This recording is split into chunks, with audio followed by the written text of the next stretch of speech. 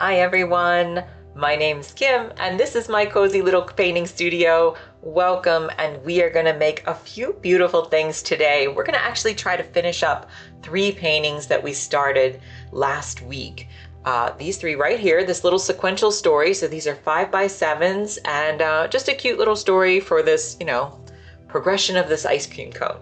But before we do that, I just wanted to show you because I wasn't sure what I was going to work on yesterday. Yesterday was my off Twitch day. And so I just wanted to show you that I did go ahead and finish, just to move these ones out of the way. I did go ahead and finish this one, which I had started this. I'm just going to set this here. It's going to, well, we'll hold it right here. I had started this maybe a week and a half or so ago.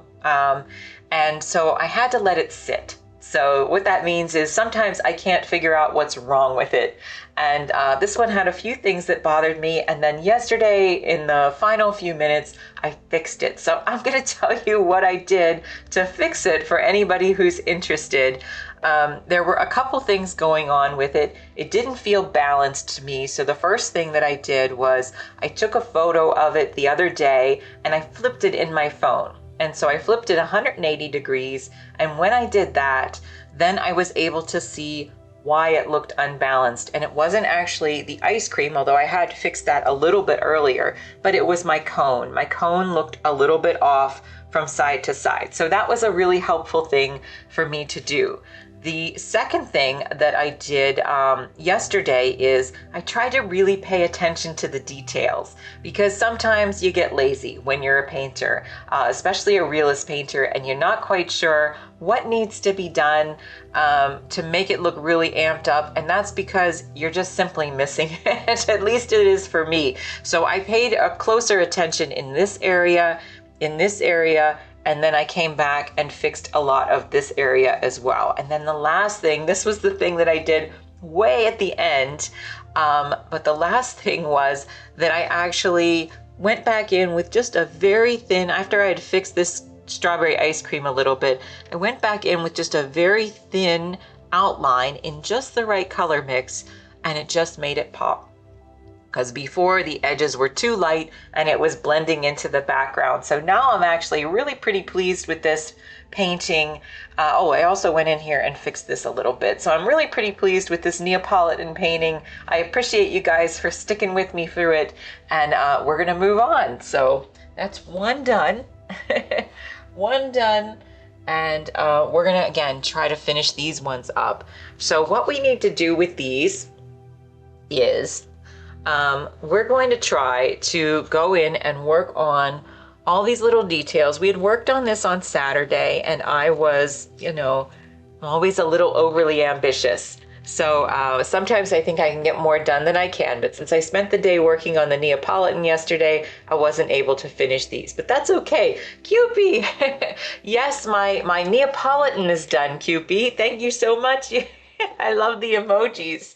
So yes, my Neapolitan, I think, is finally done.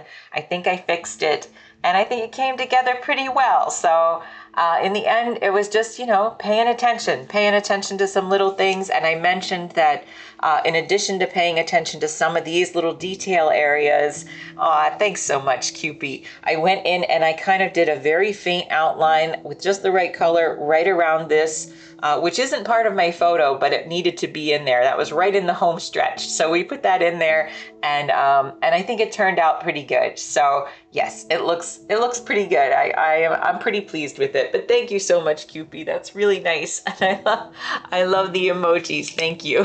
So we're gonna try to finish these ones today. How was your weekend, Cupie? Did you do anything exciting yesterday?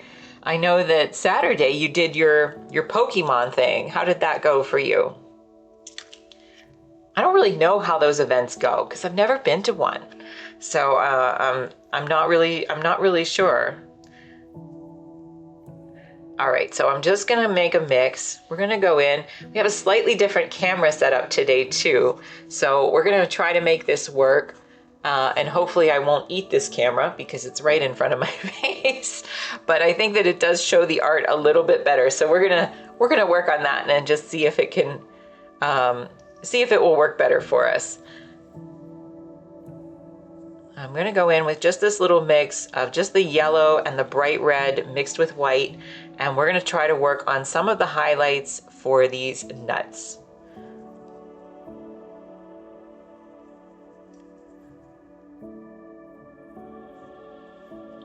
And I'm gonna put my glasses down on the end of my nose, which means that we need business today, right? Because I gotta get these done so I can move on to some other projects. So I always have lots of projects that I want to do. And it's part of the reason why I try to be really efficient so that I can make sure that I can get everything done that I want to for the week. So I'm just gonna go in and just do a few more highlights than I already had done. And we're just gonna see if we can really ramp this up. It was lovely. Yesterday was day 2. It was Pokemon Go Fest Global. Basically means a whole bunch of special Pokemon are spawning and have a high chance to be shiny, which is normally very rare. There was over 100 people walking around and playing where we were this weekend. How neat. Is it, so it's an outdoor thing that there were over 100 people walking around? And are the businesses and stuff cool with that, wherever people are for that? Or do they volunteer to be part of it? I don't really know. Just watching Jake, welcome. I saw your paintings, Jake, and they're amazing. I saw your food paintings. So those were amazing. I'm really glad that you shared them on BlueSky. And my husband pointed them out to me, so that was really great. Great to see. And Kiwi, welcome. So nice to see you back, Kiwi. How are you doing today?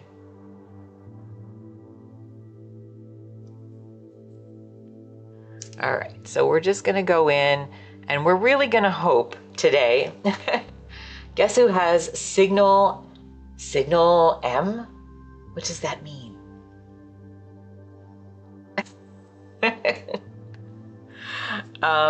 So we're just gonna go in today and we're gonna try to finish these. We're gonna try.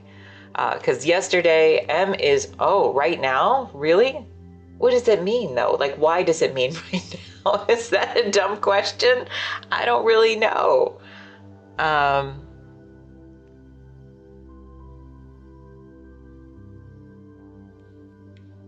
Right now, okay.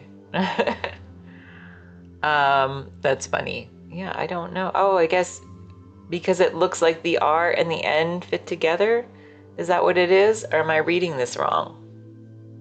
Gosh, I feel so old right now. Okay, so we're gonna have to work on that translation, Kiwi.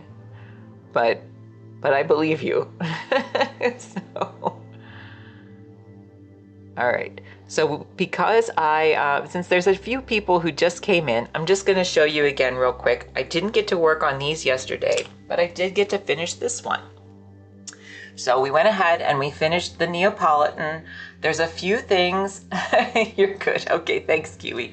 A few things that I did. I couldn't figure out what was wrong with it, but I went back in and I tried really hard to figure out my details and to figure out what was wrong. And so, I did just watching Jake again. Yes, Jake is a great food painter. So I saw he was going to try to start painting some more food. And I saw his pieces on a few of his pieces on BlueSky. So what we did is we went back in, we balanced out the cone on both sides. I went back in and I tried to pay attention to the details in this section and this section here. That really helped. And then in the very end, well, I also brought up this just a little bit more. And in the very, very end, in the home stretch, I went in and I outlined this little area of the ice cream, which didn't actually have an outline on my photo, but it really helped when I put it in. It kind of separated it from the background. So in the end, I think it looks really, really good. And so I'm pleased with it. So, but it took me a while. Sometimes you have to let a painting sit for a few days or even a few weeks, or I've let them sit for a few years once in a while. So Cupie, yes, it's a phone app where we go is like a big outdoor space, ton of stores, and they love you. Okay. Based on your location, tracks your steps, you catch Pokemon, battle strong Pokemon in raids with other players, hatch eggs, Wow, well, it sounds like a very nice social event. Got to go back to the real world, but I just wanted to say hi. Thank you, Kiwi. I will see you back hopefully later then. Welcome, or good luck, I guess I should say, in the real world where you go. But Cupid, that's really neat. Yeah, I've heard of the Pokemon Go because it's of course been around for a very long time, but I've never actually seen any clips of anything of anyone playing in real life to know really what it is. But yeah, I would assume the businesses really like you because they probably want you to spend money in their stores and such. Oh, you need the luck, Kiwi. No worries.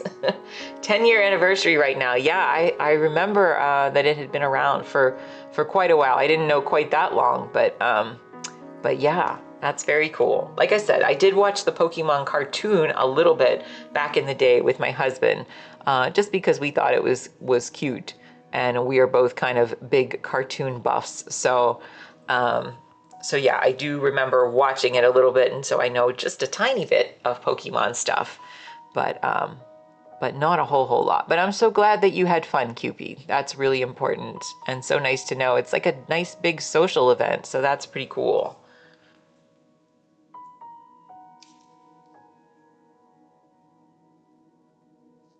All right, so we are gonna try my best to finish all 3 of these today, if I can. And like I said, the time it took me yesterday to finish up the Neapolitan, which again, I didn't get until, I really didn't like it until those last like 5 minutes. But in the end, it sort of came together for me, and so I was pleased. So it helps keep my partner and I out and about. His brother plays even more than us. It's been great to get him to walk around instead of just playing games at home. Yeah, that's really nice, actually. That's really nice to get people out and about. Yeah, that sounds like it would be nice to get in the fresh air and just enjoy the sights. So very, very cool. Takes you away from, gaming being such an isolating experience. So that is very, very cool. Do they do those events very often?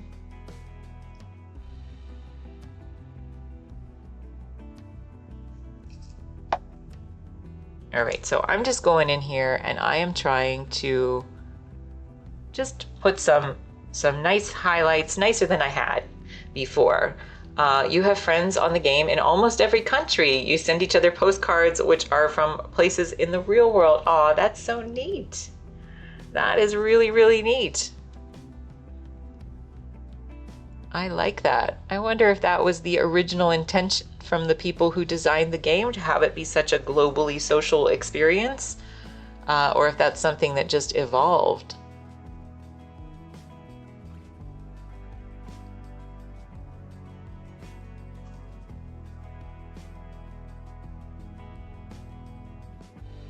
So like I said, we have a new camera set up, and I'm not sure how I feel about it yet. We're trying new things. And this is kind of in my face a little bit, so I am maybe gonna have to adjust it at some point. But we're gonna give it a shot right now and just see. Hey, it's Willow. How are you, Willow, Obnoxious Diva? I'm good. It's nice to see you back. I still have your butter pecan in my freezer. I did order some cones. So I am gonna still try to get to that, but my cones have not arrived yet. So hopefully if I finish these 3 little ones today, Willow, then I will get to your butter pecan soon. So there's a very large event about every 4 months. Nice. GoFest is only once a year. Oh, okay. Met a lot of influencers he follows and got over 130,000 steps in 2 days. Wow, that is a lot. I'm so glad, Willow. Yeah, I'm doing pretty good. We're finishing some stuff up. I finished my Neapolitan up yesterday, so I'm being productive. That's about as good as I can expect, right? So that's as good as we get when we're productive. Yes, of course. Of course. Like I said, I'd never painted a butter pecan, so I appreciate the request. And I bought some extra pecans, so I'm hoping that I can sculpt something you know, sometimes I sculpt these things like with tools. Sometimes I just use my bare hands. And I have actually on occasion gotten some frostburn on my hands from hand sculpting my ice creams. But I suffer for my art. so yeah.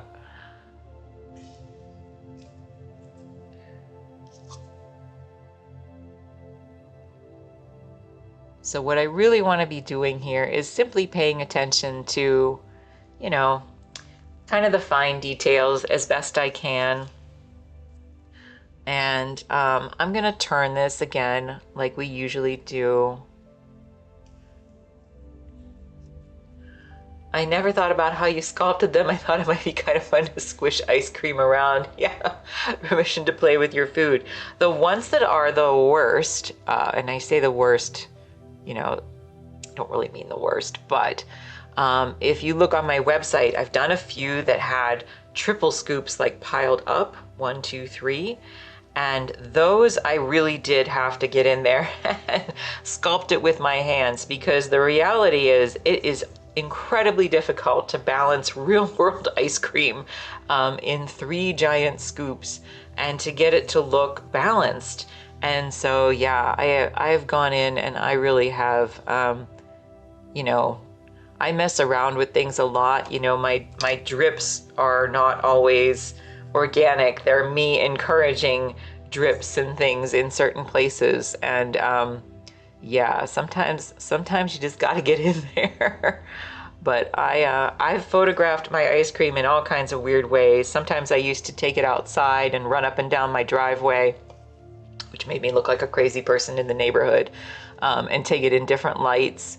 And now I've learned to have it in a more controlled setting in my house, but I still drip all over the floor and I make quite a mess when I do it. So, you know, but it's all part of the art, so it's okay.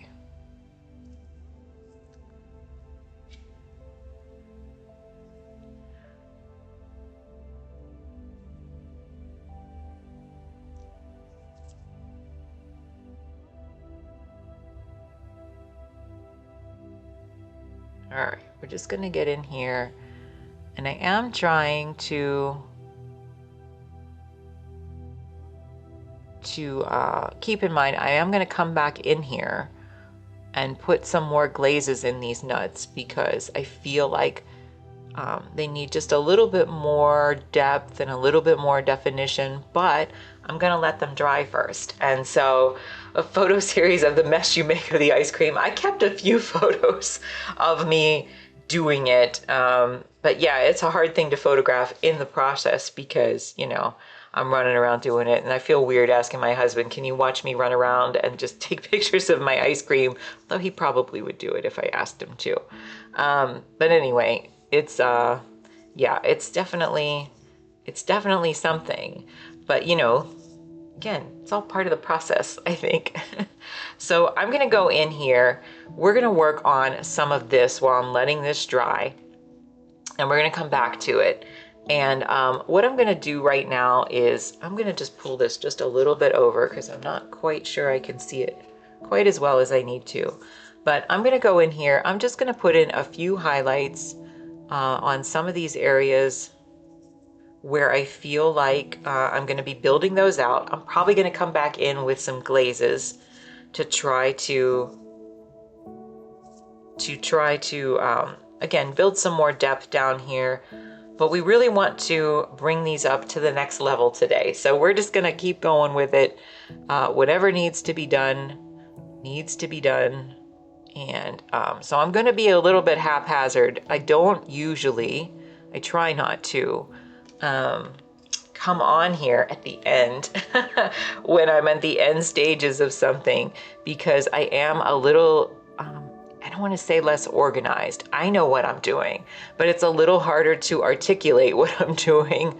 And so I'm going to do my best. I'm going to do my best to narrate, but we will see. We'll see how it goes. So I was going to start something new and just let this go until tomorrow, but I ran out of time because I had some other things I was working on. And so we are still gonna do that. Like I said, first we have the butter pecan that I promised Willow we would paint. And then I also have a new cookie piece that I did want to start. And I also wanted to paint a toasted marshmallow. That's high on my list. I really want to try to do it. I might start with something very, very small. I think if I start, I always say, in here, that if you're going to do something experimental, start small, and then you're not overcommitting to anything. So I might start small, just so I can be sure. Have you done any Ben & Jerry's flavors? Not name them. You know what? So here's the thing. And when I bought the ice cream actually for the butter pecan for the Willow request, I actually did buy a small container, like, I don't know what they are, quarts? Is that what it is? A quart size of it wasn't Ben & Jerry's, it was Haagen-Dazs. And I typically buy a whole gallon of ice cream, but I really wanted to get something that was a little bit nicer looking. I was hoping it would have more chunky pieces in it, I guess. But the reason that I try to get a gallon instead of just like a little one, like a Ben & Jerry's, is because I will typically take several cones, and I'll use anywhere from a half to the full gallon in like one photo session. And so it gets very expensive if I try to do that with a small one for like a Ben & Jerry's. I would kind of love to try, but that's like a lot to spend on ice cream that I'm gonna, yeah, it's a lot to spend on ice cream that I'm gonna just throw away. So, and it does melt like really, really fast. And sometimes the first one doesn't come out right. So yeah, it gets a little bit tricky. If Ben & Jerry's would like to send me gallons and gallons of ice cream that I could try to paint, then maybe that would be different. But yeah, it's quite expensive.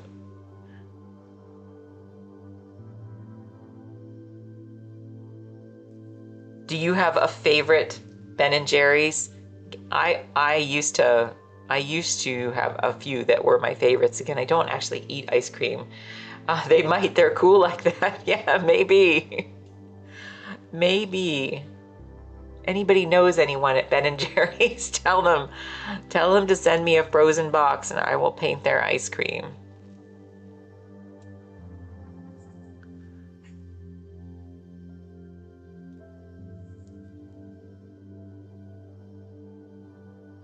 I read something years ago about Ben & Jerry's and how like the company got founded and like the little town where the business was located. It was really interesting. So your favorite Ben & Jerry's is fish food. Yes, I don't actually think I ever ate fish food, but I am aware of it.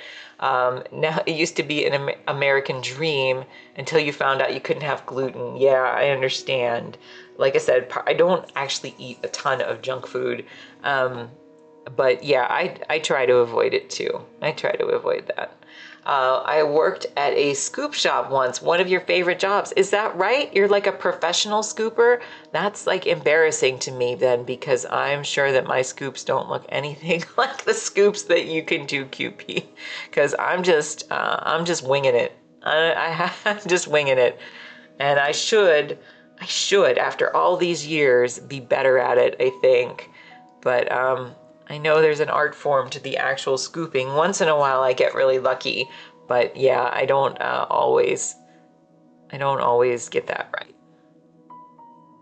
I've, like I said, I take a bunch of photos and most of them are unusable. Most of them are terrible. Oh, you loved making waffle cones, like the actual cones, you mean? Like on a waffle maker type thing?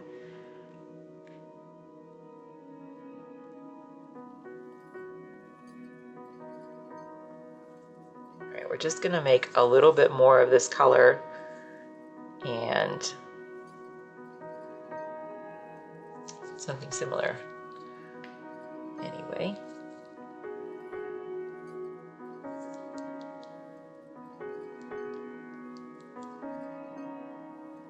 There was, oh yeah, you toast and roll them and got to do some dipped ones. Oh, neat. That's really neat. Yes, it's a whole thing. It's a whole thing that I should learn more about. I guess after all these years of painting ice cream. But I guess I try to keep the process as simple. The paintings are so difficult that I try to keep the process simple when it comes to the scooping. It smelled so good. It always smelled like melted or like a waffle cone. Yeah, that's funny. That is funny.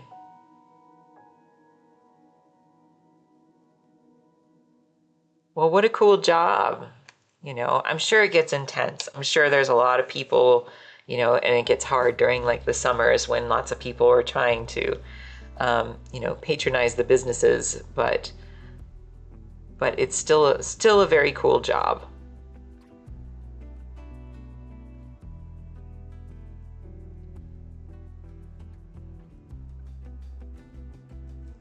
Like I used to, when I was in high school, I worked for a little catering company, and I used to go to the amusement parks that were in my area and cater the picnics. And so, you know, that sounds like a very cool job. And it was it's a nice, fun job to look back and think that I did that. It's also incredibly hot with lots of crowds. So it was perfect. I was 15, I think. We had a blast.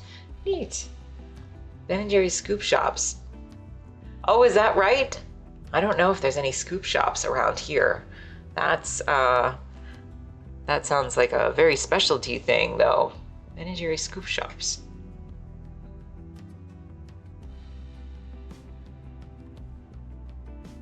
Is that like specific to, is that just something that like various ice cream chains sell, or those, I don't know what a scoop shop is. Is that something that's only selling Ben & Jerry's in those?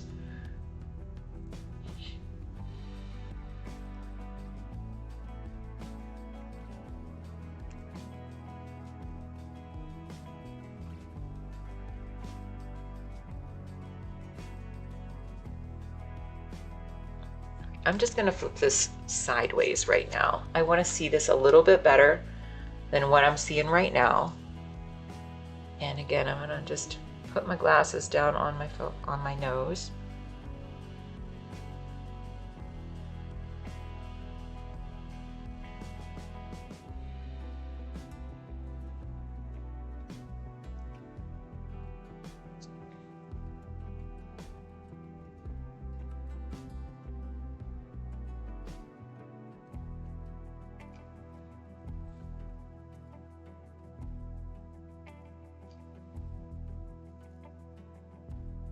Just Ben & Jerry's locations together. They're too fancy for ice cream shops, I guess. Yeah, so I've never heard of a Ben & Jerry's scoop shop then. So I don't really know what that is. And I don't think that there's any around here, but that's really interesting.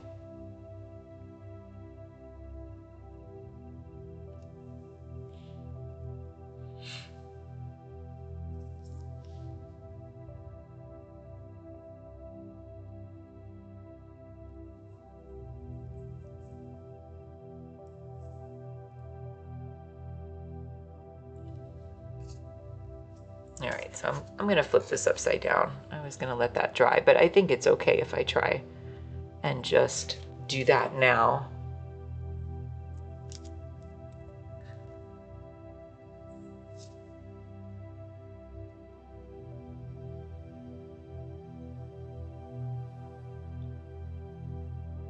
Well, you're gonna have to give me a scooping lesson sometime then, Cupie, because I honestly, like, I just muddle along, right? Like, I don't know what I'm doing. I have a little old-fashioned ice cream scoop. I don't even know if there's better tools that I should be using to get them to look really nice, you know? The one in your town was right by the train station. They had a Thomas the Train event where Thomas the Train came over and gave rides for kids and stuff. Oh, and we would get swarmed. Yeah, I imagine so. That's pretty cool, though. That is pretty cool.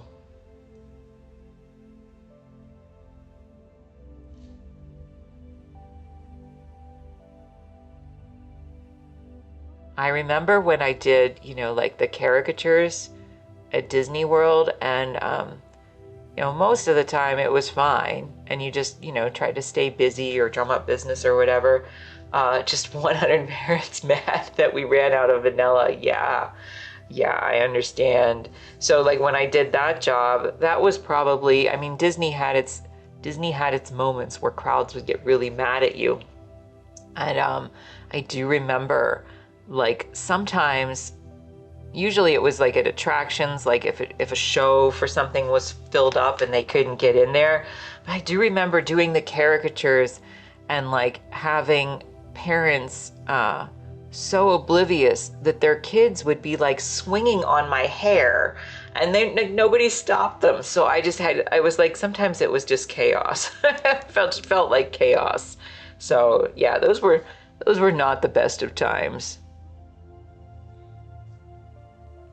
Letting the kids just run rampant out of control.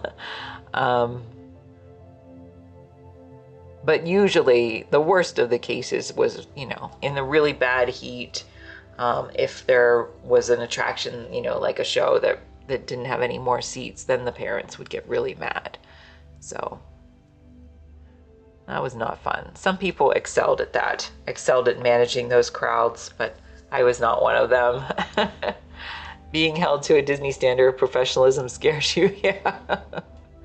I don't know if you were in here before, QP, when I told the story of, and I actually think I told it a little bit incorrectly because it's my husband's story, but there was something back in the day called Super Soap Weekend. And it was when all the soap opera stars would come down at the studios, and the crowds would be crazy. They would just be insane soap opera fans. And you were a server, you had to be quite blunt a few times. Yeah, they're not gonna, well, I guess it depends on the circumstances, but yes, you don't want to do that at Disney and be blunt if you can avoid it. But there were people that were just mobbing the people who worked there. And my husband told this story that he was with a group of people, and they were linking arms trying to protect like the parade, I believe it was, of the stars. And so the cast members were linking arms trying to walk down the street together so they wouldn't get lost in the sea of soap opera fans.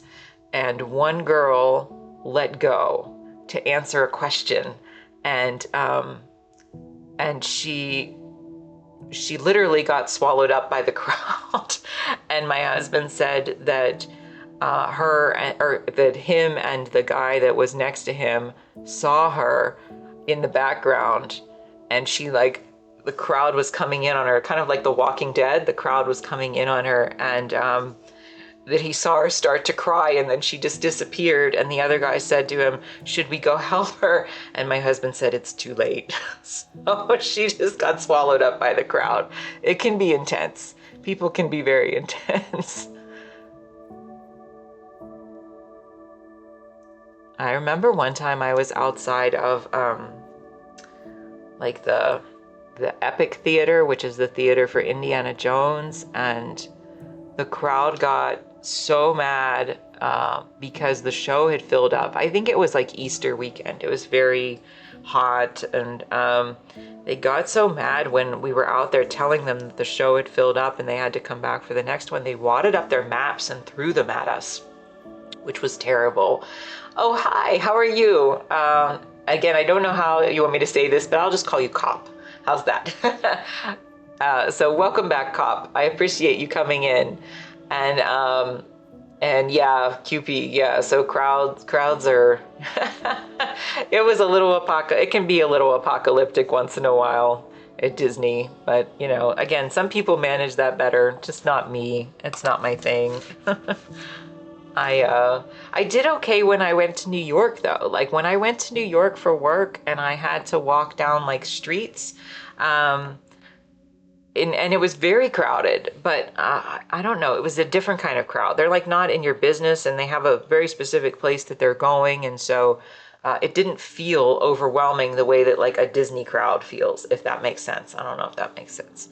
Anyway, okay, so since I have this flipped upside down and we're doing our best here today to just kind of, again, work on some glazes. I don't know how the heck I keep getting a mark over here, but I do. Must be just swiping my brush right in there.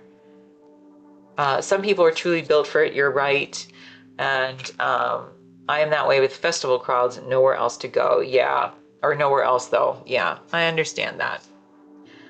We used to go to like baseball games too, you know, big crowds for spring training games or major league games, and crowds didn't bother me there, but Disney crowds, that's a whole nother story. It's a little different. All right, so I'm gonna take a glaze. We're just gonna mix up a glaze of this yellow and this red, and I'm not gonna actually add any white to this. So we're just gonna make kind of an orangey color. And so what we're gonna try to do is just take a very thin layer of this, and just put it over some of the nuts where I feel like I got a little bit pasty, or where just some of the color needs to be fixed. So let's take this one, for example, right here. I'm just gonna go in.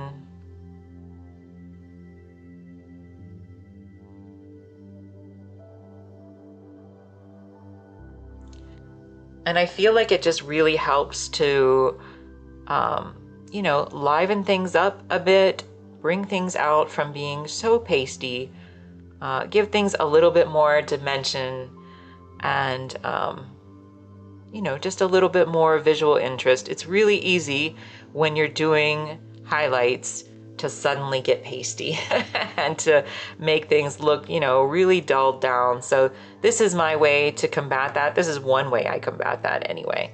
So I'm just gonna go in here even. And sometimes, you know, I don't get it quite right on the first pass with these, but that's okay. That's the beauty of glazes. I can just let it dry and I can come back in and I can try it again, and just keep tweaking it until I feel like it's right, you know, because it's paint. You shouldn't be afraid of it. Sometimes things that look like mistakes really end up being or contributing to the most beautiful parts of your paintings. So you don't want to be afraid of them. Don't want to be afraid of making mistakes.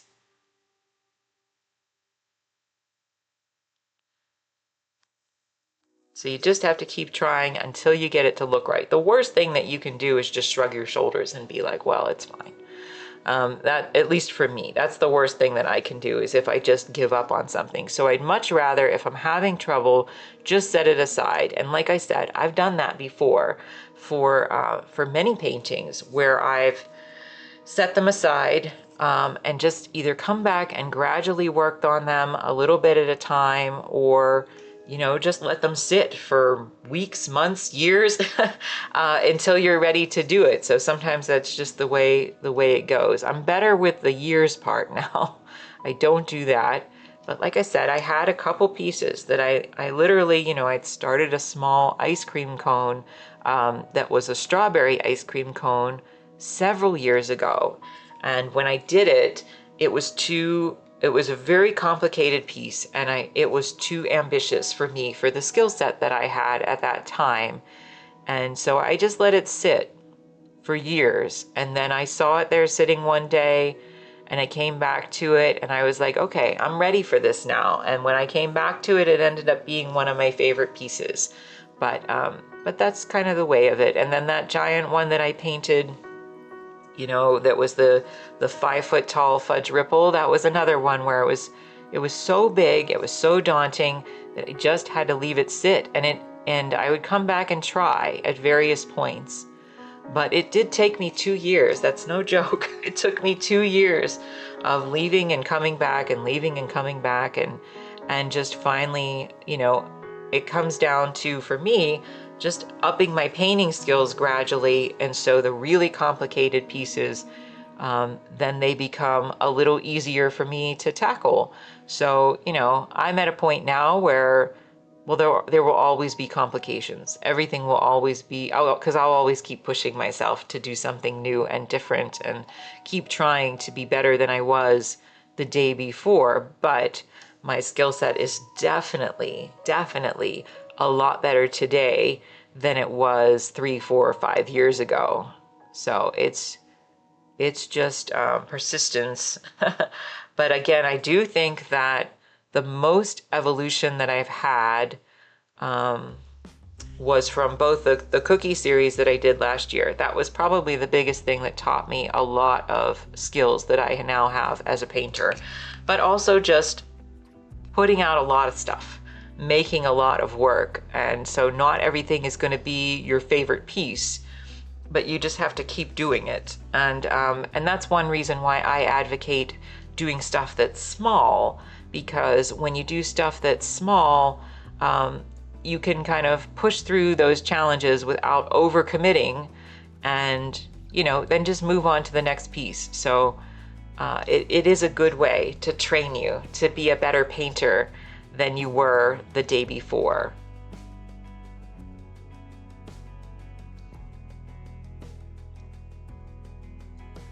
So you can see, oh, I don't know if you can see, but just this little glaze, which I'm just kind of applying in very strategic places, it really does help. It covers up some of the washed out areas, but it also makes them have much brighter, much more interesting highlights. Excuse me, just one second.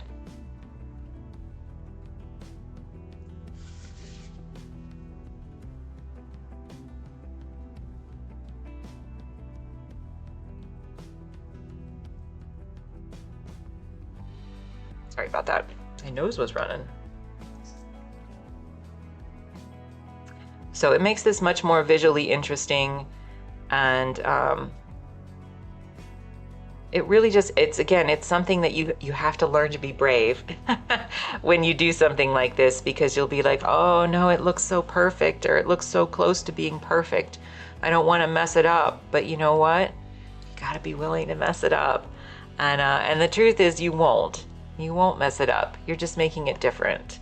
So that's, again, I had to switch my attitude with my pieces a long time ago, and feel like the end goal for me is to make these look as good as I can possibly make them. So in order to do that, I'm gonna have to be brave. So I'm gonna have to paint over stuff that I had there before. But like I said, that's part of me working in the layers. So I'm just going to show you again here, not actually covering anything up, right? I'm putting a translucent layer of paint that you can still see all of the work that I've done below. So for me, it's kind of like just a shift in my mindset. Now I know how to build paintings this way, so it doesn't scare me to think that I'm going to have to, you know, paint over a particular section with layers and layers of paint. It's just part of my process. So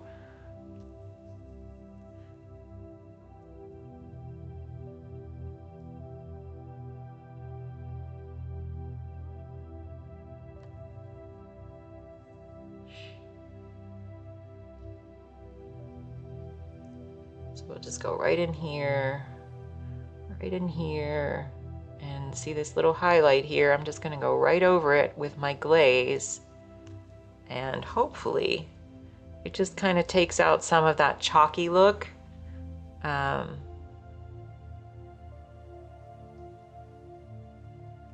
Again, if you're not used to doing this, I totally understand that it is challenging.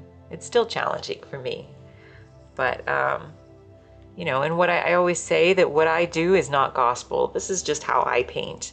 Everybody needs to find their own way, but it's worth experimenting with in some way, shape, or form. I think it's good to be aware of lots of different ways to paint. Whether you're an artist or just an art lover, it's good to be aware. It makes you more informed when you either go to paint or when you look at paintings, to be able to recognize how people do what they do. And I think it's good to, you know, educate yourself on various art types too. You know, like I said, I love a lot of abstract art. I'm not an abstract painter, although I do say that I make a lot of abstract shapes to make my realism ultimately, because I'm not painting ice cream cones. I'm painting lots of abstract shapes in there. But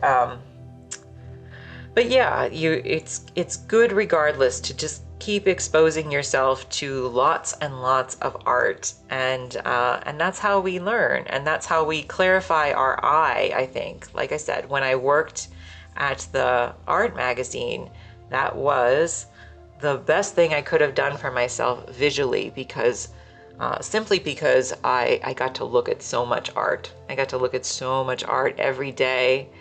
And it really helped me to be aware of what artists were accomplishing, what contemporary artists were accomplishing, what subjects they were pushing towards, what narratives they were pushing toward, what techniques they were pushing toward. So all of those things. So it was very useful for me to see that. So like I said, sometimes today, I'm probably not going to narrate this quite as well as I should. So, because I am kind of in the finishing stages of these, but I hope that you can, you know, enjoy the process a little bit and follow along as I go, just to see. Just going to dot a little highlight down there, just to see some of the magic at this stage, just a little bit.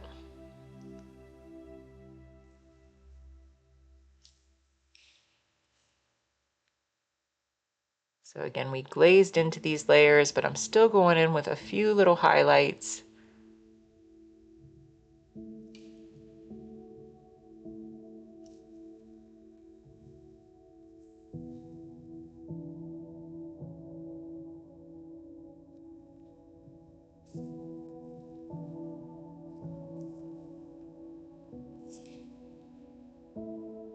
And we just want to try, even now, to really like not get lazy, and to try to pay attention to things like our anchor points, and you know, the color relationships between one shape and the other, because it's very, very easy to get lost in something this complicated. So you just want to, again, be a little bit aware of things, so that you're not, because again, it's kind of easy to get lazy on this stage, because you're so close to the end, and it's easy to either just shrug your shoulders and give up, or kind of make some haphazard marks. I'm just speaking from personal experience that occasionally I've had that happen. You just kind of get in this, I don't know, my mind drifts a little bit, I guess, and I'm just making marks, and then I realize that I'm not really paying attention to where they're going as well as I should be. So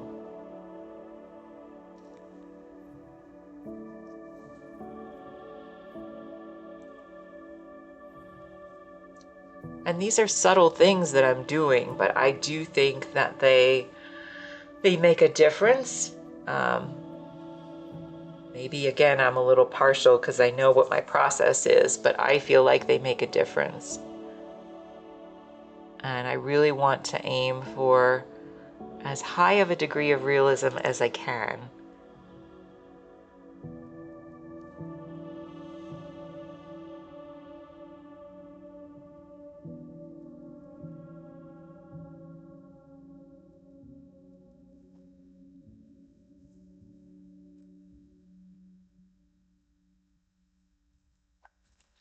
And remember, anything that I do when I kind of soften these edges or whatever, I always use my acrylic medium and not water, because I want the bond on everything to be really strong, just so I have the confidence that I can go in And that's primarily, I guess, what drives that. It's the confidence that I can go in and make any mark and not worry about whether or not the bond is strong on my paint. So if I know that I'm always using the acrylic medium in everything that I'm doing, then that bond is always strong. And so that's something that I just don't have to worry about, I suppose.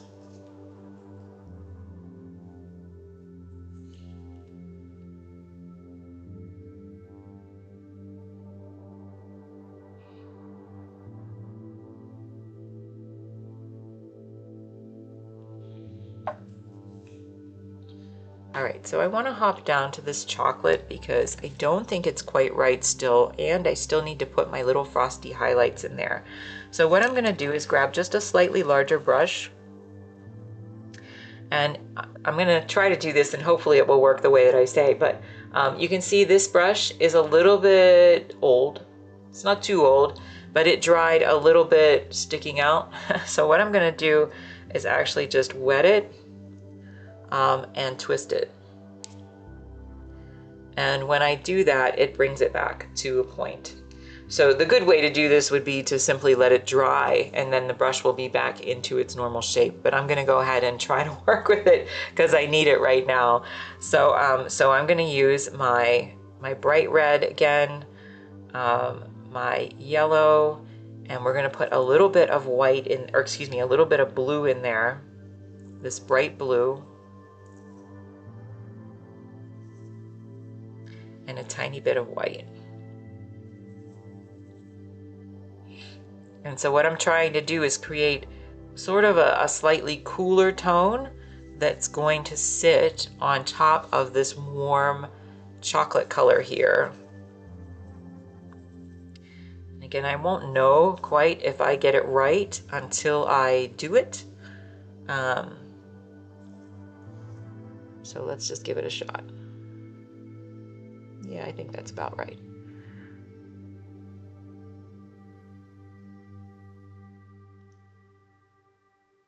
So this is a way to, again, bring out the form just a little bit. I'm gonna actually put this and then come back after it's dry and still put in some of those little sparkles and details that are the frosty part on there, just a little bit, I think, anyway. We'll see how I feel, but I think I am. I don't always put the frosty part on, depends on my mood and if I think it's going to add to the painting or not. Like I said, you have to be able to take control of your own work, and you know, sometimes you're going to follow the photo exactly, and sometimes you're going to just make decisions. That's part of painting, is making decisions about what you think is going to be the best choice. Do I varnish my paintings? So I don't, Jake.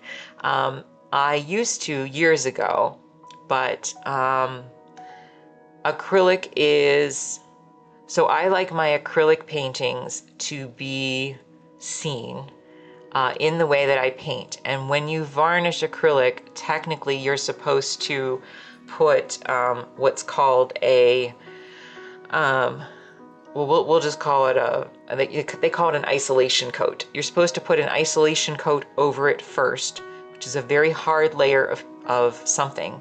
And then you're supposed to apply the varnish over that, because you don't want to remove the varnish and unintentionally strip off some of the acrylic.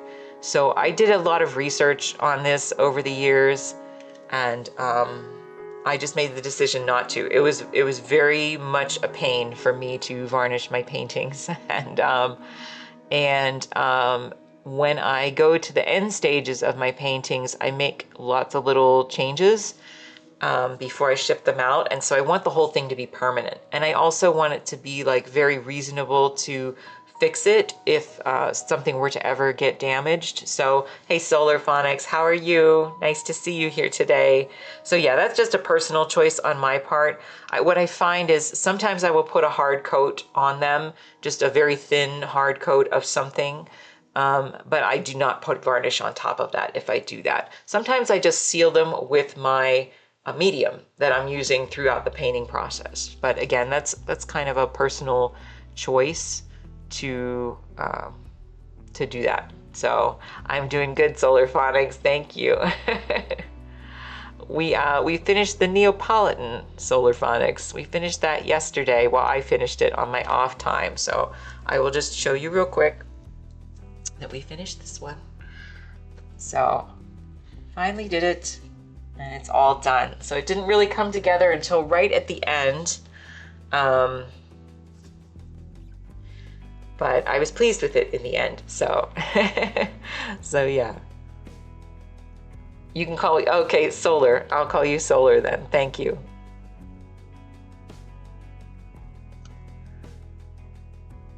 So we're just gonna see if we can hopefully get these ones to that same level. Hopefully. So I think this is I just want to point this out for anybody who's interested. This is an interesting color. So if you can see it on my palette here, it's kind of a weird, almost like a, it's almost like a little bit of a dulled down purple. But working in conjunction with these other layers, it really does look, pretty convincing to be a highlight on this chocolate. So the colors that you think things are in painting really usually aren't what they are. So that, again, I mentioned the other day when I was first trying to train myself as a painter, I would walk around the house and try to figure out how I could make, thanks very much, Solar. That's going to take a little bit for me to start calling you Solar now because I'm used to the other.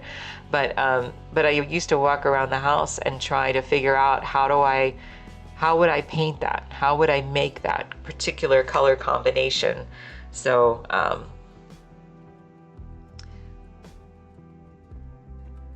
so yeah, it was a good way to train my eye and train me to figure out what would work on my palette as well. So I'm just gonna switch over here just for a minute. We've got these kind of cracked little shapes in here. That right here.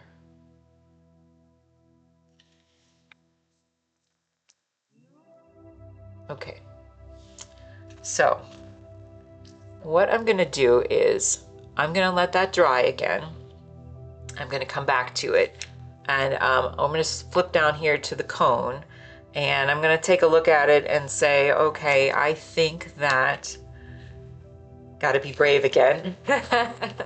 I think that my color overall, I have a lot of my shapes in here and such, but I'm still a little pasty. And so I'm gonna have to put a glaze over it and then work backwards again to try to make the cone more convincing. So this is where I have to be brave.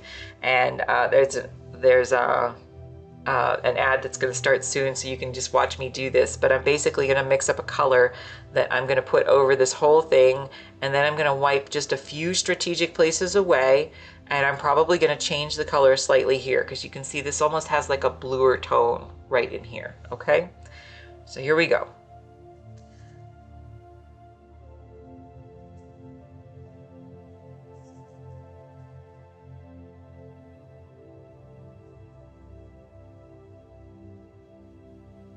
So we're just mixing up kind of this dull orange again.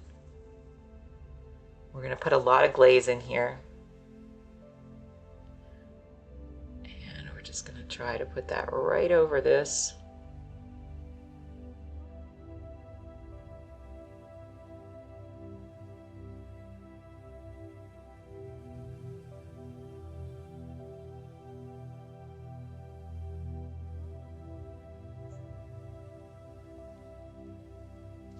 And then I'm just going to use a regressive technique just to wipe a little bit of it away.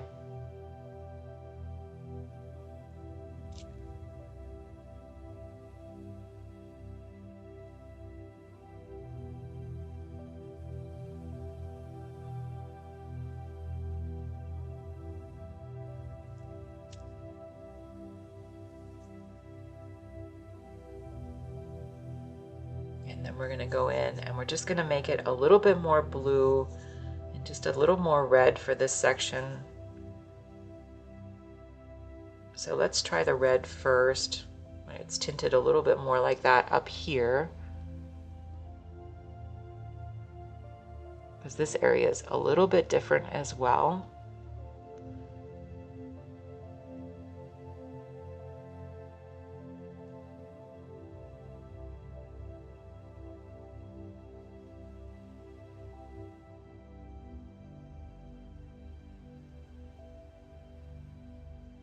We'll do that just up to there, and then I'm going to wipe some of it away again, just a little bit.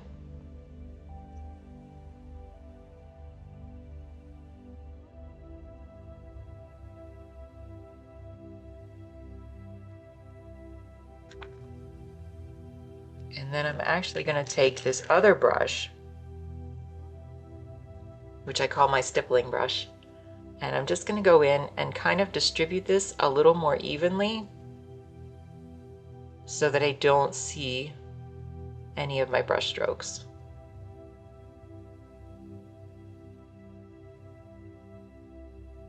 And I turn my brush while I do that. Again, that's just, again, my little way of doing it. We're going to go in here again, this color right through here.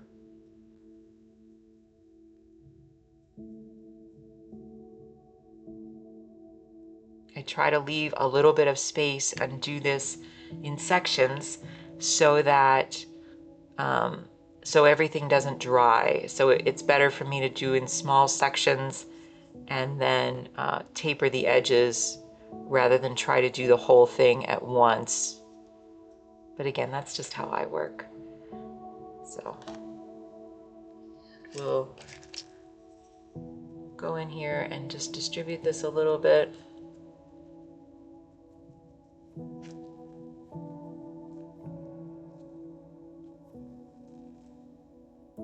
And just take a little bit off again, just in a few little places.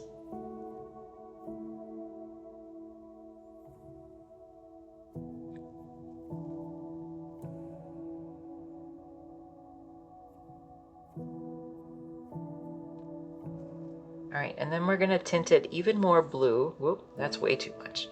We're gonna tint it with a little bit more blue. And then, and use that kind of, I wanna try to use that just a little bit in some of these sections as well.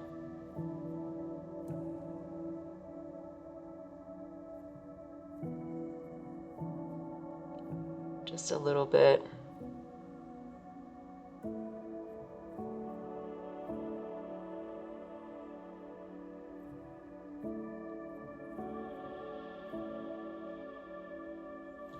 And then I'm gonna come down this side, and I'm probably gonna have to go over this cone a few more times to really get it to where I want it to be. But you know, it's better than it was on the first pass. So again, not gospel, right? This is just what I do. But I hope that by seeing it, you know, you can try to figure out what's best. Code not forgotten. That's right. That you can see, you know, what works best for you if you're a painter or you just enjoy watching the process.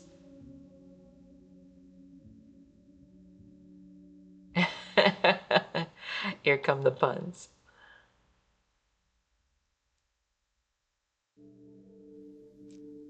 All right. So we're just gonna go even a little more blue on this side. And just remember, you know, when I use this blue, like I'm keeping in mind that these other colors are already under here. This layer is gonna be a little bit translucent, so it's not going on like straight blue, right? Look at the small print on your cone tract. Translate for me. I apologize. I'm not really good at shorthand on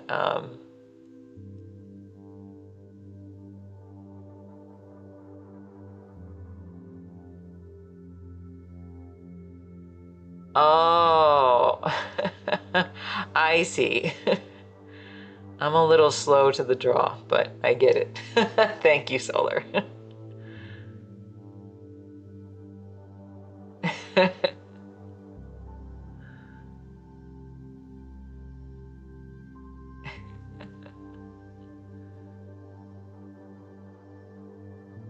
Yeah, I said that I have that Far Side shirt that says, with the little kid pushing desperately to get into the school on the sign that says pool, and that's totally me. Um, so yeah, sometimes sometimes I'll be honest, sometimes I can be really brilliant and sometimes I'm really dinging. So next you're here, welcome. Hope I'm having an amazing day. Thank you so much. I appreciate that, next year. Welcome and thank you for stopping in. I hope you're doing well too.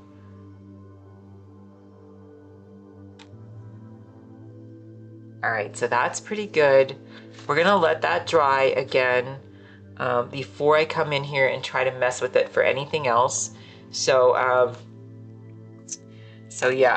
what I'm gonna do is I am actually going to, I think, let me see this. So I usually hold it up.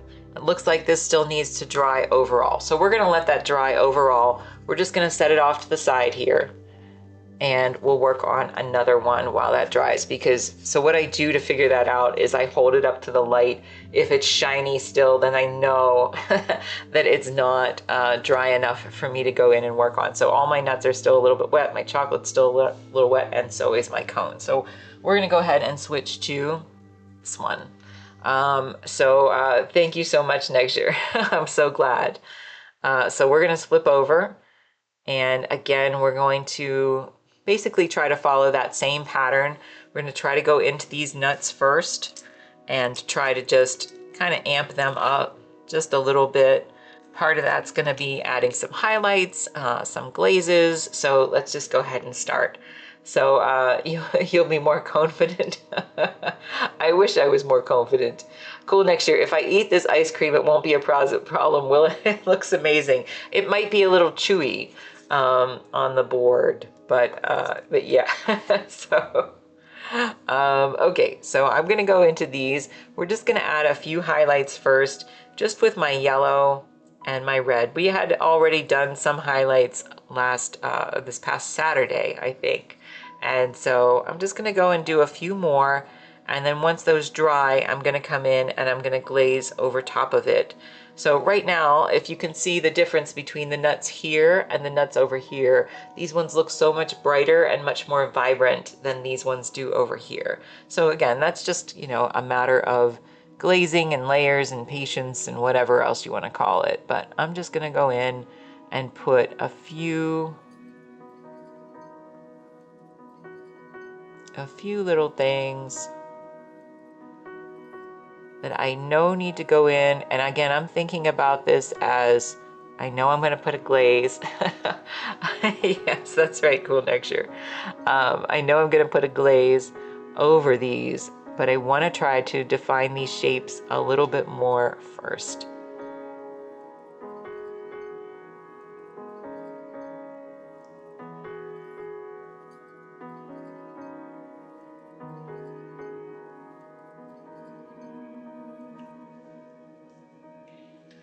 And just that little bit already helps quite a bit, actually.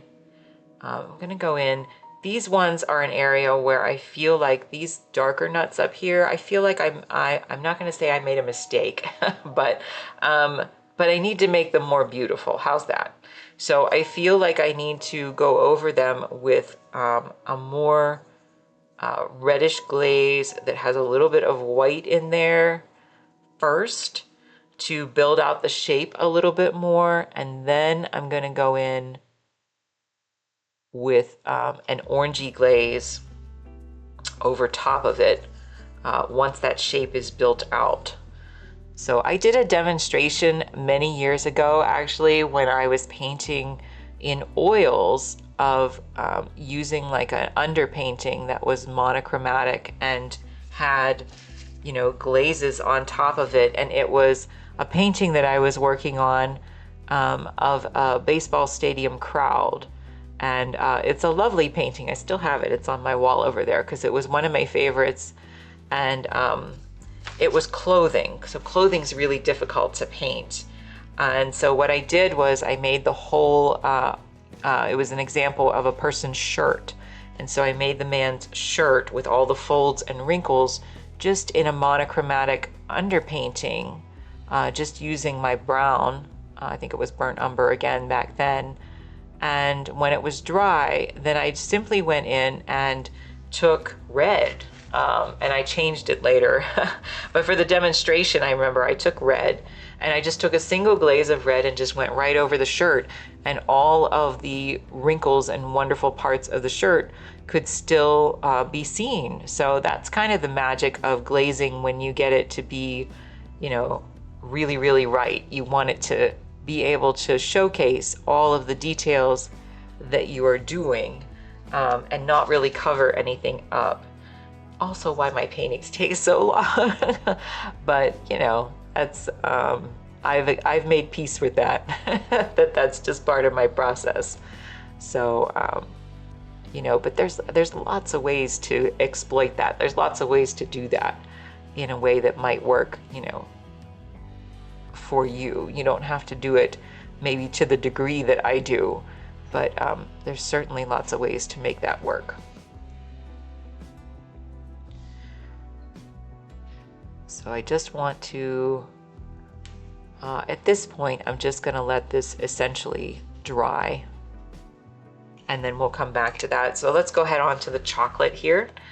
And I want to put, just very quickly, I can see, I want to put a little highlight on my ice cream here, this little drip, just a little bit.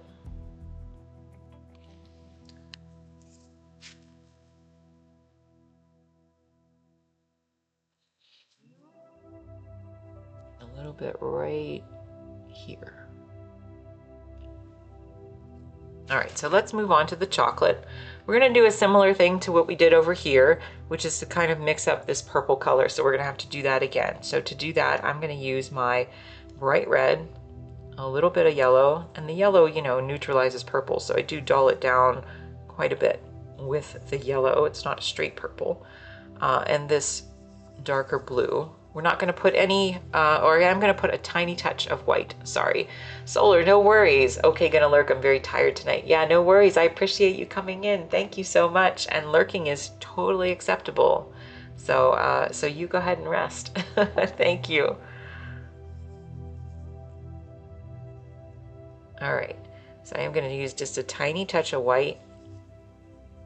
We're going to see if we get something sort of similar to this color that we had mixed. Like I said, it is kind of notorious for really for anything, but for acrylics in particular, because of something called color shift. It's very difficult to, thanks so much, Solar.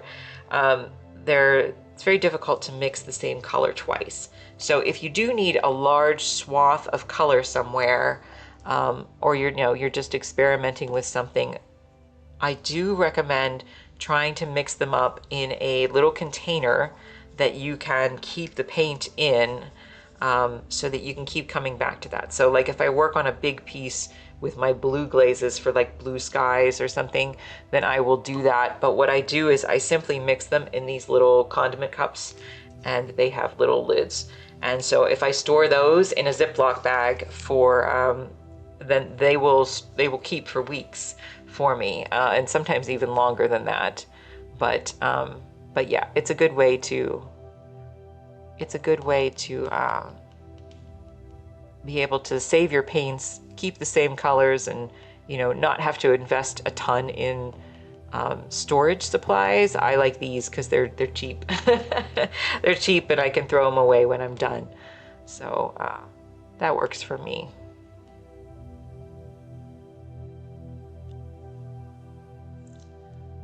So I'm just gonna go in here,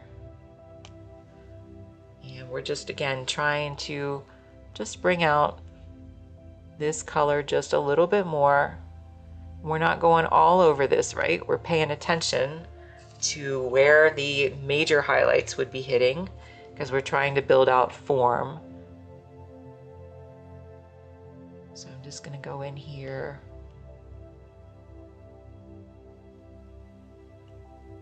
A little bit right there.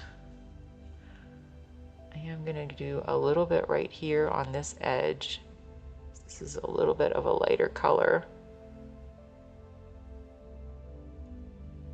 And I'm going to go right down this.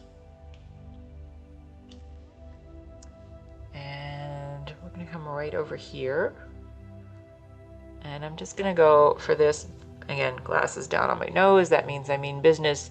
I'm just going to go a little bit right around this edge, just a tiny bit.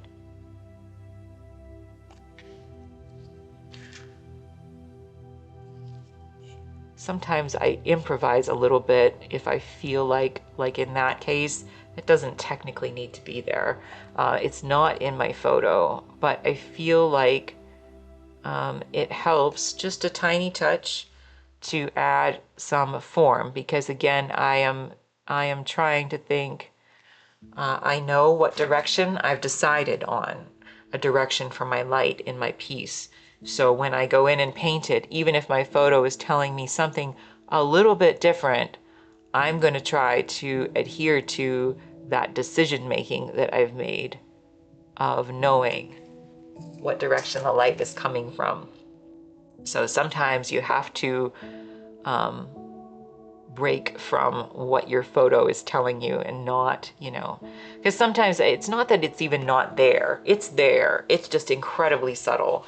And so I'm aware, having done this many times now at this point, that I need to go in here and do a little bit to represent that. But, it's again, it's just a decision-making process. All painting is a decision-making process. So you have to just try to gradually figure out what's going to work best for you to represent the form. So I'm just going to go in here a little bit.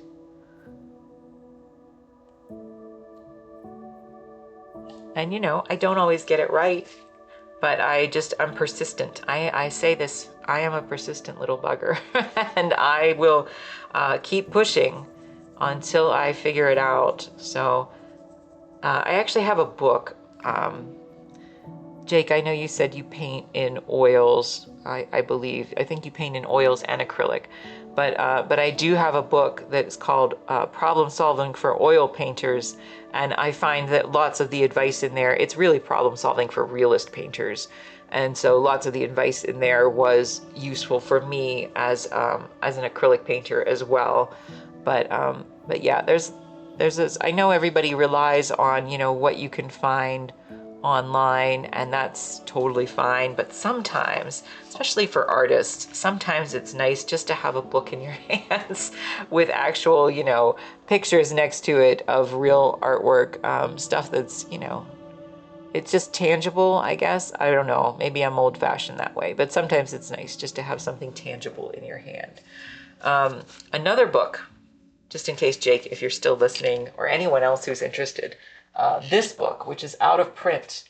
This one was really helpful for me way back in the day. So I'm just going to show you. This is out of print. This is very old, Painting Sharp Focus Still Lifes. And so I highly recommend you track it down for anybody who's interested in doing still life painting, because it was very useful. I didn't do the exercises directly as they instructed in there, but it was definitely helpful. And so every now and then, all of these books I try to glance at. Okay, so I think that we have those in pretty good shape. Let's just see. We're going to let all of that dry. And again, we're going to come back to this and add some of the frosty parts in a little bit, but we're going to move down to the cone, just like we did on this other one. And we're going to go ahead and put a glaze. So I'm going to come back in with a slightly different brush this time. Again, we're going to go with this one. And we're going to try to mix up a glaze that works similarly to what we did over here. So again, we're not going to use white in it. We're trying to bump up the color a bit. And we are, as we turn the cone this direction, going to use more blue in there. So this is a more reddish tone. It kind of transitions to a little bit more yellow and then more blue over here. So that's what we're going to try to do. So this is just my bright red, which is pyrrole red. I'm mixing it with yellow, and my bright blue, which is my phthalo blue. So I'm gonna go ahead and just see how that turns out. Color mixing is just a lot of trial and error in the beginning. So we're gonna do that, and we're gonna go right over this. Let's just see if we're okay on the color. I think I'm gonna go just a little more yellow on that. Okay, so I'm just gonna go right over this section. So again, this is very translucent. It's got lots of my acrylic glaze mixed in there. And just gonna go in and put this down only in this section, because again, I'm gonna work in sections so that I can play with it a little bit before it dries.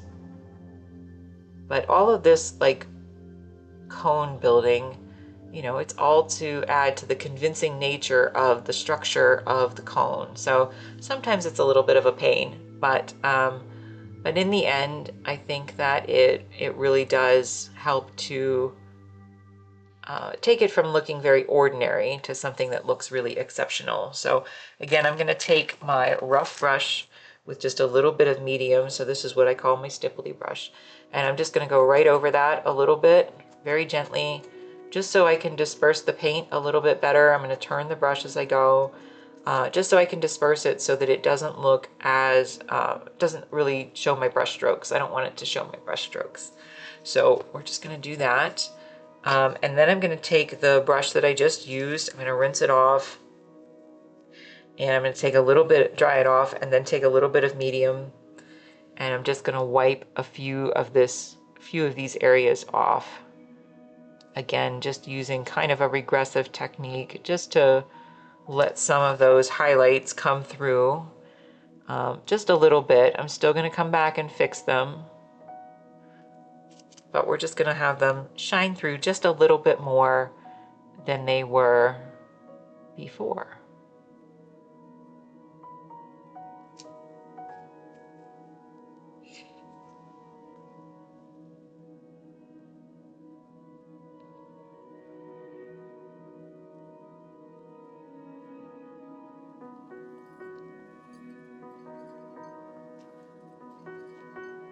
All right, so I'm still going to work on that, but that's a much better representation than it was. So we're going to go in again with the same color, just in this area here. Just glaze that over there.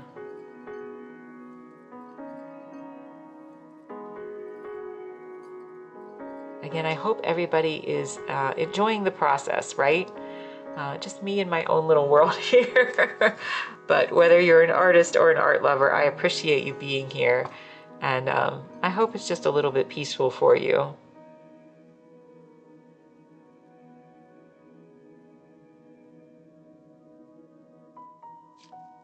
So we're just wiping off a few of these marks, a few of these areas with the glaze, just a little bit. I am still going to come back in and paint some more highlights on there, but I feel like, you know, I guess part of it is I just can't rush to the end when I mix colors. I really just, my brain is trained to work this way. So, but you know, up close, these really are, when you see them in person, I think they look very different than other paintings you will see in person. I do pride myself on that. They are very, very different. And, you know, I feel like that is unique to me.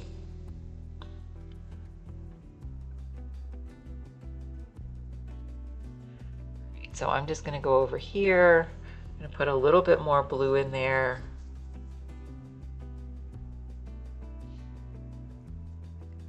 A little bit more still.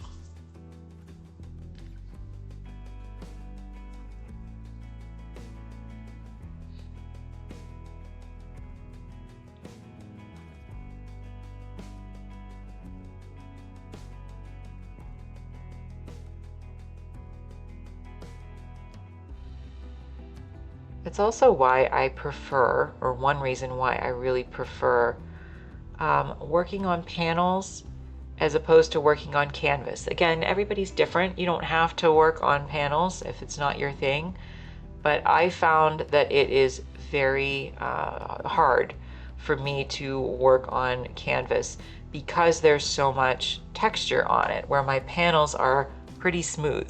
Sometimes I will actually, this is masonite that's been pre-gessoed from a company called Ampersand, and it's really good.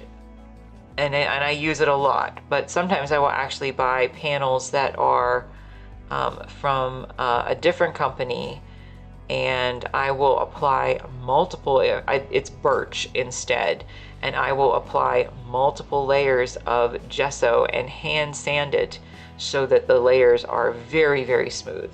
So it's almost perfectly smooth, or as close as a human being can get by hand sanding it.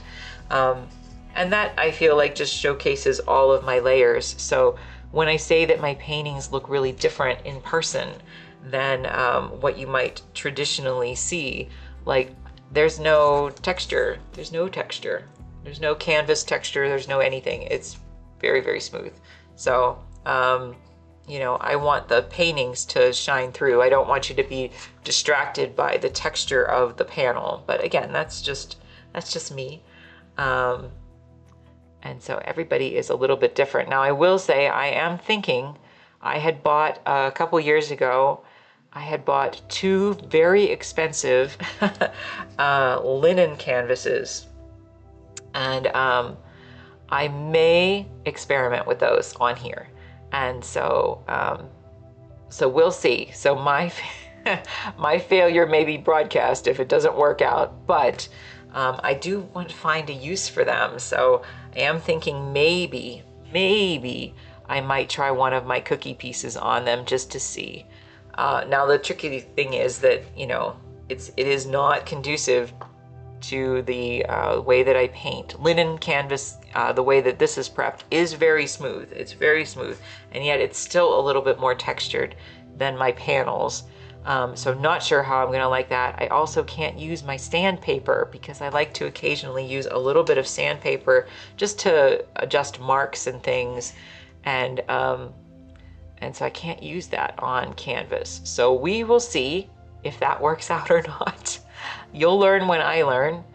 But yeah, I have a piece that I was thinking I might tackle on there. So we'll see.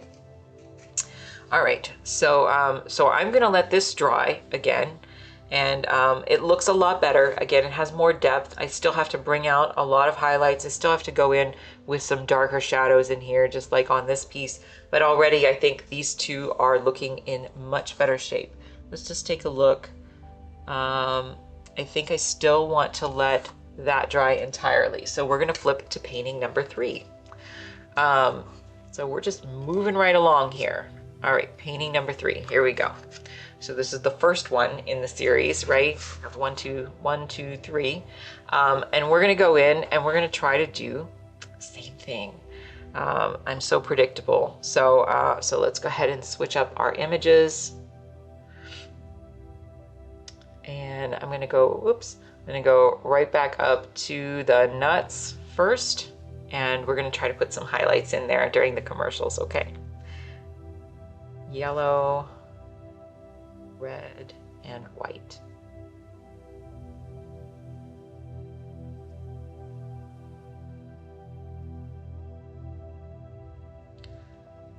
All right, so.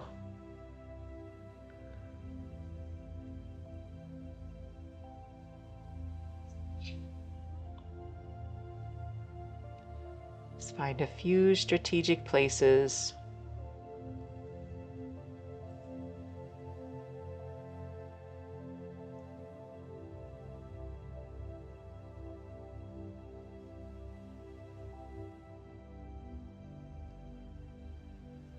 And then we will come back in again, just like the other ones, and look at the greater details. But this one is the one we spent the least amount of time on. So I probably really do need to dedicate more time to this one today.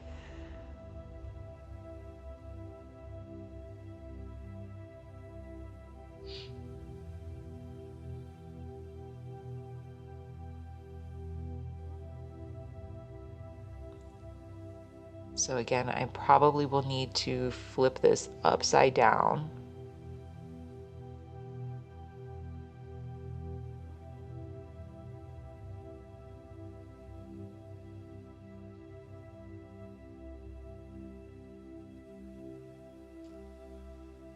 I'm just going to get this one out of the way temporarily, just so I don't bump it.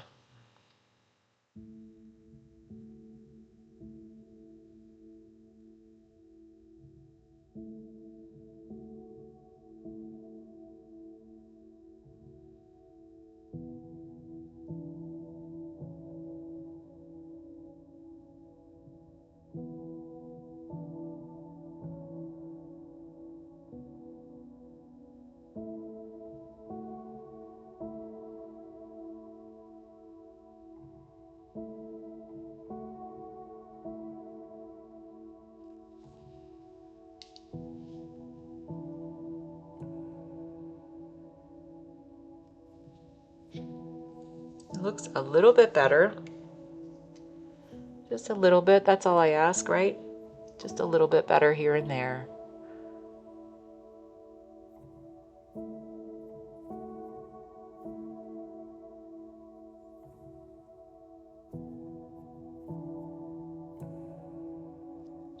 Just gonna take a smaller brush and taper that edge that I just painted just a little bit.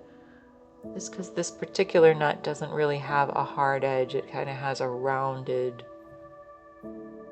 feel to it. So I'm just going to try to capture that just a little better.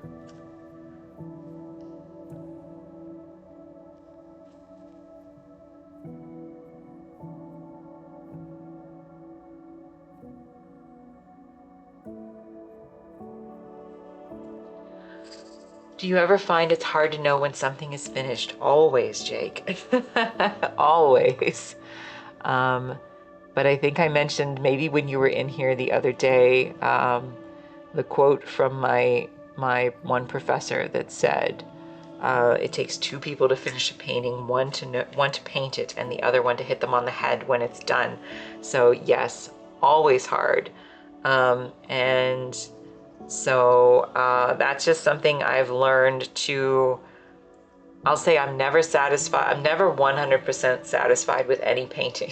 But I've learned that if I'm trying to make a living from it, then I have to stop at some point so that I can move on. So it is a balance of trying to figure out, you know, where it looks good enough that I don't feel like I've settled for anything, but I feel like I can move on from it. There's no scientific answer for that. That's just something that's a personal choice that you'll have to figure out for yourself.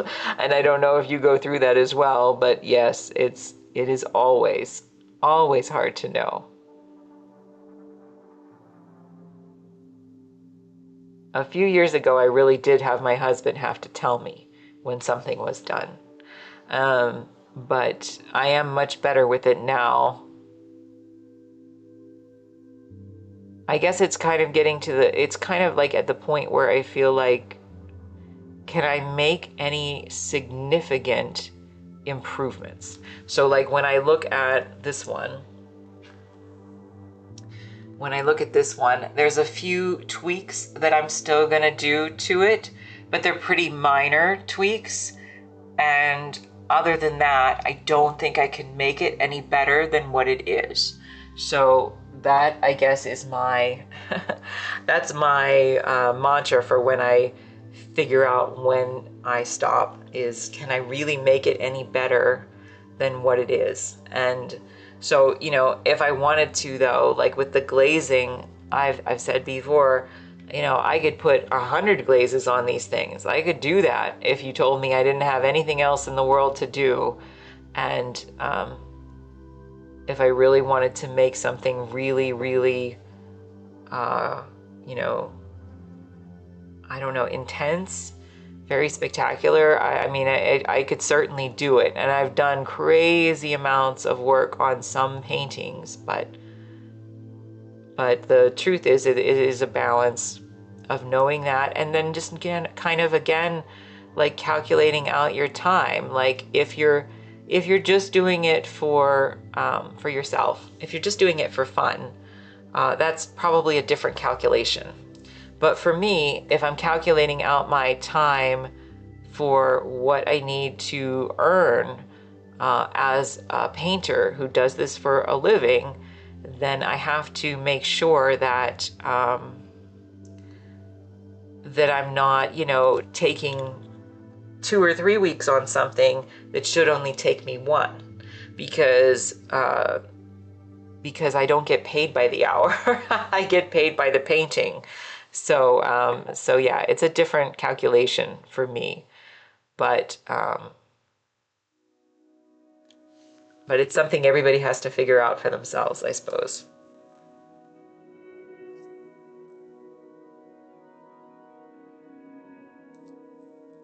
All right, we're getting there, little by little.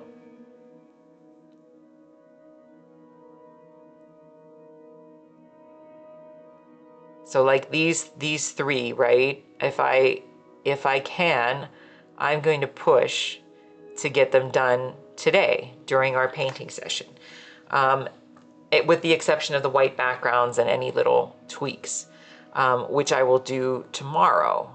If I can't get them done in this painting session today, then I will work on those other tweaks that I need to make also tomorrow, which just means that it takes up less time for other things that I could be working on. So, that's kind of what it comes down to for me, I guess. I want to make the best work that I can in the most reasonable amount of time that I have.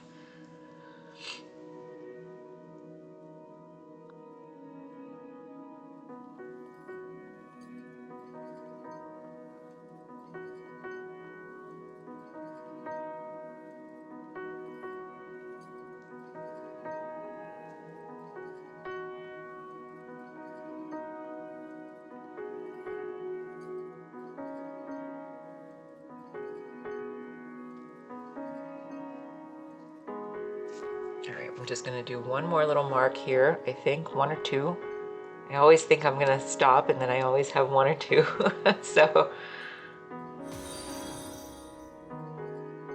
I apologize because I have a very small screen and I can't always see anything, but I think somebody just followed me, so thank you so much. I think something just popped up on my screen. I very much appreciate the follow. I can see it's ink and something, but I'm cut off on my screen. So thank you very much for following me. I really appreciate it.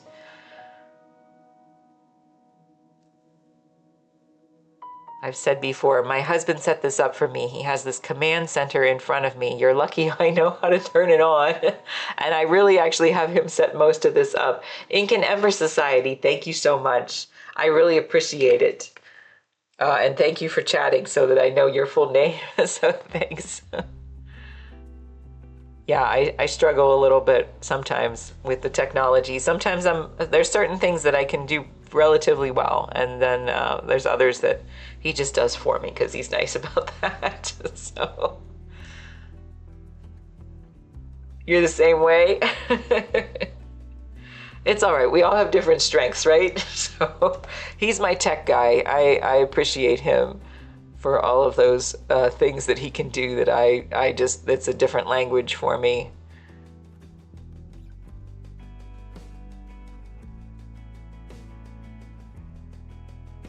Exactly. So Ink and Ember Society, are you an artist then as well? Or just an art lover?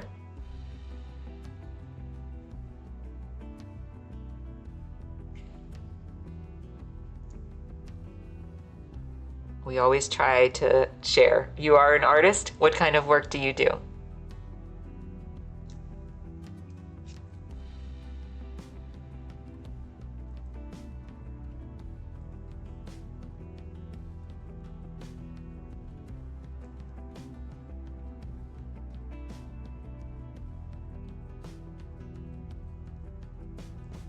Mostly media or mixed media. Very cool. Like mixed media like abstract stuff, or mixed media representational type stuff? using photos and things.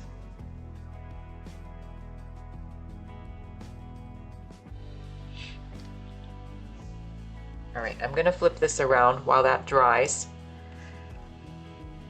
I think. Let me just try one more thing. I always have one more thing, right? You swear you can type. I believe you. I believe you.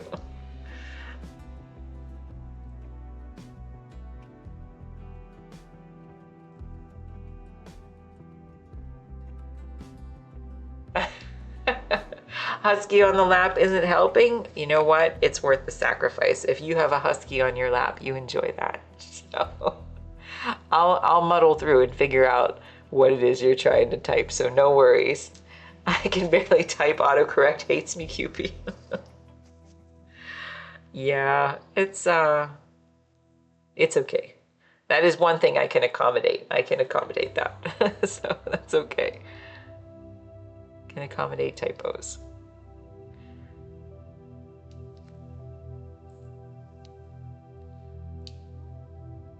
I used to, I'll make a confession. I've said before, I used to work as the editor for an art magazine, and so I did learn to edit. I can edit, but that doesn't make me immune to my own typos all the time. So I have made many mistakes, and even with the editing, it's I would still miss things, and it always irked me that I missed things. So, but yeah, certainly in my own stuff, I would write and it would just be full of typos. So yeah, no matter how much your eye is trained to do that, it still won't help. Typos are just the way of the world.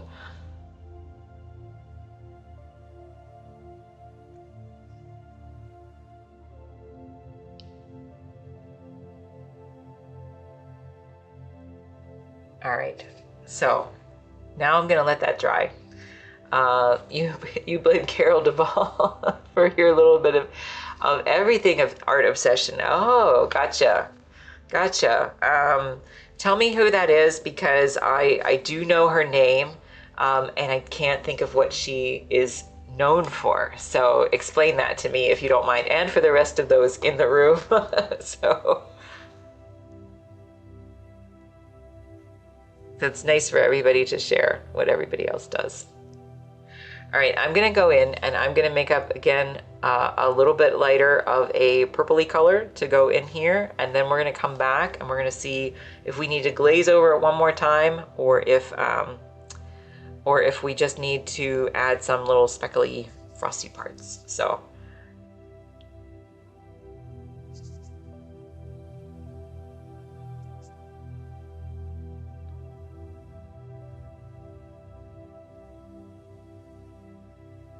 and I apologize, Ink and Ember Society. I really probably should know. I think she's some kind of a crafty person, but I am not. I'm not sure. Sometimes I live in my own little world, right? I'm very, very isolated from a lot of things. So things that I should know, I probably do not. She, she was one of the, arts and crafts personalities. Okay, yes. So I thought she did some kind of crafts. But yeah, I'll have to look that up, because again, her name is DIY shows and showcase artist from all over. Nice.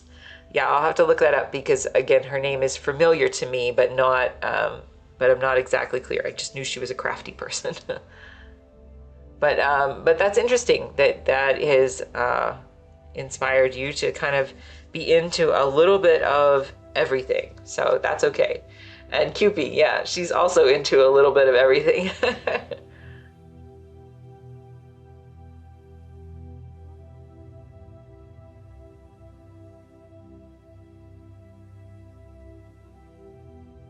I mean, I think the thing is, most, I guess I can't speak for anybody except myself. Most creative people kind of are like that, right? We're into a little bit of everything.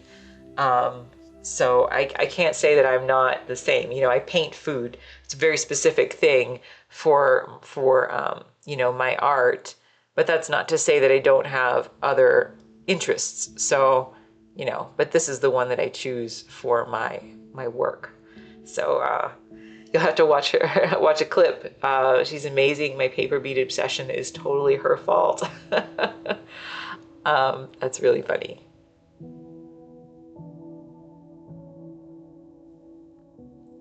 Yeah, I mean, I would say that's one reason why when I did uh, my painting series from the last, you know, year and a half or whatever of my cookies and gingerbread, part of it was, you know, I like doing that kind of thing.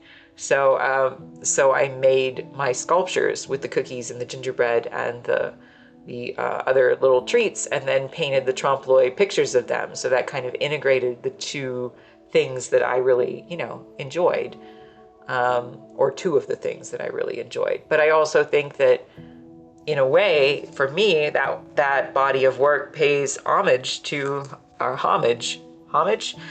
pays homage to other people who are like that. Yeah, other people who are like that, who are into, you know, all kinds of crafts and baking and whatever. I don't think that they all get enough respect. So I wanted to make a body of work that would be, you know, a little respectful of that, and then also be accessible to everybody. So it was trying to elevate, that type of art, that type of craft, to something that was, you know, a painting. And so yeah, baking is your other obsession. Go look at my website, Ink and Ember Society. You might like that body of work. I only have, you know, a handful of pieces up there. I think I've done 12 in all. But yeah, you might enjoy that. I have a gingerbread piece that I did that's 5. Not that I'm more into trying to make burning. I have a giant gingerbread piece that's 4 feet long that was based on a real life gingerbread model that I made that was 3 feet long, and it has 5 gingerbread houses all lined up in a whole neighborhood. So anyway, so yes, so I love that creative part of things, and trying to build something that's beautiful, and then trying to make a painting of it that would, you know, really immerse people. So anyway, yeah, of course. Yeah, go check it out. So thanks very much. All right, so I made this just a little bit better, I think. I'm gonna go and I'm gonna let that dry again. I still might have to come back in and make another glaze in here. I'm not totally sure, so we're gonna let that dry, but I am gonna come down here to the cone. So we're gonna do the same thing. It's just the same thing. It's like, did anybody watch Animaniacs? Anybody ever watch Animaniacs when you were growing up? Hi, Willow. Welcome back, Obnoxious Diva. The cartoon where there was Pinky and the Brain, and Pinky would say, "What are we going to do tonight, Brain?" And Brain would say, "We're going to take over the world. We're going to try to take over the world, Pinky. So what are we going to do today? We're going to try to paint another glaze on this cone." And that's the way it's going to be, because that is my life, painting glazes on my cones. So yeah, so I'm going to go ahead in with another red, bright red, and some yellow. And now that song's going to be stuck in your head. What are we going to do tonight, Brain? Yeah, that was, I enjoyed that cartoon a lot, actually, when I was growing up. That was one. For anybody who doesn't know, I believe Steven Spielberg produced those cartoons. So yeah, they were fun to watch. I think I should go back and watch it as an adult, though, because there was a lot of jokes that were in there that I don't think I had any idea what they were when I was a kid, but I enjoyed the cartoon regardless. All right, let's just see. Yeah, I think maybe just a touch more blue in there.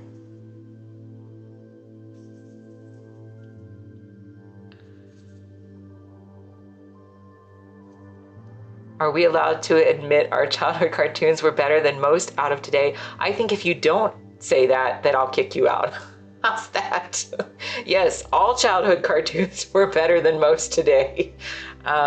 Yes, so I love watching things back and realizing all the stuff I missed as a kid. That's really sweet and sad, QB. I loved, and anyone else can interject theirs, I loved, well, I was a kid of the 80s because I'm old, but I loved my Saturday morning cartoons. And I still will occasionally watch them. It was better than most I could than I could understand in any ways. And even music, yeah, I totally understand. I totally understand. There's a lot. I mean, maybe every generation feels that way. I don't really know. I can only speak for myself, and I really wish that the era of Saturday morning cartoons had never gone away, because I think kids missed out on something that was pretty amazing. It was a whole thing. But I loved Ghostbusters, and the Ghostbusters cartoon is actually really excellent for anybody who reads comic books. There is a very famous writer named J. Michael Straczynski who writes a lot of comic books. And he wrote most of the episodes of the Ghostbusters cartoon from the 80s. So it's actually done really, really well for anybody who has never seen it. It's one of my favorites. And Muppet Babies was awesome. And the Teenage Mutant Ninja Turtles cartoon, which I have my Raphael right here that my husband bought for me for last Christmas, actually. So I'm 51. I'm always telling my son he's missed out on so much. Yeah, right. The black and white Mickey Mouse show. Yeah, the old Mickey Mouse. I mean, I would only see like the Disney cartoons. I didn't have the Disney Channel when I was a kid. So, but on the free preview weekends, I would enjoy watching some of those things. So, your mom played lots of shows she grew up, so you got some good stuff. Yeah, that's nice. That's nice that she shared that with you, Cupie. Same. Yeah, it's one of the weird shows that I actually really liked that was pre my era, because I'm not that old, but I really liked the Monkees. Did anybody ever watch the Monkees? The musical group from the 60s.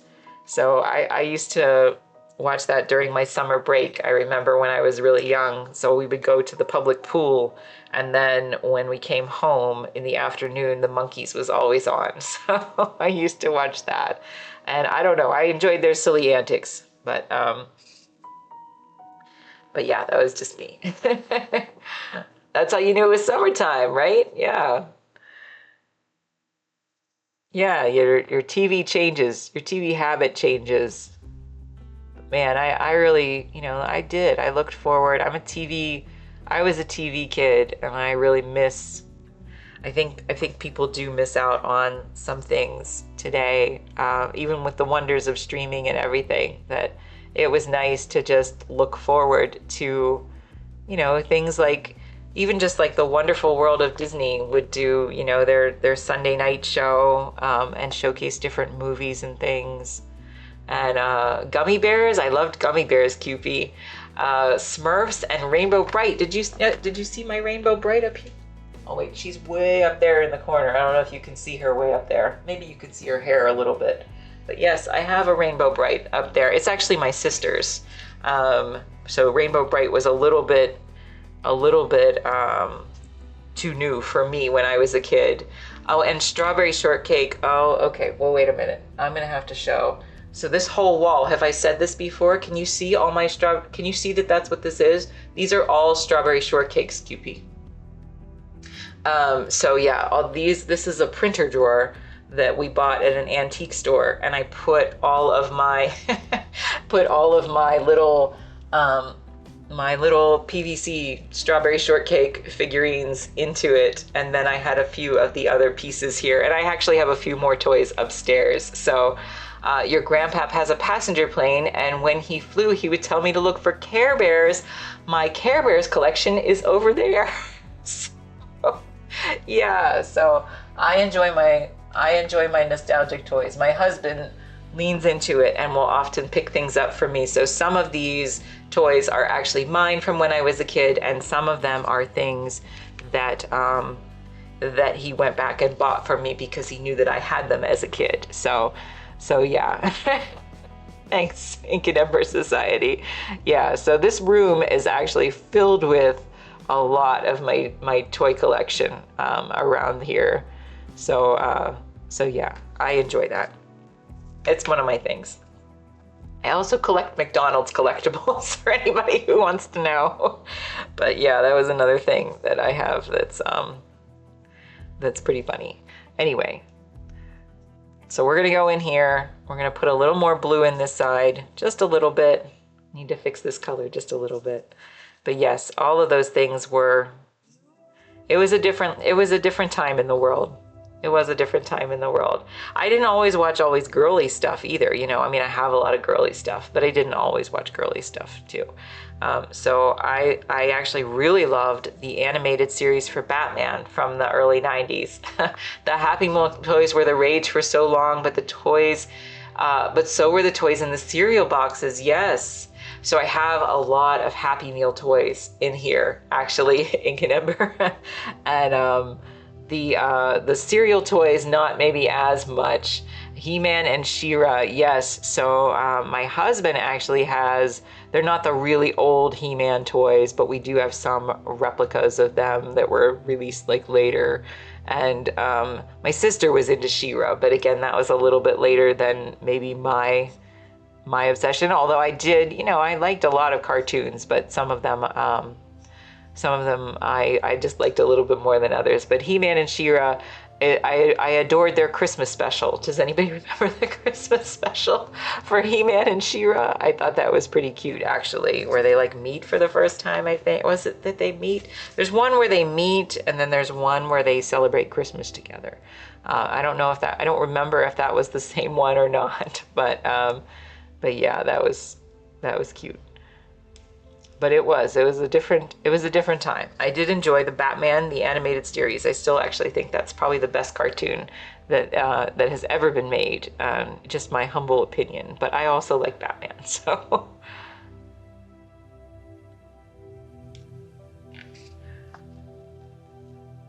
All right, so we're doing okay here. I'm just gonna try to scrub this back just a little bit. And then I'm going to come back after this dries. So we're going to circle back to this first piece again. I don't know why cartoons, I think part of the cartoon decline today is that most of them are not hand drawn, right? I really adored all the cartoons being hand drawn.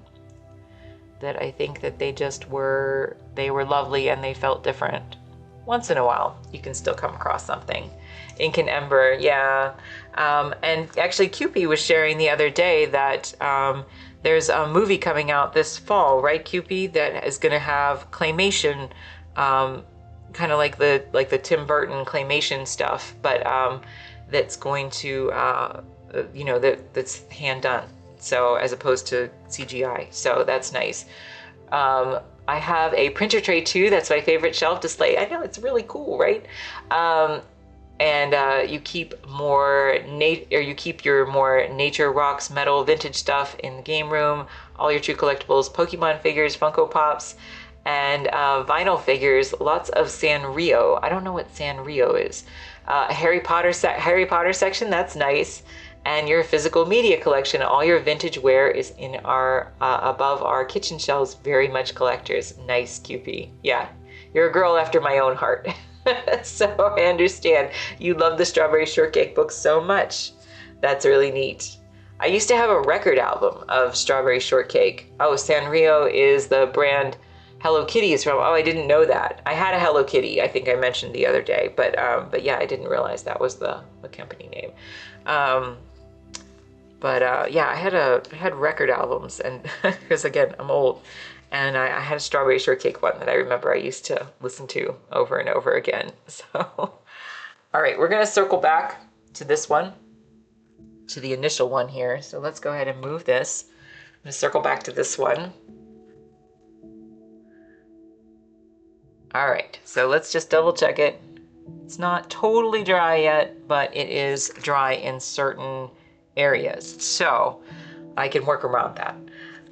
You also collect Cupie babies, of course. Yes, you mentioned those, the Cupies, and I apologize initially because I didn't know how to pronounce your name, but yes, of course I know what Cupies are. So you want a vintage one so bad. Are they really expensive? I think I might have asked you that, but I don't really know. Yeah, I don't really know if the real ones are expensive. I might actually have a junky one upstairs that was like from the 50s or 60s that was my mom's. I'm not sure. She gave me a little bin of stuff one time. Hard to find. Some are expensive for sure. They're kind of unique looking. I think you really must have an affection for them. So they're unique. Okay, so what we're gonna do is I want to try to capture just a little bit. We're gonna try something tricky. Just a little bit of my my sparkly stuff here, my little frosty bits. So let's give it a shot. I'm gonna do that. Am I in commercial? I don't even know right now. I'm gonna mix a little bit of blue and a little bit of white. That tends to work for me. Our physical media is vinyls, DVDs, CDs, and tapes. Yeah, we have all those things. Although I think I have you beat just a little bit because we also have that he got from his grandma some 8 tracks up there. So yeah. But yes, physical media. You know what? I figure if the apocalypse comes, I want my physical media. I don't want to have to rely on everything being streamed, right? All right, so I'm gonna go in here and I'm just gonna see. Let's just put a little bit more blue in this to start and a touch of red.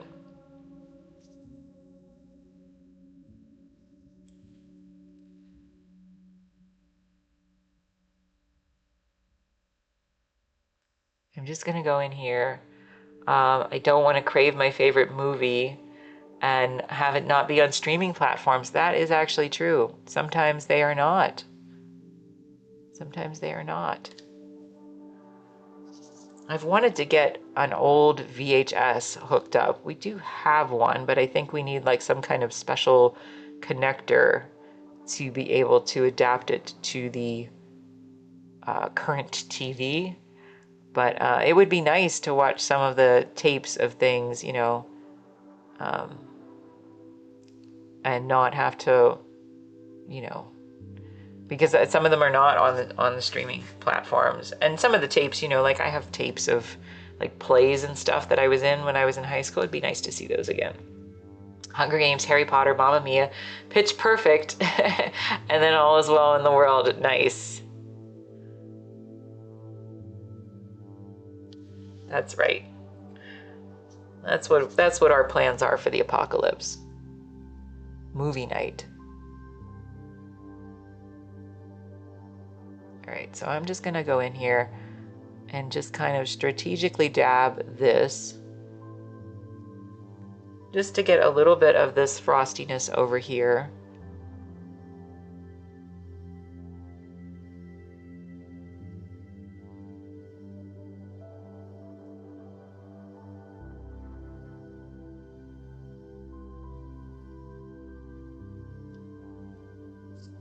And then I'm gonna go in. I don't really love all of this, so we're just gonna knock it back just a little bit. So I just removed just a tiny bit of it. I'm gonna put a little bit more red in there.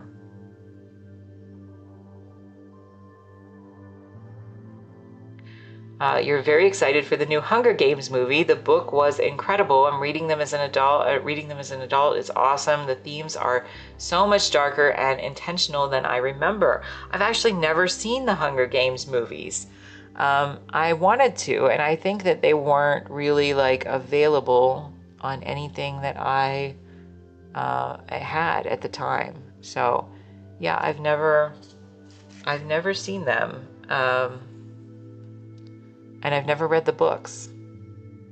I think the last series of fiction books that I read was his Dark Materials. So those books and those were really good. I'd never read them as a young person. So that was nice to read because I got interested in some of the movies that they had put out. But I should check out the Hunger Games because it did look very good. All right, so we're getting kind of a nice little, just a little bit of a frosty feel over here. I'm going to switch over to this side and just try again. We're going to go up to this part, switch brushes.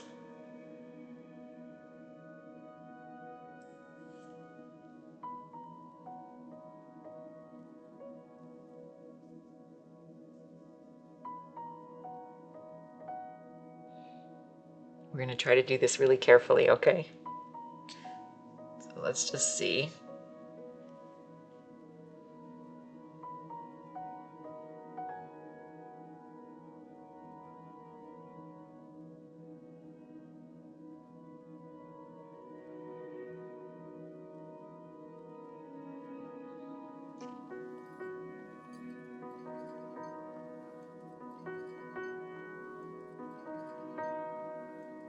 Apparently they are teaching the books in school now, reading them as literature. Oh, for the Hunger Games books. Close to home, even though fictional, far-fetched. Yeah, no, I understand. I understand what you mean by that. That's interesting that they're teaching them in school.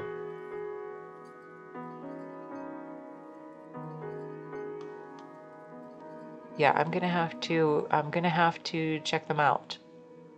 Or at least I don't have as much time as I would like to read anymore, but maybe I can find a movie sometime from them.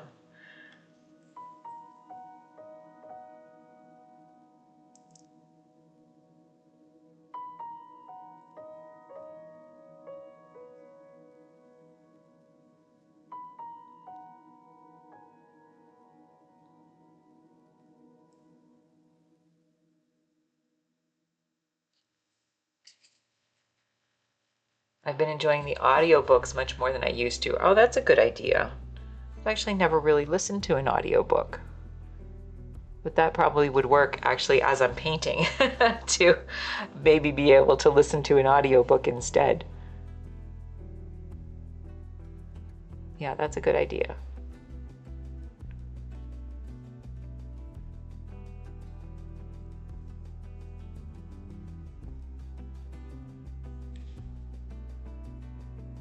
I get free audiobooks through your library card. Nice.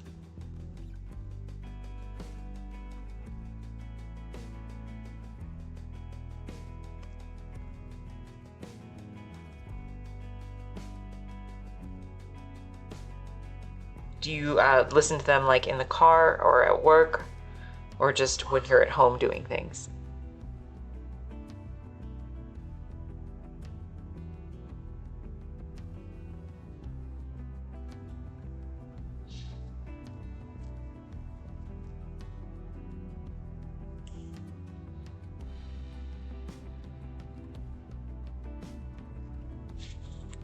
All right, so I'm just gonna go in here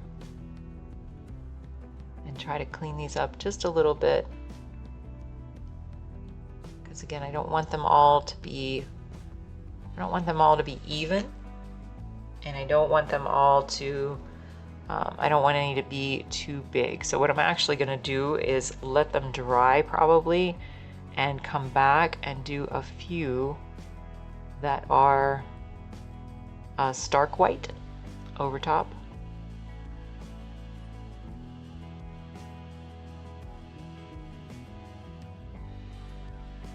Usually at home, sometimes at work.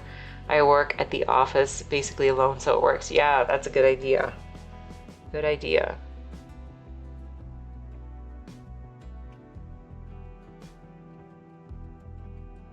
You are, I mean, not everybody likes that, but I like that kind of job where I'm the only one there. So that works for me. So I totally understand. I've had a few jobs that were like that, where it was pretty much just me and I didn't get to see too many people during the day. Okay, so let me just see. Maybe I can go in here with just, maybe not even a stark white, just with tiny tinge of blue.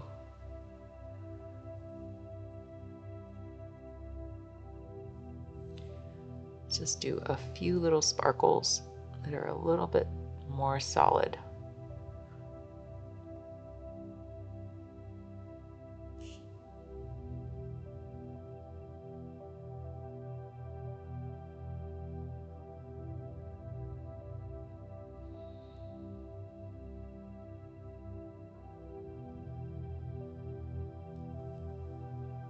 That's starting to look better.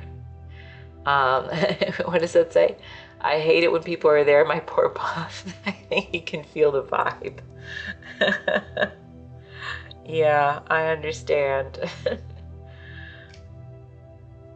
Yeah, like I said, I had a few jobs. I mean, all of my jobs were sort of, well, not all of them, but a lot of my jobs over the years were sort of me just working. But in particular, there were some jobs that were just me working in a room by myself. And I did actually, you know, I find, when I was really young, I thought that someday I would be like an animator or work in film. And I think I've mentioned that before. But ultimately, I'm really glad that I became just a painter later on, because I find that I work better by myself. So I'm much more comfortable working by myself than with teams. Although, I did that for a while, but I prefer this. So I was so happy to quit serving boy. That exhausted me mentally and physically. Yeah, I understand. Um, yeah, I get that way too. When I'm in a job that requires a lot of interaction, it can be a little taxing. So I totally get that.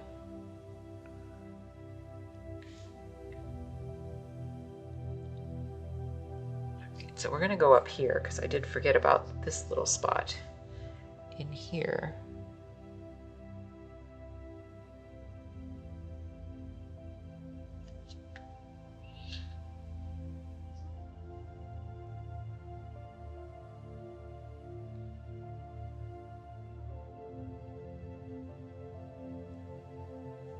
It's when I worked, at the studios, at Disney Studios.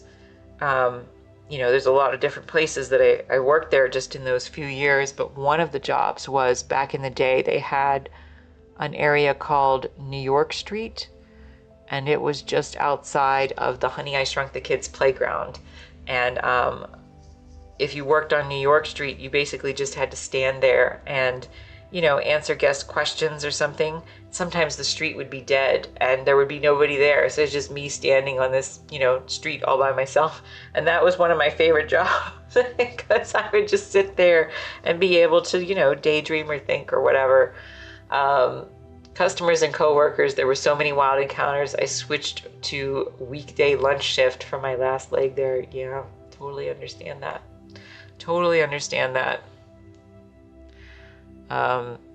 Yeah, I prefer myself, just a little bit of quiet. Like I said, when I worked at the magazine, I did have a team, and that was fine. And sometimes we had to do big meetings or events or whatever, but for the most part, I just worked in my office. So it wasn't so bad.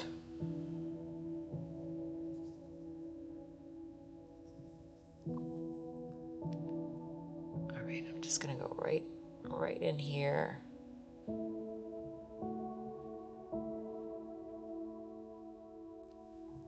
Don't know if I have any paint on there.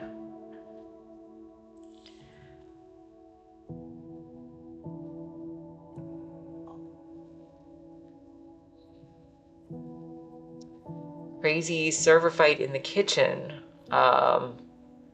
Both got escorted out by cops, both fired.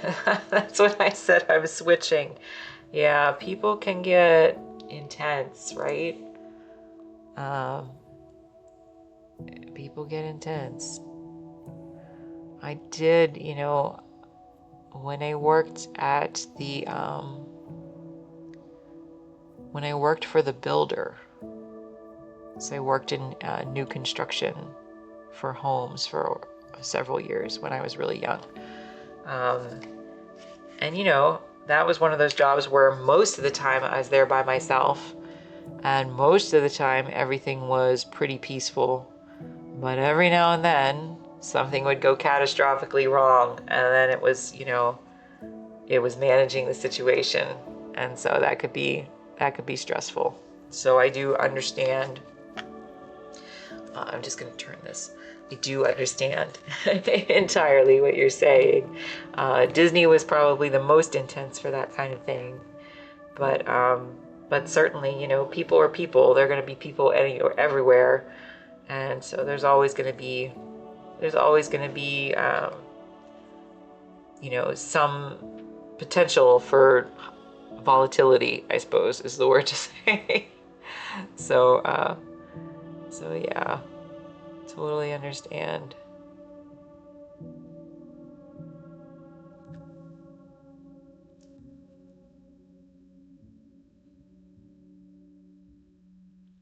But you know what? It's one reason why I opted to make this cozy little corner of the world, right? We can open this door up for y'all to come in and just escape from the world outside. So sometimes we all need that, a little bit of an escape. Again, for anybody who is interested, one of my favorite readings is the chapter Solitude from Walden's, or from Henry David Thoreau's Walden book, and it is just a lovely, it's a lovely reading, and it's not that long, but it is a lovely reading, and it just kind of speaks to that just a little bit. Imagine this 2-for-1 night entree, 2-for-1 entree night. We're swarmed, of course. The whole point of sale system shuts down. Can't, yeah, it was a disaster. Yeah, I totally understand. Totally understand. Like I said, some people are really good at managing other people. My husband is one of those people. He's very good at managing disasters. He's very good at managing crowds, and I'm not, you know, at all. So, but he knows people, and so that's why he's able to do that. So, very thankful for your quiet office job. Yeah, that's really nice. That is really nice. Very, very lucky in that way.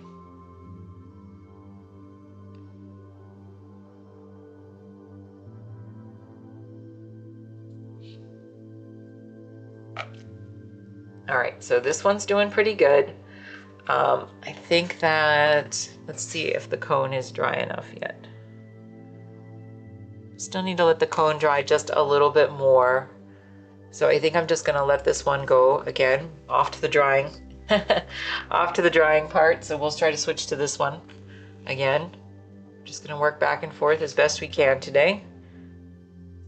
Worst case scenario is if I can't get these to dry soon enough, then you can watch me paint the backgrounds, because that's what I'll end up doing after for both this one over here, this Neapolitan, and these three. So that's a boring part of my work, but it is a necessary part of my work. So all right, so let's just see how these are doing. Okay. I think that my chocolate and my nuts are dry enough for me to go in and work. So I'm gonna go ahead and make a glaze for the nuts. That reminds me, I haven't had actual glazed nuts in forever. Did you ever eat glazed nuts? They're like awesome. Like, I don't eat much sugar, but man, I really liked glazed nuts. They were really good. They would serve them, there's not too many things that they serve like fresh at the parks, at the Disney parks, but they did serve glazed nuts, and they were like hot, and they were really good. So yeah, I miss those. All right, I'm gonna tone that down actually with just a little bit of blue.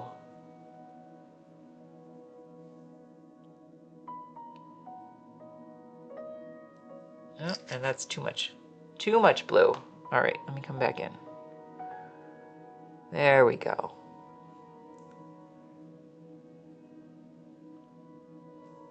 Much better. I told you that I told some people who were in here when I first starting, because again, I'm only like a month into doing this, but that my husband used to play tennis when he was younger, and that his coach in high school, when he would do something, you know, when any of the team would do something correct, he'd go, "That's a baby." So that's what I want to do every time I get something correct on things. I want to go, "That's a baby. That's a baby."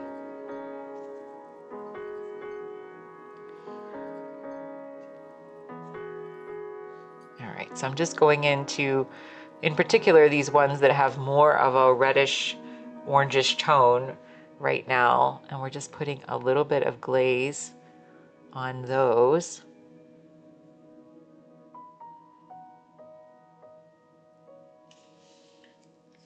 And then I'm also going to take just a little bit of that color, I think, and put that on these other lighter ones as well. So I'm going to just pull a little bit of this off.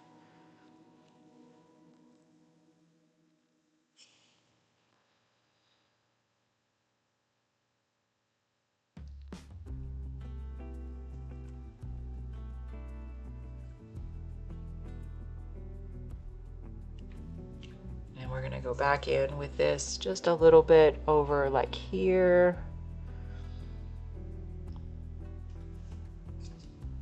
I still feel like I have a little bit of an area right here that's confusing and not correct yet. So I'm going to have to go in and fix that somehow. Just going to take a little bit more yellow there.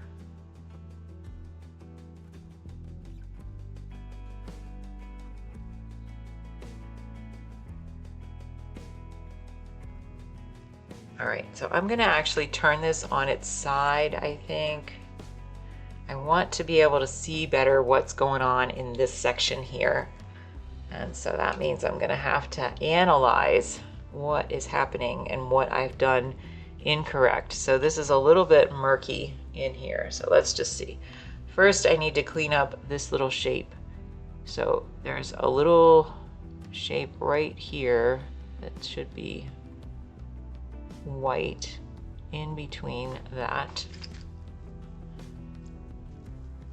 Then I need to go in with some of my brown. We're just going to take this brown. We're going to be a little bit lazy with this. It's such a small section. I'm just going to tint it a little bit red. And just see, you put a little bit of blue in there. So there's just this small shape right here. There's another little shape right there. And another little shape right there. All those little details, right? All those little details.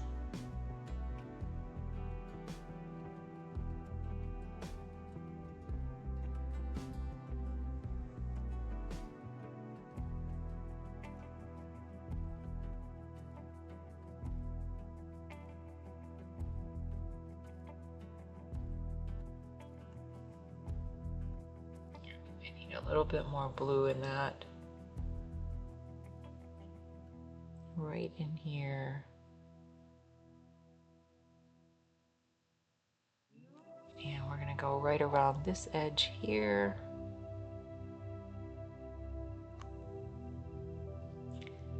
And right around this edge right here.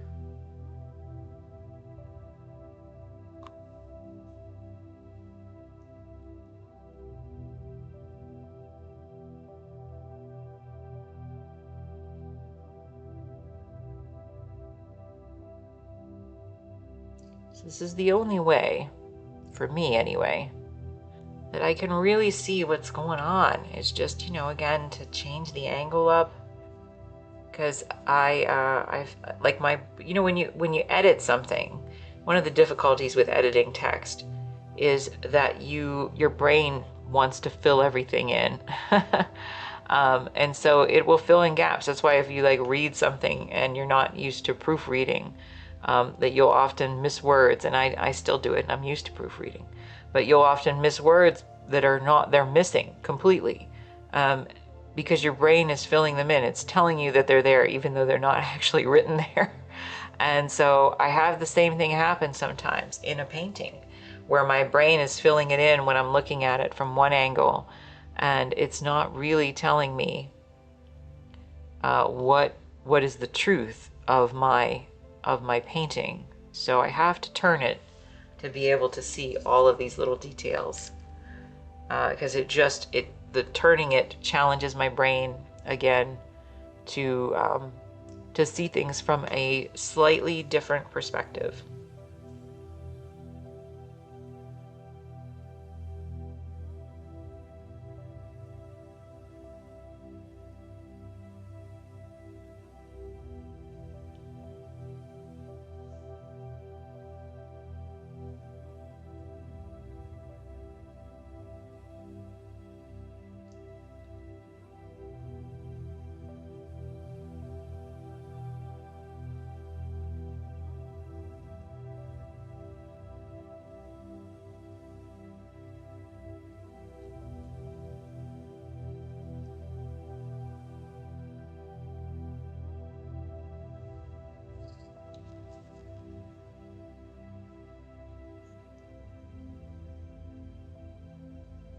But now this is letting me get in here and fix all these little details that were not correct.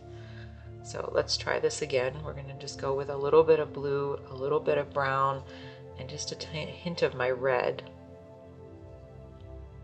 It's the lazy way to mix this color, but it works,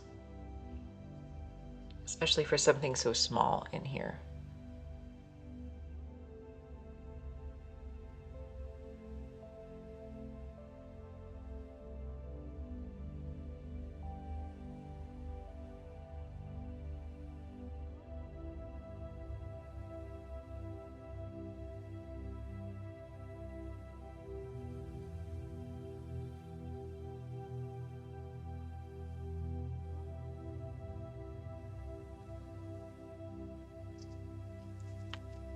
We're going to turn this the right way up just to see how we're doing. Let me just fix a couple more little things, and then we'll do that.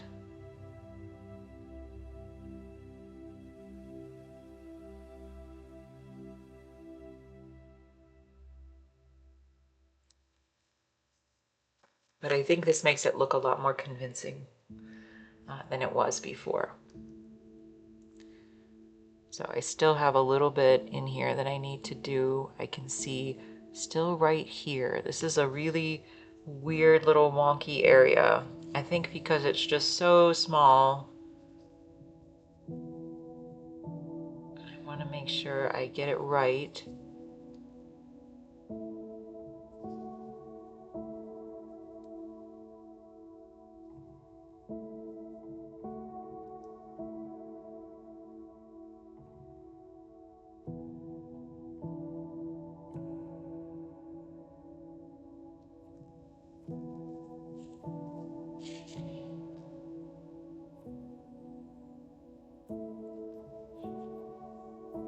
Just going to go in with, again, a little bit of a shadowy color.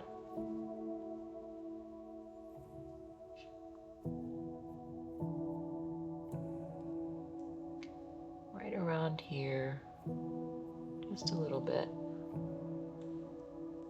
And also right around here, right here, right here.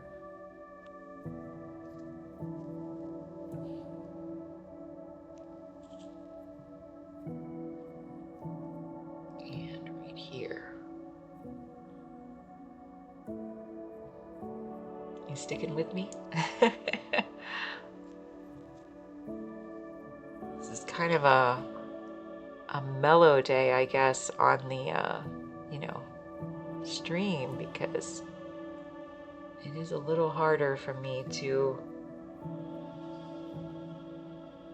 do the details, these tiny, tiny details. Like I said, I'll probably still fix a little bit on this tomorrow, but I am trying to get the bulk of this done.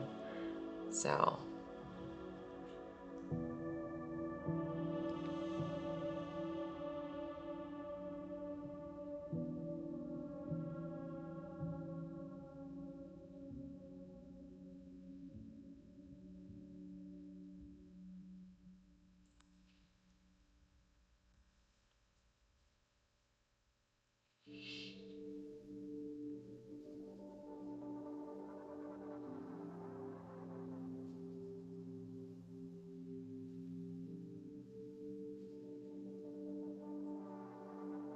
okay, so we're just gonna go in. There's just a touch of this right here, just a touch, and I think I want to feather that even further, just a little bit more, because this really should be very, very soft in here. And there's a little bit heavier of a shadow going on right here.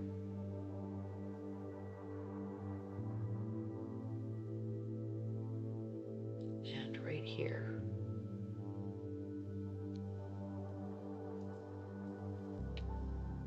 And a little bit more, I just want to grab this blue, a little bit more. Again, these are my warm palettes, warm colors. So even though this is blue, it's still a warm blue. Just want to go right under here, just a little bit. But I do kind of weird things with my shadow colors, I guess. I do work a little bit back and forth. Carl's Jr., welcome. How are you doing today? It's so nice to see you in here. How was your weekend? All right, so what do you think? Should we dare? Do we dare to flip this, or should I do a little bit more? I'm gonna do a little bit more. So just a little bit more, because again, I've changed my perspective. I can see a little bit more than I could before, and I'm just gonna do a touch more. So I'm mixing up a dark color with my brown and my blue. I'm just gonna go right around this edge right here, and just a little bit down into it.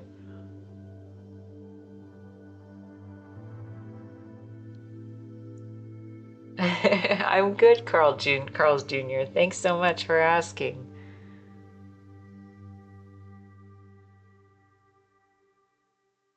All right.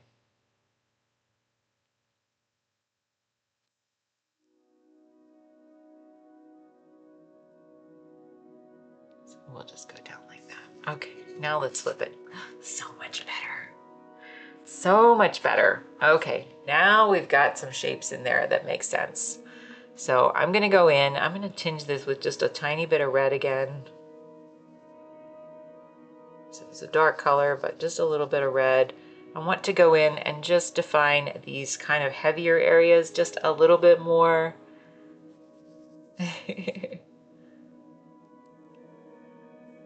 You're gonna flip my flip your art because of me? I'm glad. It will help, I promise. I promise. Flipping your art is one of the best exercises to get you to improve your accuracy. I don't know, at least for me, I don't know why it works so well that way, but it does. It's just, I think that shift in mindset, right? Again, because I keep saying we're not painting ice cream, we're painting a bunch of abstract shapes, and flipping the picture helps me to see all those abstract shapes more objectively. So you should flip your paintings or your drawings, Cupie. It will help. So let's go in. I think we're doing actually pretty good on these right now. A little bit better than we were. That's all we can ask for, is to do a little better than we were doing before. Okay. So I want to go in here and just like we did on this painting where I started to add that little bit of frostiness in there, I'm going to do the same thing over here. So I'm going to take a little bit of blue. This is my bright blue, and a little bit of my, just a touch of my red and some white, quite a bit of white, because I want these to be like little sparkly things. You know, just like the little frosty bits would be on the chocolate. So we're going to do this very, very carefully, just like we did over here. Very, very carefully. I'm going to start with this kind of more purpley tone, and then I'm going to come in and do just a few that are much lighter with just the white and the phthalo blue, but lighter than this. So let's just start with this. We're just going to go in with this very tiny brush, and we're going to do a few dots here.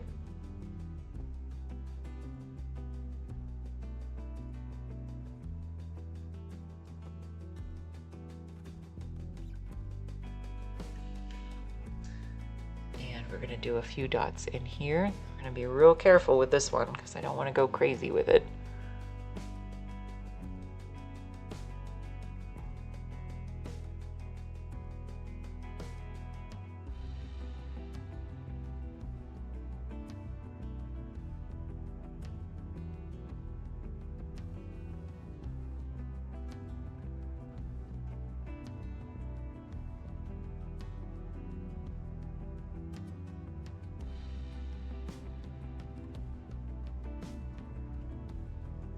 Still feel like I went too crazy for it. All right, so I'm gonna just knock a few of those back, just a little bit.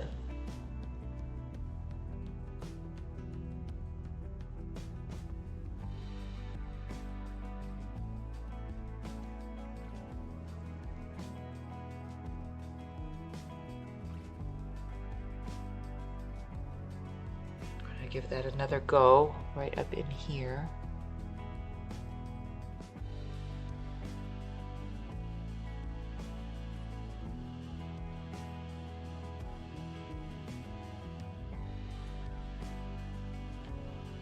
All right, I'm going to switch over to this side.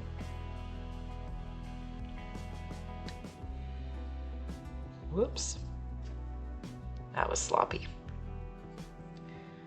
Let's see if we can save it.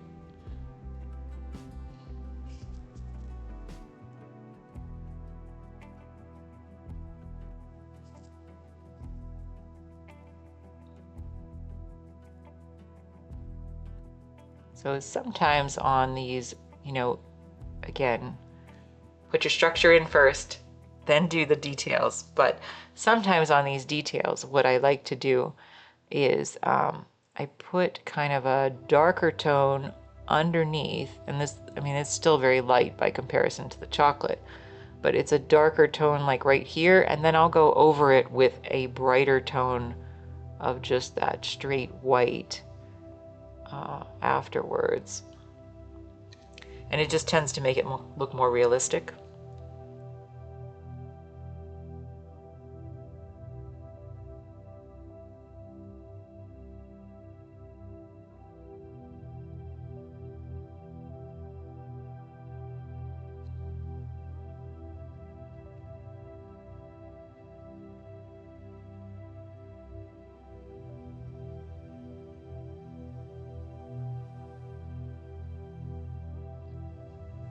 Again, I think I got a little bit sloppy right there. I'm really picky. If you didn't know, I'm very, very picky. So we're just going to trim that down with a little bit of medium. So for anybody who's in here for the first time, welcome. My name is Kim. I'm here 4 days a week. I am a full-time painter, so this is my job, but I'm opening my door up just to show you what I do. and I hope you'll consider following. I'm pretty charming, so I'm told, and I try to just keep it very positive and friendly in here. And you know, Carl's Jr., did you recently get affiliate? Yes, I did, Carl's Jr. Thanks so much. Yes, there are ads.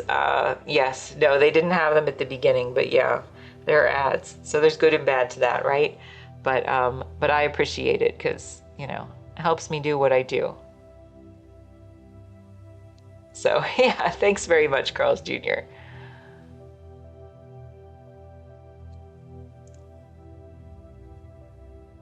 All right, so we're just, yeah, I've been very pleasantly surprised actually how many very kind people have followed me in such a short amount of time, because honestly, like I said, I didn't know if anybody'd be interested in watching this. Just me in my little studio. But I appreciate it, and again, you're welcome to follow if you haven't followed yet, because we'd love to have you in here.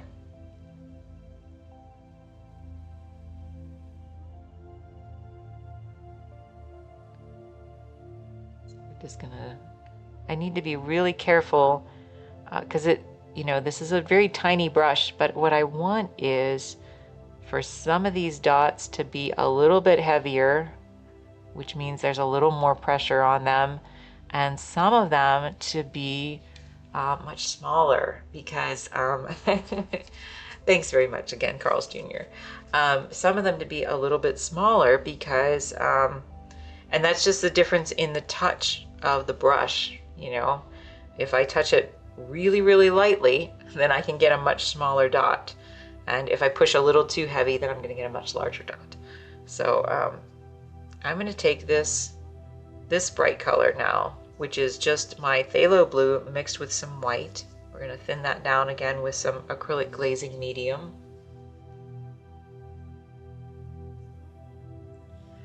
And I'm just going to go in here and we're going to try to just brighten up a little bit of this. Just in a few very strategic places. Very strategic, right? I'm just going to soften this edge a little bit.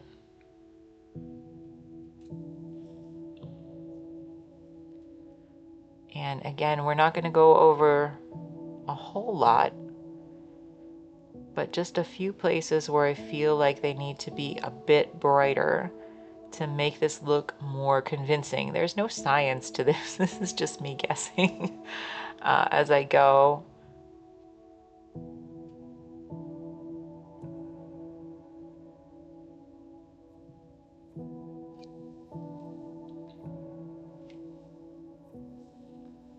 We're just going to do a very, very few on this side.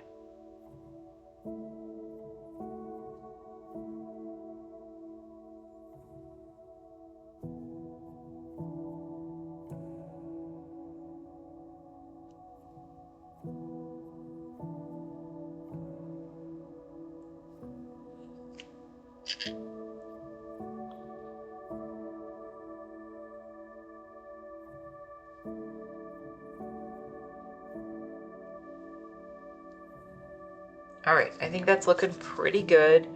I'm gonna take one little bit down here. Just a little bit. And I think I'm gonna knock that back even just a little bit more so it's a little more subtle. Okay, so doing pretty good.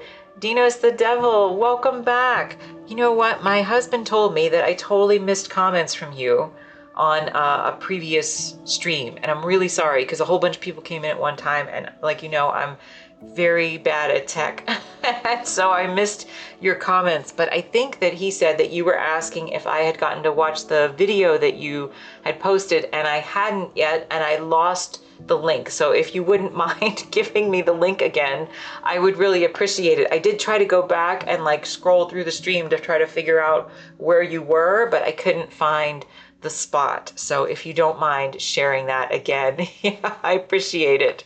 Okay, Dinos, thanks very much. Yeah, and I'm very sorry about that. So my apologies again. For anybody who came in and I missed you, I'm very, very sorry. I am trying to keep up with things, but yeah, I don't, I'm just not great at it all the time. So thank you very much. Okay, so what time is this? This is 2:47 on the stream, 2 hours and 47 minutes into the stream. So I will remember to go back to that, Dinos the Devil. Again, thank you very much. I appreciate it. Okay, so I'm gonna go in and I feel like I just need a little bit more white on some of this ice cream, just real quick. This isn't really in order, but I'm gonna do it anyway. And just a little bit here. Copy the link in a notepad. See, again, I'm on a delicate balance. But I will remember 2:47. I will remember 2:47 on my stream to go back and look at that. Thank you.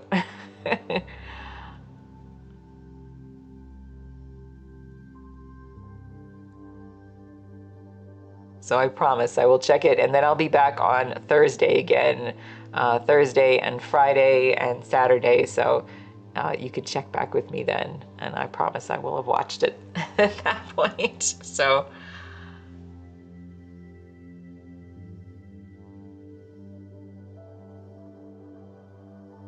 But yeah, my husband's pretty good. I told him I'm gonna hire him as a secretary because he's pretty good. He's like, did you do this? Did you do this? And I'm like, no, I did not remember to. I'm sorry.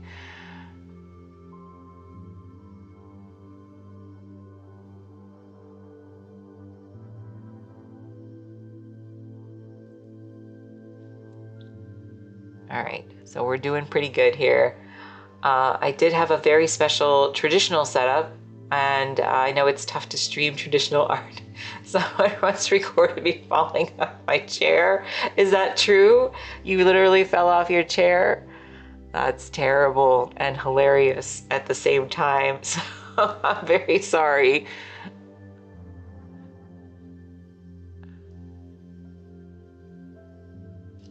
Yeah, I'm sure that my clumsiness will come out at some point. But hopefully I don't fall off the chair. I'll cross my fingers.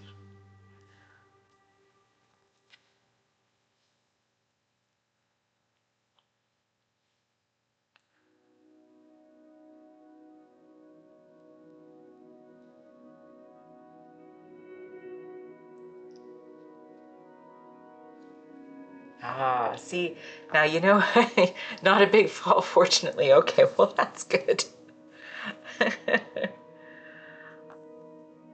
I can be a little bit clumsy on occasion. Sometimes I'm just a little too, I've dumped my water on here before. That's okay. But, I do worry. I mentioned before in the stream, for anybody who was here, like at the beginning when I started a few weeks ago, that that last year I fell outside on the ice in front of my house, and now I'm a cyborg. So I had 30 staples in my arm and went through surgery, and it was terrible. And I have lots of metal pieces holding me together now. So, so falling is something that I worry about. But I fell on a big sheet of ice right in front of my house because I was trying to ironically de-ice the the driveway and walkway for a delivery, which was dumb. That was dumb. So just again, so you know, don't ever in the wintertime, don't ever walk with your hands in a fist in your pocket. That's what I did. And yeah, that went terribly. So anyway, let's hope I don't fall in the stream. Okay, so I think we did, you got iced by the driveway. I totally did. It was terrible. It was not fun. All right, so we're doing pretty good on these. I think that we still need to let the cones on these dry a bit, right? This one, yeah, just a bit. So we're gonna hop back to the third one again. So I'm just gonna scoot this one out of the way. Let's go back to this one. This is what we keep doing. And again, we're just gonna try to get as far as we can today. And I feel like, you know, I want to, I think I need to go in with a glaze right on this chocolate area a little bit. So I'm going to be working just a little bit backwards here, but I'm going to do it anyway because, you know, I work toward perfection, or as close to perfection as I can get. So I'm going to go ahead and take some of my bright red, a little bit of my yellow, and just a little bit of my blue. I'm not going to add any white to this.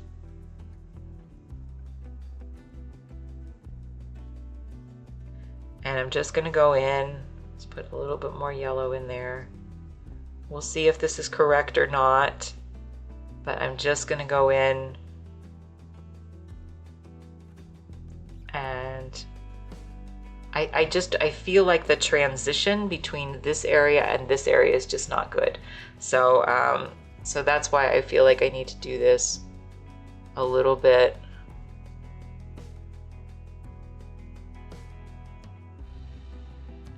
And you know, the interesting thing is these are not at all similar colors, right? It's three very, very different colors, but they do help collectively to create the sense of form because of the way the light is hitting them. So I'm just gonna go in. And I feel like that's better. A little bit better. Glazes are really good if you feel like you get a little too washed out at times. And it just livens it up. So, all right.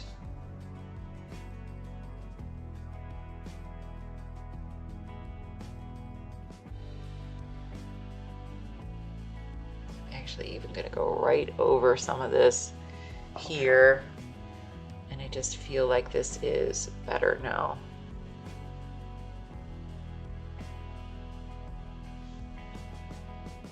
I feel like the shape is better, that the curve is a little bit more convincing, but I am gonna go in with this very rough looking brush and a little bit of my glazing medium on there. And I'm just gonna, again, stipple this to try to distribute this glaze a little bit better so that you can't see my brush strokes, because again, I don't really like that. I like things to look very convincingly smooth and you know, even though it's not blended, that it kind of is a what I call like a visual blend. And so I know I just really don't like brush strokes in my painting, so so I'm just going to try to hide those a bit.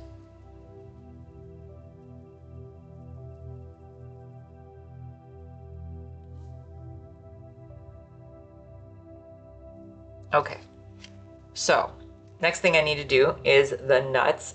Anna Luminous, hi. Oh, are you rating me? Oh, that's so nice. Untamed Mixed Media, hello, welcome. Thank you so much. Aw, that's so nice.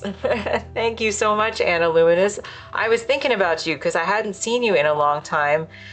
And I did look up the term that you told me a while back, and now it has escaped my mind again.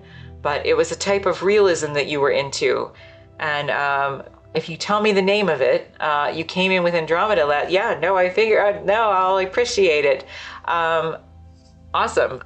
Thank you so much. And yes, the term that you told me, tell me the term again, because I keep wanting to call it dystopian, and that's not what it is. It's not dystopian realism, it's something else. So welcome to anybody who's coming in with Anna now. I really appreciate it. That was so very kind, Anna. And the reason that I wanted to mention that to you, Anna, was because I did look at that type of realism. It was super, super cool. I appreciate it. And I know distorted realism, yes, that was it. And the reason that I wanted to mention that is because many years ago, I got to interview, and I just did it in an email interview, but I got to interview one of the artists who's associated with that movement. So,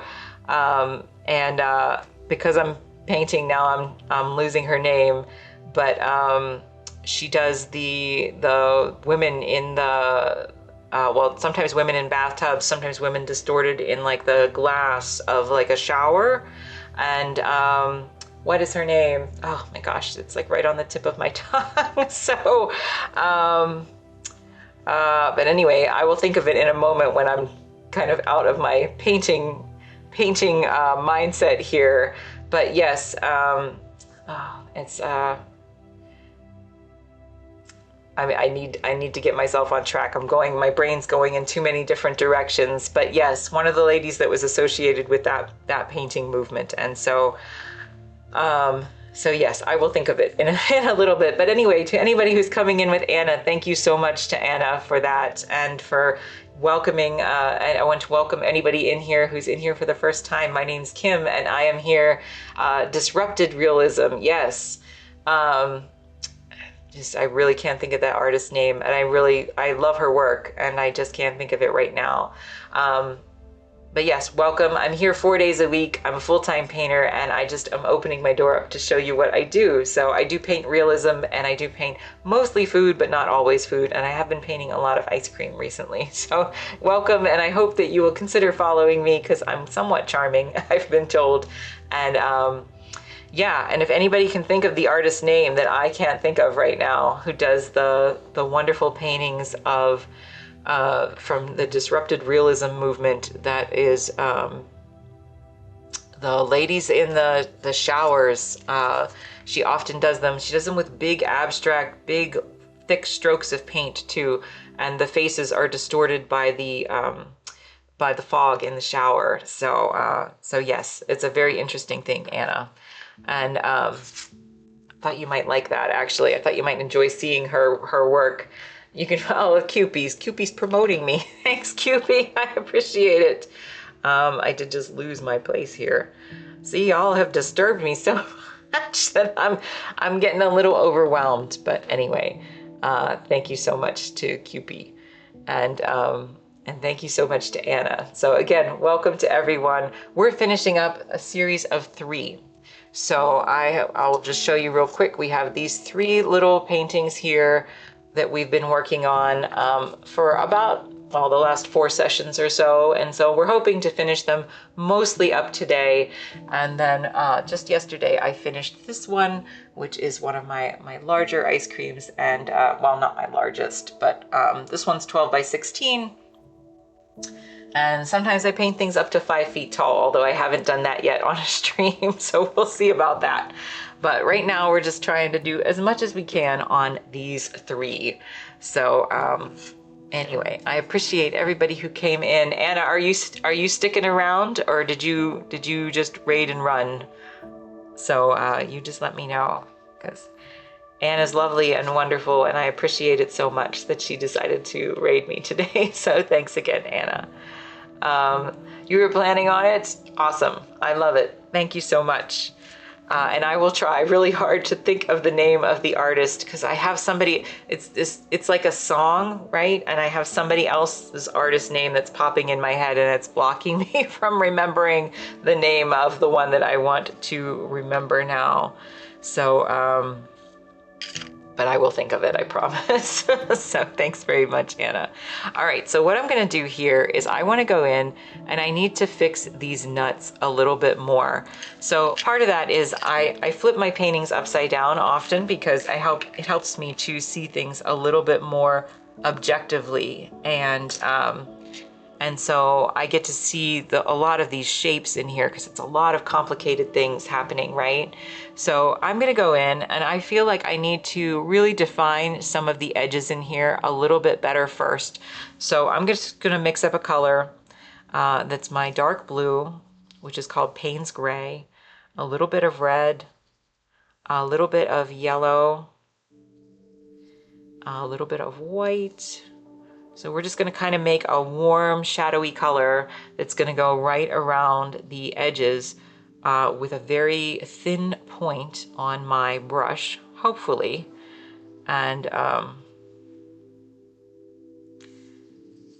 yeah, we will go from there.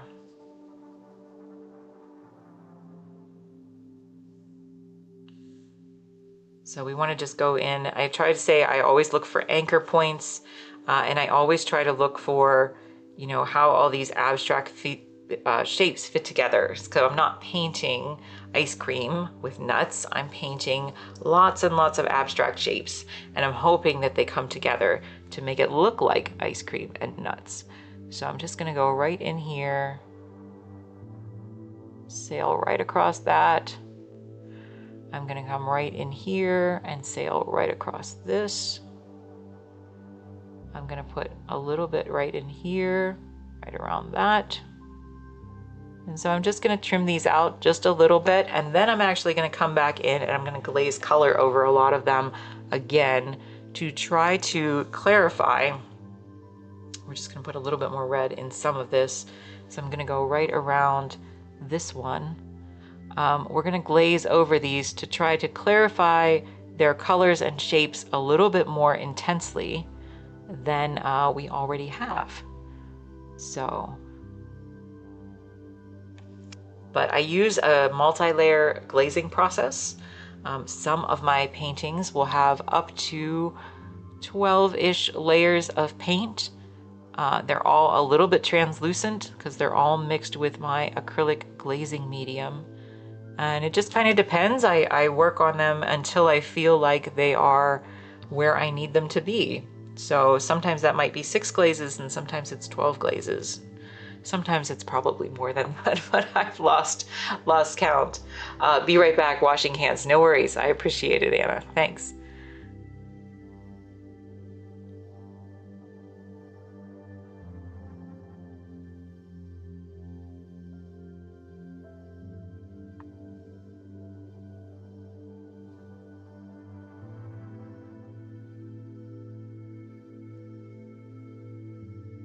All right, so we're just going in here. Some of this is going to be clarifying the edge of the shape. Some of it's going to be creating a shadow on where the shape is laying against another shape. So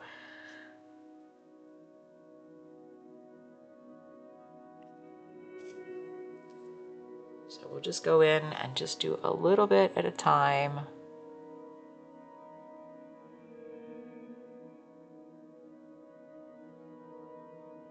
And then simultaneously, I'm going to try to clean up a little bit of the outside edge. I always go over my paintings with lots of layers of white, but right now I just want to clean up a little bit right here where I feel that this is confusing me.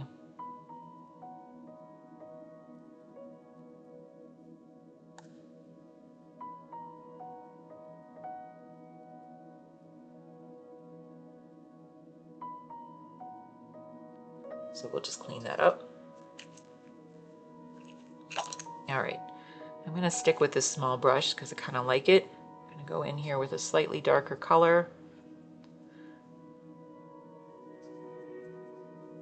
A little bit more red. My mixtures are a little bit haphazard. Glazing is such a good technique. A lot of masters use it, but you're not patient enough. I understand, Dinos. I don't actually know. I've done this for so long. I don't actually know any other way to paint anymore. I think it would be really hard for me to try to blend paints or to just do direct painting. So yeah, I just don't know any other way. This was the way that evolved naturally for me after many years of painting and trying to figure out, you know, how to do what I wanted to do, particularly with acrylics. So, yeah.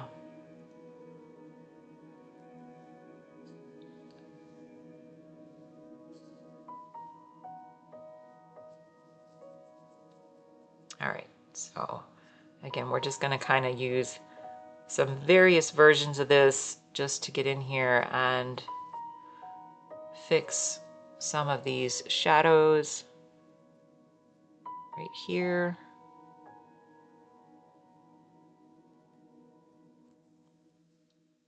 enough paint on there.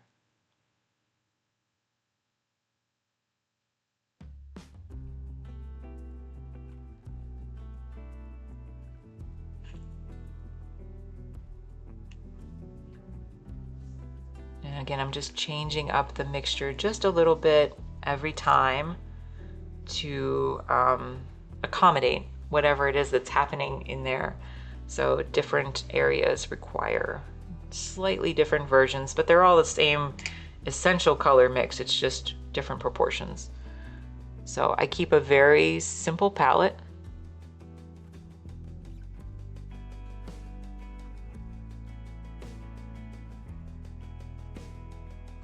And that's what works for me. But again, I try to always say in here that what I do is not gospel. This is just what works for me. And so it's cool to, you know, watch what other people do and figure out if there's anything, you know, if you're a painter, if there's anything that you can learn. And then maybe it's just that you like watching other people's processes, and you know, you don't have to learn anything. You don't have to use everything. I have lots of things that I've learned from other people that just don't work for my particular style of painting, and that is okay. So everybody has different goals for their paintings. I'm gonna take a little bit of yellow into this. Do this right here. Take a little bit of red too.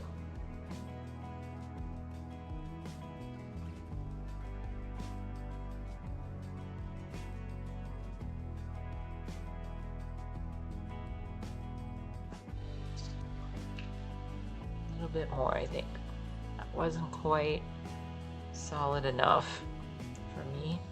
I do use a lot of glazing medium, so it's really, all of the layers are somewhat translucent, but sometimes I just need something a little bit more opaque, and I do right here, I think.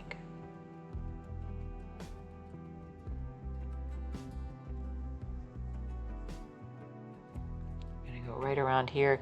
So this is a complicated area right in here where I feel like, again, I got probably a little bit lazy as a painter, just because there's so much going on. This is also, of the 3 paintings that we're working on today, this is also the one I've spent the least amount of time on though.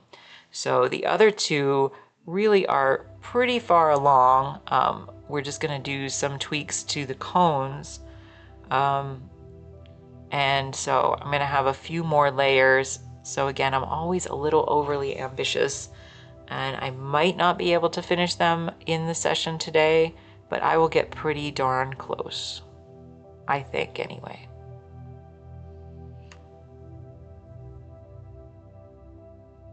I'm gonna take this red.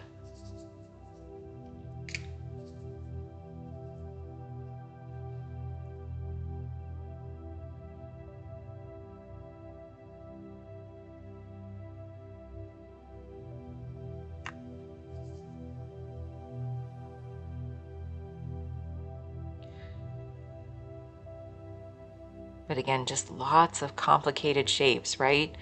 But the only way to do it is just think of them as abstract shapes and take them one at a time. Because it's really confusing if you try to, you know, if you try to look at this whole thing, that gets really confusing. So I think of things more as a puzzle, and I want to give myself a little bit more visual information every time I take a pass on it. So Anna Luminous is back, and my brain is still misfiring, and I still can't think of the artist's name. So again, I'm hoping that by the end of the stream that I will remember it. But yes, I appreciate you hanging out so much, Anna. Thank you so much. Thanks.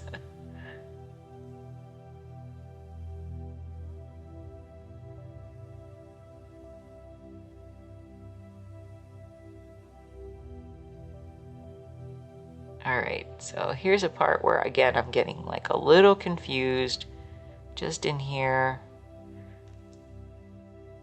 because there's just a lot going on. So I want to make sure that I don't get lazy. I'm going to show you just for a second on this other one that I finished, if y'all don't mind.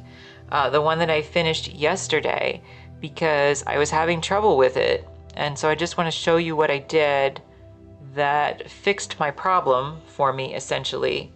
And you know, it was something that I set the piece aside for several days, and I had to, you know, just kind of get away from it and come back to it. And then really it wasn't until the very, very end that I figured out what was wrong. And it was a little bit better throughout the day as I was working on it yesterday. But then at the very, very end, then I really figured out what was wrong, why it wasn't working. So painting is always problem solving.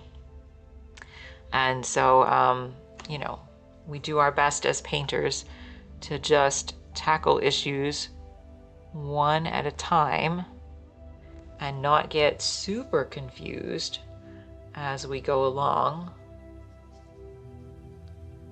hopefully.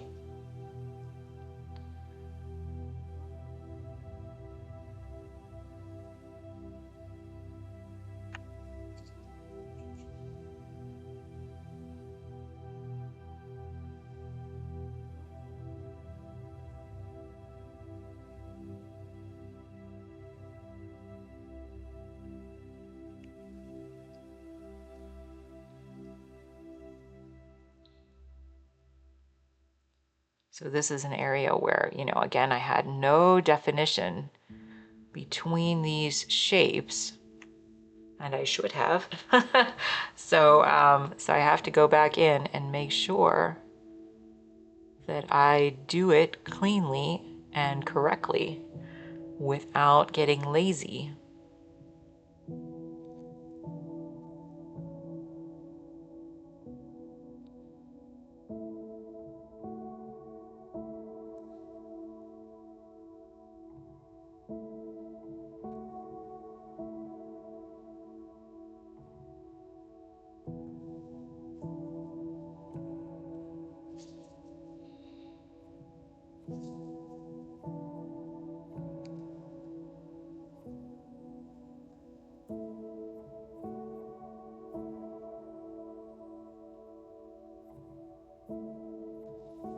All right, so I'm just going to take a break from that for just a second, just so I can show you on this one. So there were a few things that were going wrong on this one. And so one thing that I did was I first started to trim, pardon me. Guess I forgot to turn my phone off.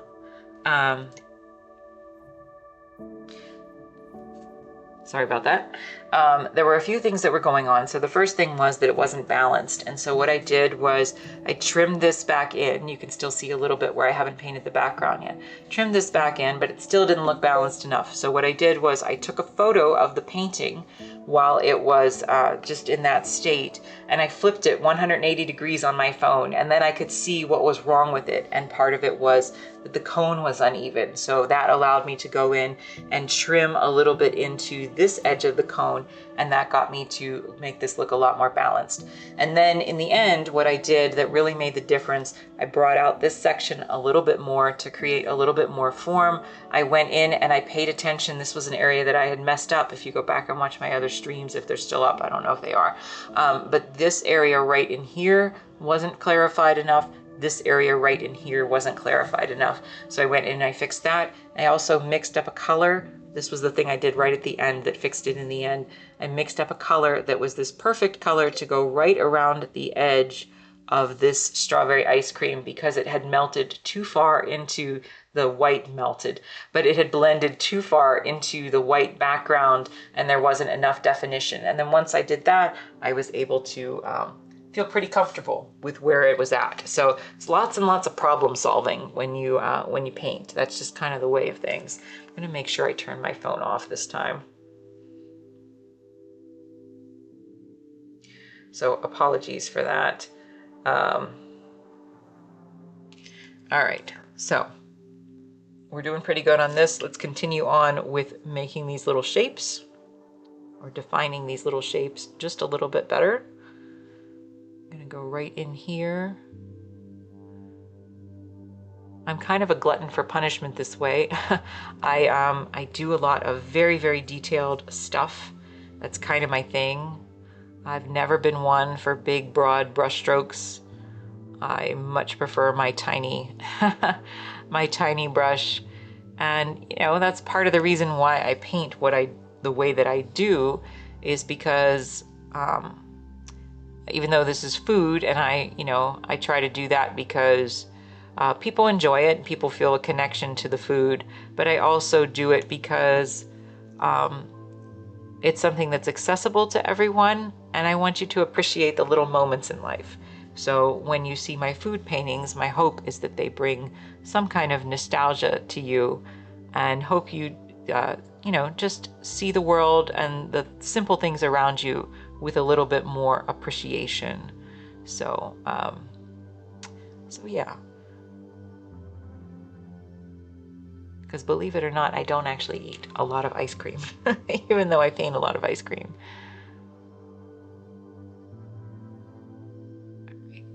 Right in here.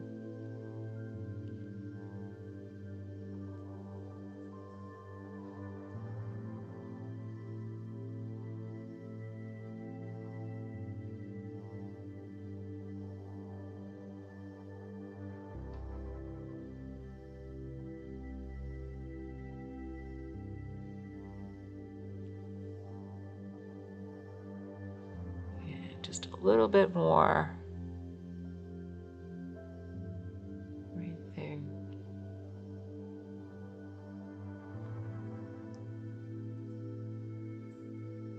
And let's go in with just a little bit more blue and just do a few more of the shadowy areas that are a little bit darker. I'm going to take this one and tinge it just a little more on the yellow side. Just a bit. And come right in here.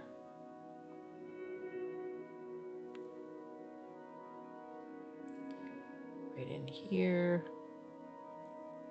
And right in here.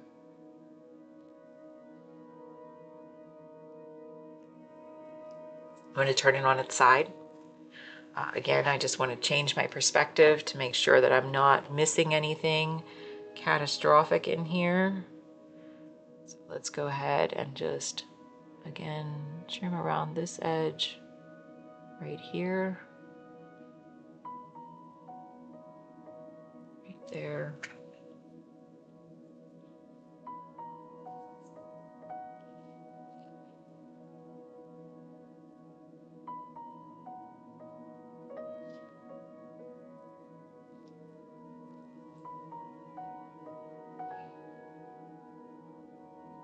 Right up here.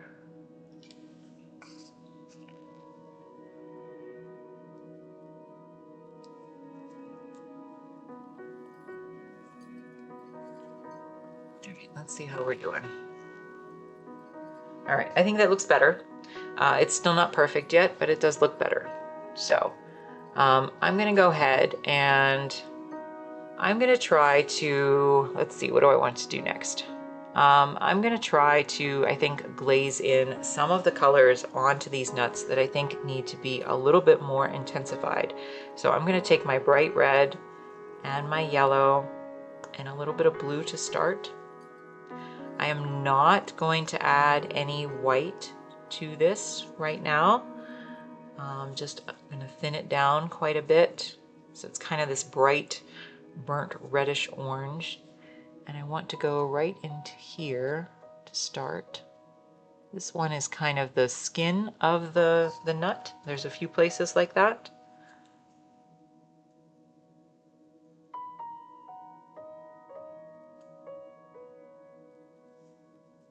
So we're just going to work on intensifying.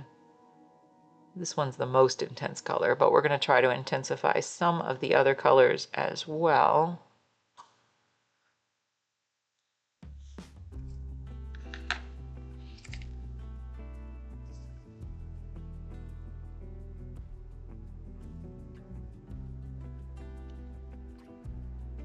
And I think I'm going to do something a little bit different. I still feel like I need to Let's add a little bit of white to part of this and a little bit of yellow. I'm just going to come in and try to define one of these shapes that I feel is a little bit odd. This one right here.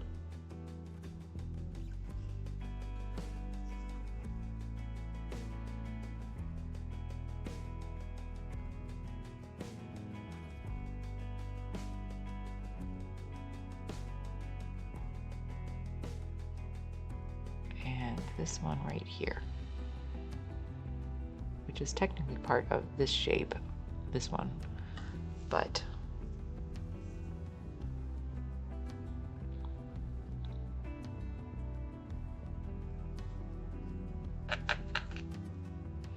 okay. I need to go in with a few little darker shadows in here where this chocolate is kind of peeking in. And I think I'm going to continue with that color that I just mixed up here and just trim a few of these out where I still feel like it's just a little bit off. And some of the ways that I know that this shape is off right here is to, again, look at the positive and negative shapes, right? So the positive shape is the one that I'm painting. The negative shape is this dark area where the chocolate is with the shadow.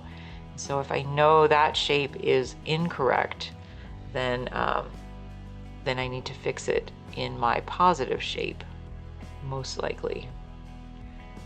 So there should be a much narrower space there than what I had.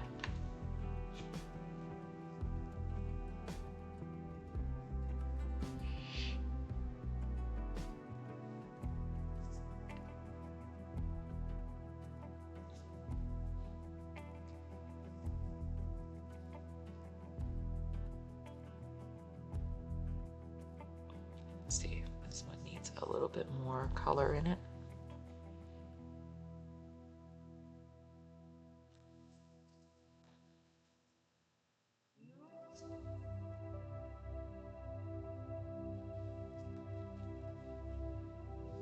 And this one needs a little more yellow and a little bit more white.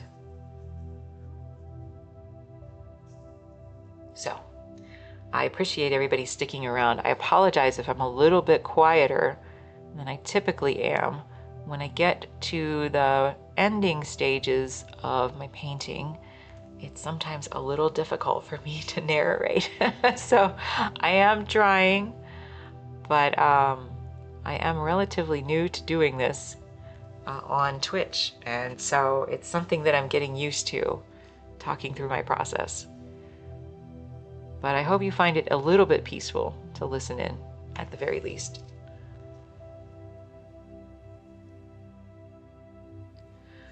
All right, so I'm going to take a little bit more yellow with this. We're going to thin this down quite a bit so it becomes this more kind of a rusty light orange. And I want to just come in to some of the areas where I feel like the nuts need to be just a bit more refined.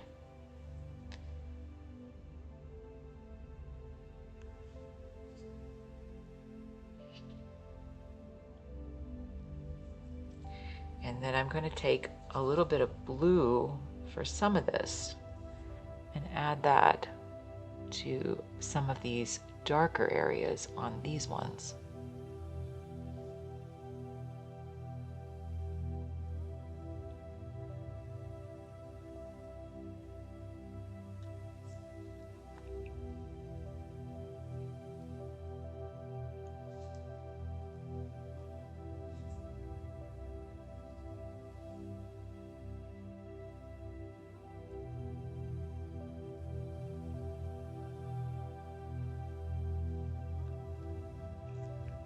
So it's just a back and forth. It's me trying to figure out the puzzle, how to get all of these shapes to eventually come together and look like something substantial enough to reality.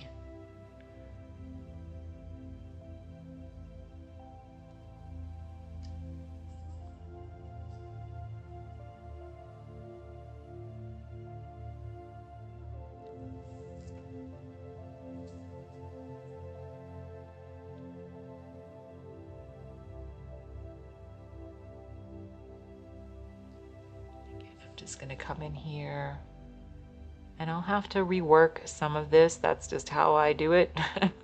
So I very rarely get things right on the first pass. I'm very much a workhorse. I just keep being relentless until I get it right.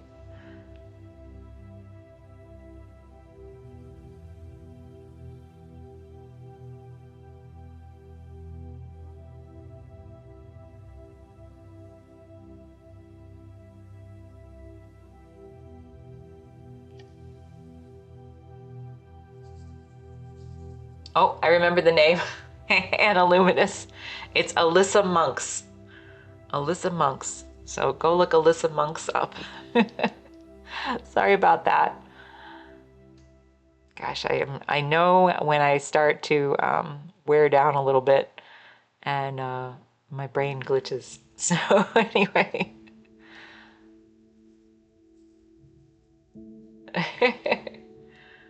Monks, the first one, Monks, I believe. So yeah, I think so.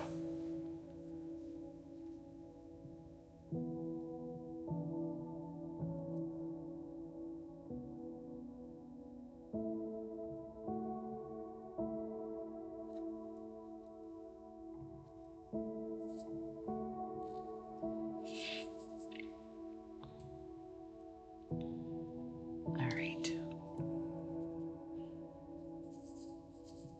I'm going to switch to this one.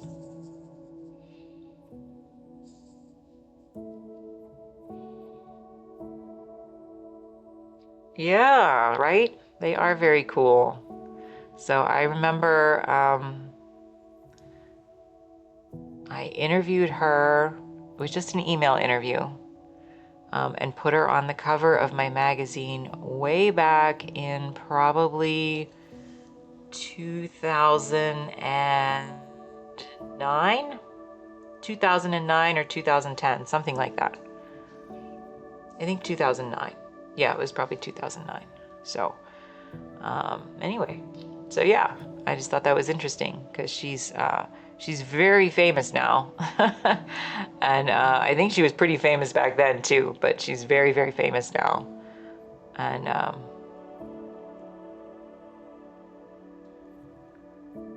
yeah, definitely at the forefront of that movement of the distorted realism. So I thought that was interesting.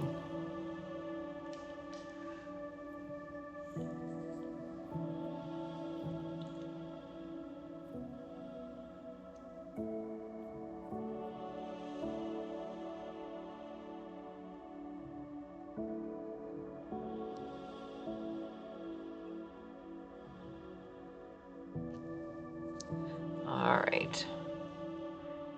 So again, I'm doing pretty good. Just trucking along, trying to get most of these in better shape than they were in. But I think that I am gonna have to let them dry again. But first I'm gonna go in, I'm gonna flip this back upside down.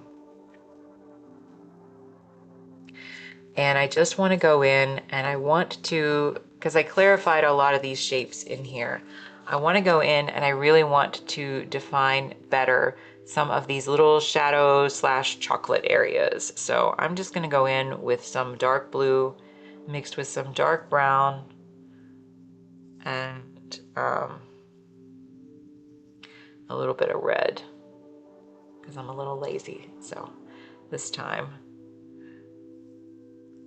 we'll just do that. Glasses down on my nose mean that I mean business. So I'm gonna go in here.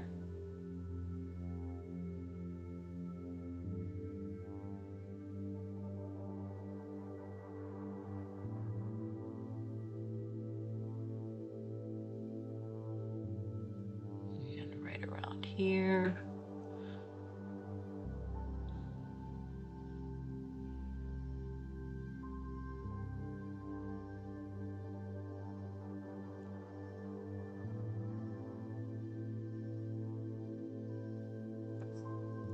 So this will really help. I mean, this part, you know, again, seems like a little thing, but this is really kind of like cleanup. slash, I don't know, refinement, I guess, for me. And I really want all of these shapes to be pretty secure so that all I have to do is go in and really fix up the details on them.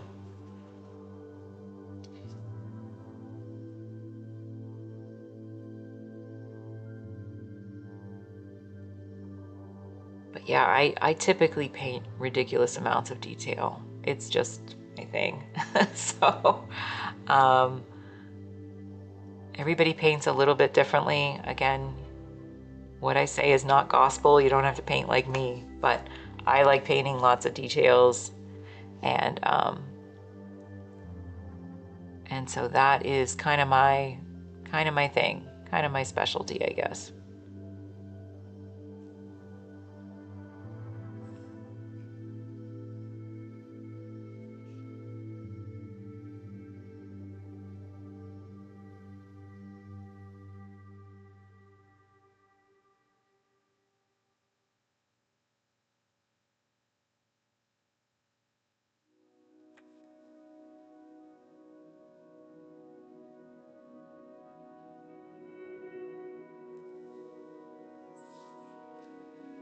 All right, so I just want to go around these shapes.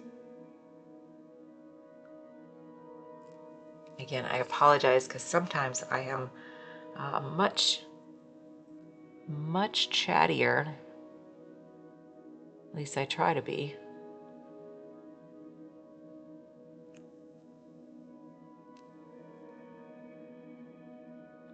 But it's just a little harder for me to do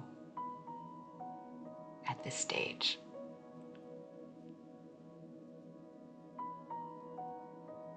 Detail work takes brain power. It totally does, Anna. It totally does.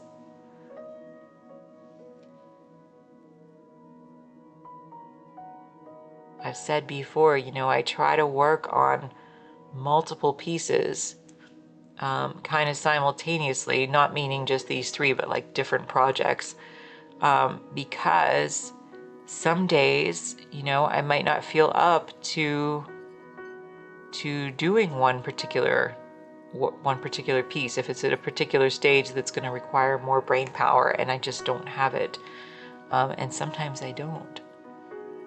So I have to be ready with something, but I have to work, right? So I have to be ready with something, or be willing to start something new that maybe doesn't require a stage with quite as much brain power at that moment. So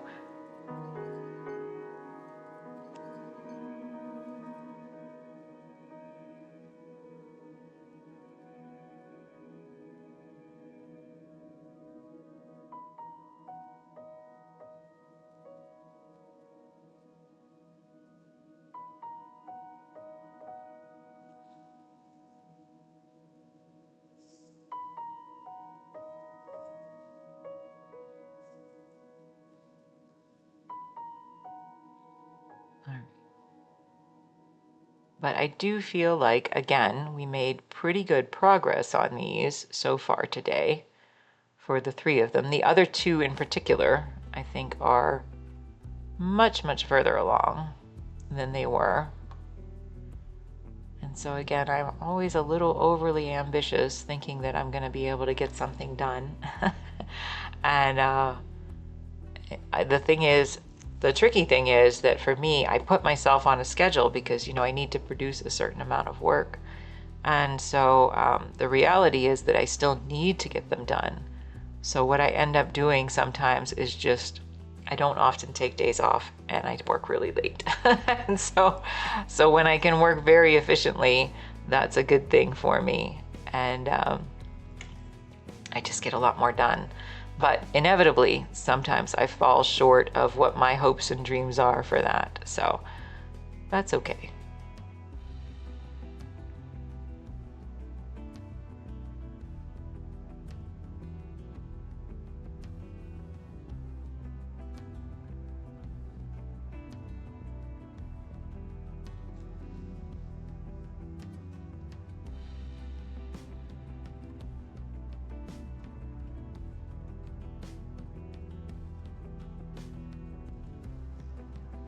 But yeah, sometimes if I'm, because again, as Dino said, this is a crazy process.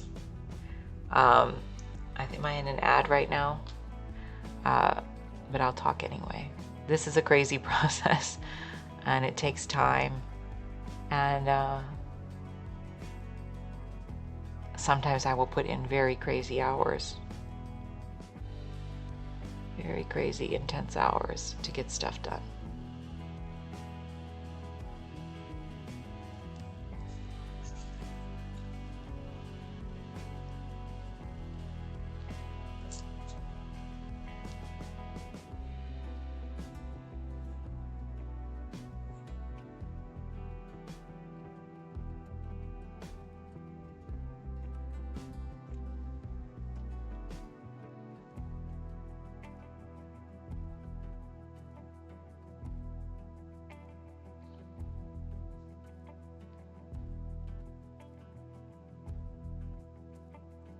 So even now I can see there's an area here where this nut is not correct.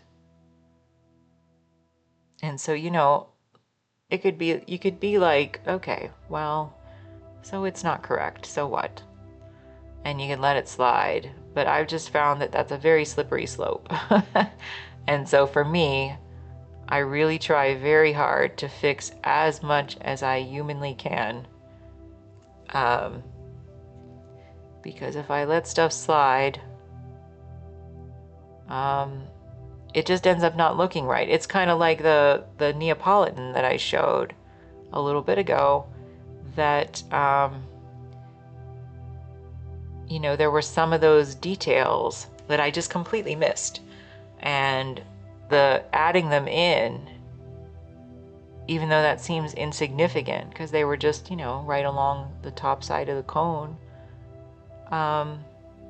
it made the difference. It made a big difference in the convincing nature of my painting. So I really try very hard to not let things slide.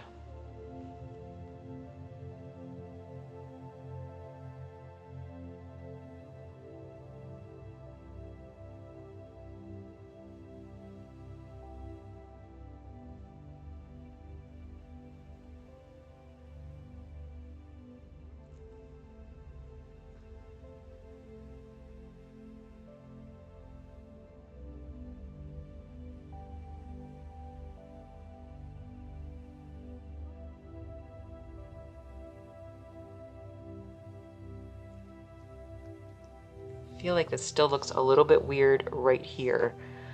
Some of it I'm going to fix when I come back in and paint some details in. Some of it I might actually need to just recalibrate, which does happen on occasion.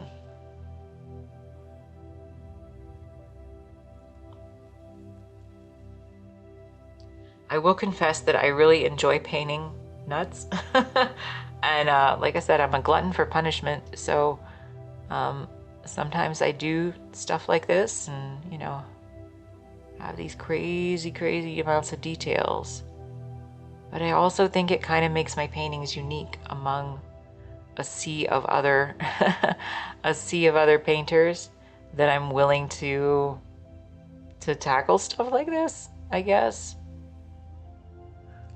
If you look on my website and you can see my giant gingerbread neighborhood painting, the 5th house in the neighborhood is covered with nuts. And so, and it was quite large. So it took a long time. And actually, my husband was the one who, he walked by and he told me a couple times, because at the end of that, I was like in a painting trance. I had been painting so much. And he was able to see what was wrong with it and have me go in and fix it. And he's not a painter, but sometimes you need somebody who's willing to do that for you. So this looks a lot better to me now, I think. I'm going to go in and I'm just going to let that dry for now to start. It really does have a lot more form than it had, like 30 minutes ago though, for all those little nuts. But I do think that I'm going to try to do what I did to these other 2 pieces and go in and just add a little bit of this frostiness that we put in here, right in here. So this gets a little bit tricky, and hopefully I can do this correctly. I'm gonna mix up a color that's very similar to this one right here. First, we're gonna go in with that, and then we're gonna mix up a color like this that has a much lighter tone to it. And I'm gonna go and just put a few judicious spots in there. There are actually a few little pieces in here that are nuts as well. I am gonna skip those though. So that's my artist prerogative. I don't have to put everything in there if I don't want to. But let's go ahead and mix up a color first, and then I'll show you how I do this. So I'm gonna mix up my little bit of red with my blue and some white and a little bit more white.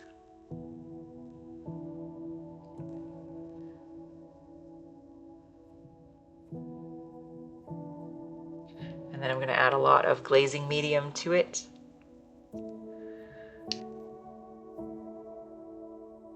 And then what I'm gonna do, and we're gonna cross our fingers on this, because I did this, if anybody was in here a few weeks ago, I was painting an ice cream bar, and it was quite large. It was one of the 12 by 16s, and I had to do the frosty part on it all over.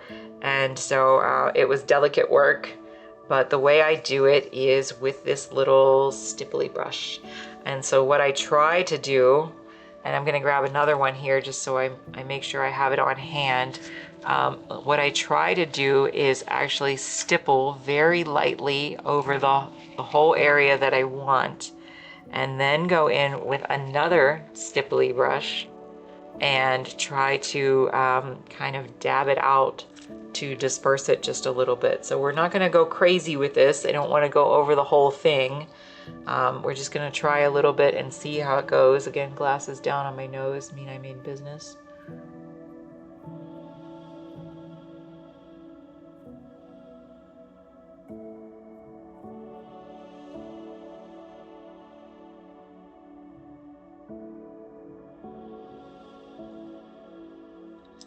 So I did okay on those first few applications, and then that one I went a little too heavy, so we're just gonna clean that up a little bit. And what I do is I put it down, and very, very lightly with this rough edge of the brush. Sometimes I'll actually turn it on its side, and then I turn it as I go so that I'm not repeating the same pattern.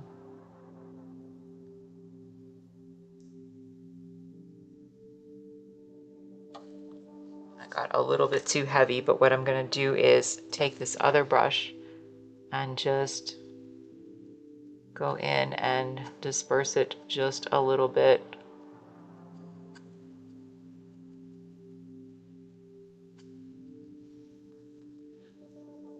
So I did this live, and I only had a couple people when I did the other one a few weeks ago, and the one wonderful person who was in here watching told me that at first she was really disappointed by the process, and then she left and then came back, and then she saw it at the end, because it does just take time. And then she was very politely amazed at the end.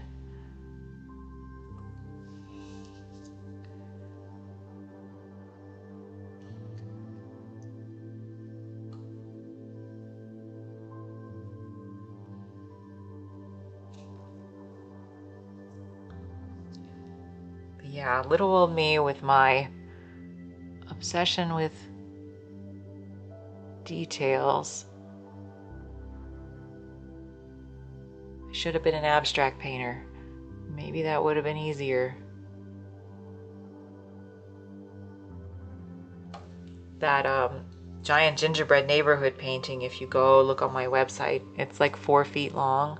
It took me like 400 hours to paint.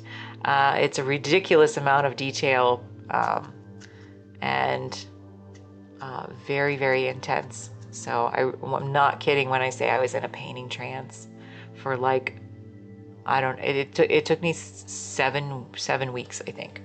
7 weeks of working every day from like um, early in the morning till midnight and just doing the bare minimum that I needed to do with other things in my life.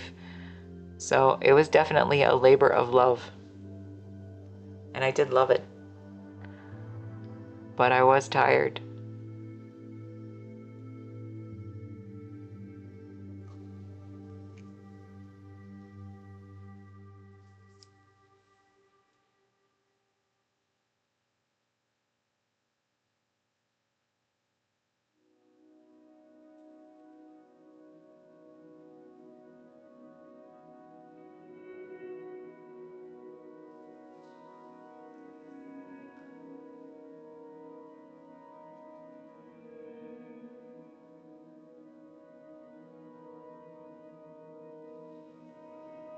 Again, there's no science really to this.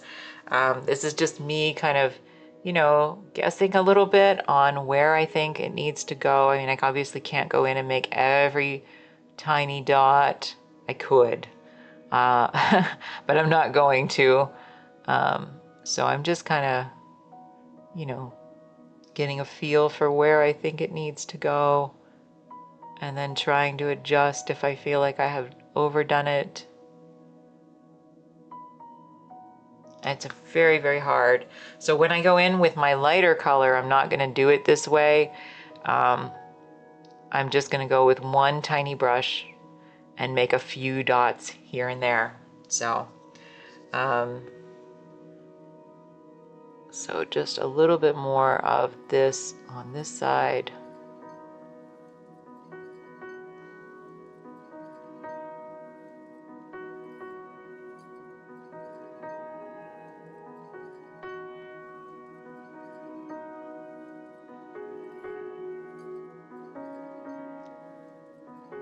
A lot of these weird little tricks, and for anybody who wants to use them, please feel free.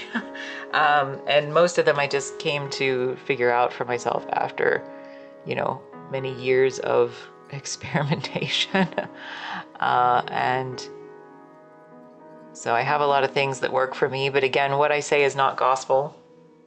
And I don't consider myself a teacher, but I'm happy to share what I know how to do, because it was a lot of research for me, and a lot of wasted time. I won't say wasted. I mean, eventually I figured stuff out, but a lot of time trying to just simply figure out things that I think other people in the world already knew how to do, and I just couldn't find the information. So if I could save you some time, if you're a painter, then, I'm happy to do that. And if you're just an art lover, then I hope that you're amazed by the weirdness of my painting techniques. So, sometimes it's just nice to share, I suppose.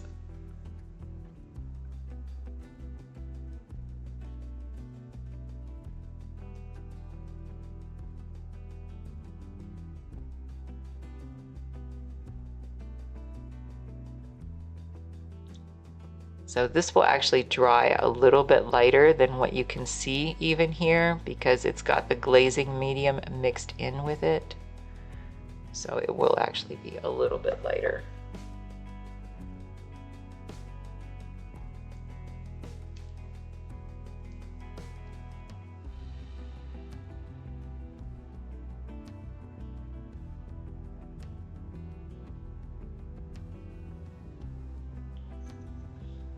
Like I said, sometimes you have to, at least I have to, break from what my photo is telling me and just think about what I need to accomplish. So this isn't exactly what my photo says, but I think that it creates the form and the convincing nature of the realism just a little bit more. So it's just my opinion, and it's my painting. So it's my artist prerogative to try to figure that out and see what I can do with it.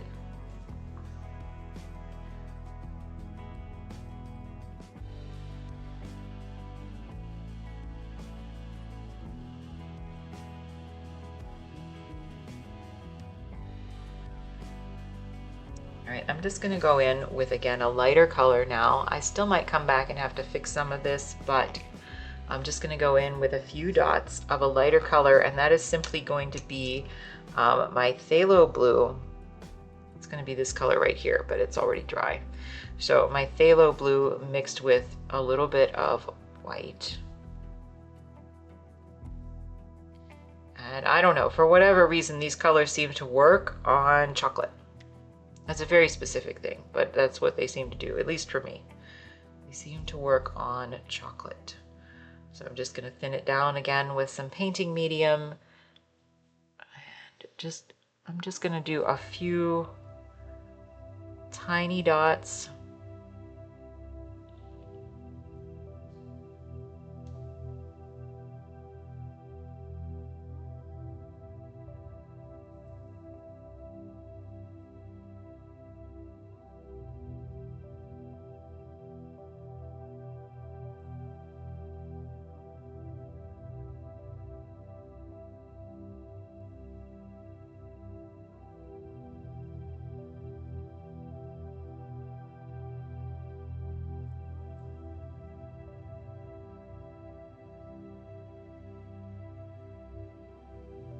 I guess if I look at this, I kind of look at it like the night sky, right?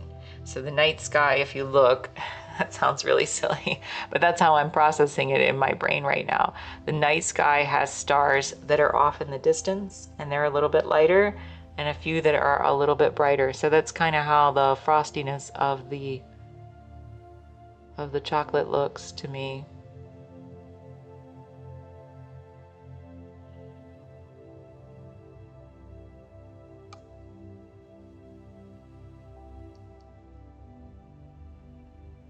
And again, I just try to can't create the pattern exactly, right? So I kind of create like a haphazard pattern that I feel looks balanced. And balance is just a weird thing that, I don't know, I try very hard to just feel for it and think about, you know,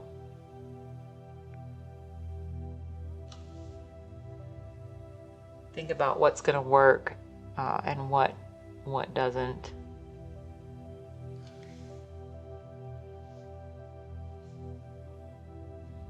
Honestly, I'm surprised y'all are sticking around at this part, because although I think it's kind of cool to see, I mean, it's just me making dots, but I appreciate it. See, now I talked and I messed that one up. So we just got to clean it up. This one's a little too heavy, so we're just gonna wipe it away. So we'll give it take two.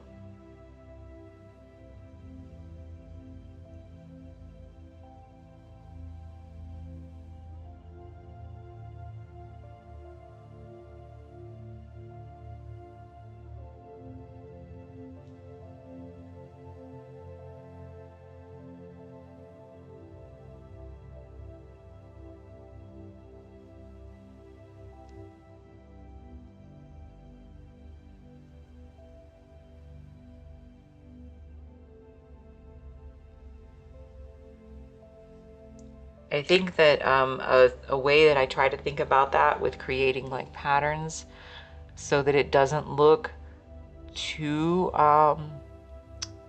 too even or too, you know, too recognizable is I learned a long time ago that you should never have things that really line up, that everything should be a little like off kilter. So like if I made these dots, if you notice this little pattern, let's take these three. This is we're going in deep here, but these three dots here. So this one is on a slightly different vertical line than this one, which is on a slightly different vertical line than this one.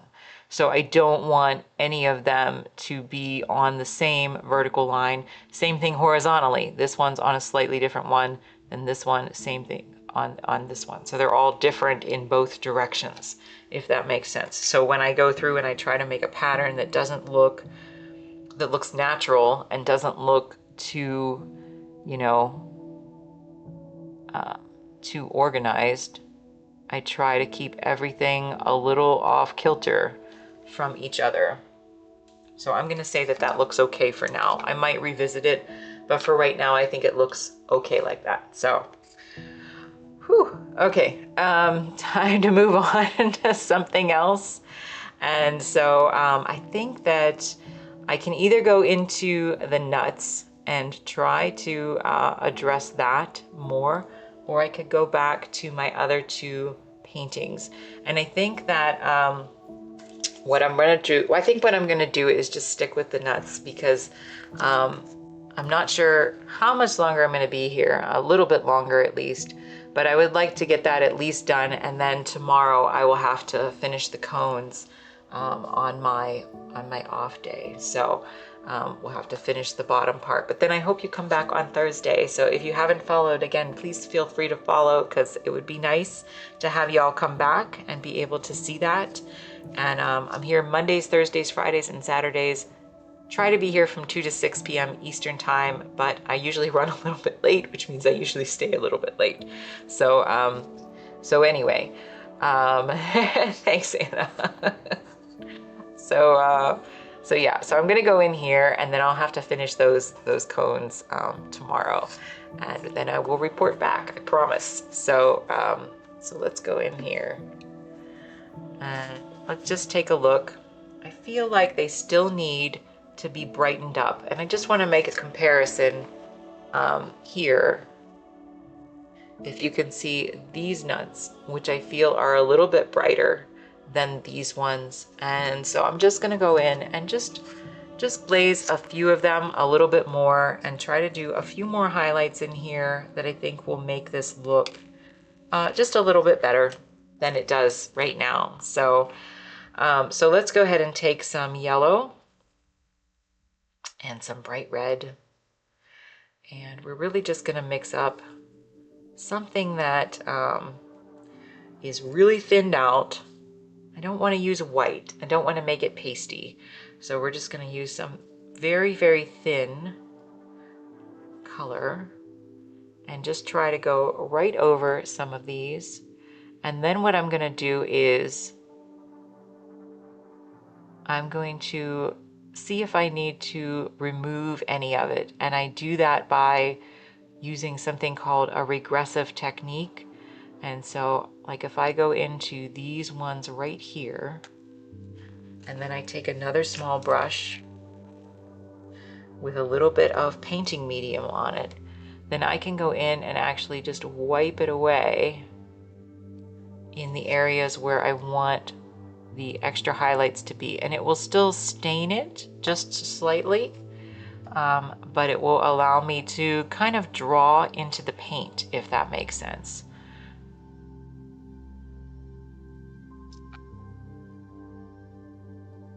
And it's just a good way to, you know, you can do this again. There's lots of different ways to use regressive techniques where you put something on and then take it off.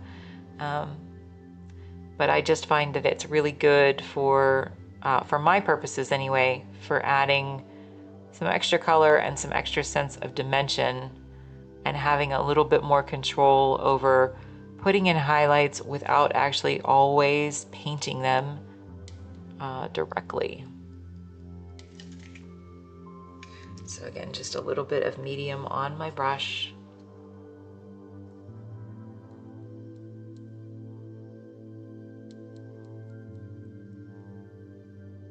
Clean this off just a little bit. I am going to have to go in there and paint a little bit of extra stuff though. Just a little bit.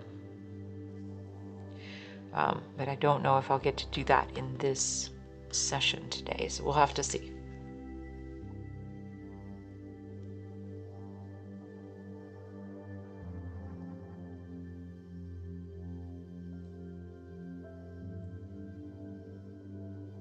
But I do hope that you tune back in, because one thing that I have a few new projects that I want to start.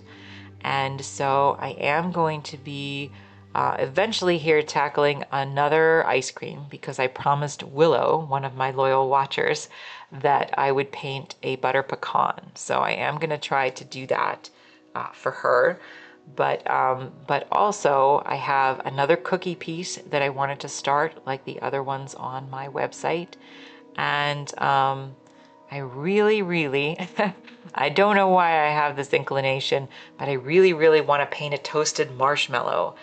And so I bought marshmallows this past week, and there's another small project that I wanted to take on as well. I always have lots of things going on, but I do want to try to paint a toasted marshmallow.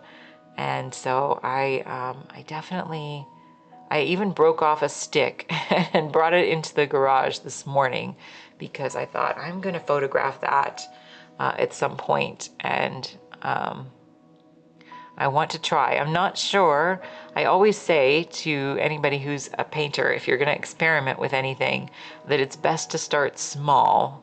And since I've never painted a toasted marshmallow before, I might start small. I might start really small. Yeah, Anna, right? Marshmallows. Marshmallows are really good, but they're also very beautiful, right? They're very beautiful when they're toasted. So I just think they would be quite lovely on a stick. So it'd be a little bit, you know, organic from the nature of the stick, and a little bit food. I don't actually think that I could have painted a toasted marshmallow a few years ago. I don't think that I would have had the painting skill to be able to do that. But I do think that maybe I am at a place where I have enough skill to do that now. So that's one reason why I really would like to try, is because I like to challenge myself. I try to grow with each painting to make sure that I get a little bit better each time.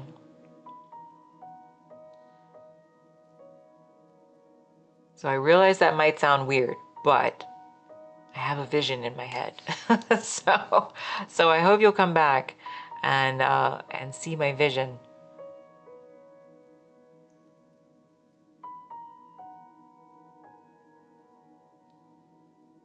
But again, maybe I would do, if it worked out, maybe I would do a bigger one at a later date. But I think this one might just be a tiny one, maybe super tiny, like even a 4x4, because I painted a few 4x4 paintings recently, actually, and they're just nice sizes to really experiment with stuff and be able to tackle things in a much smaller time frame than I would be able to, you know, I mean, this is a good size too. This is a 5x7, but yeah, we might go tiny. We'll have to see. We'll have to see.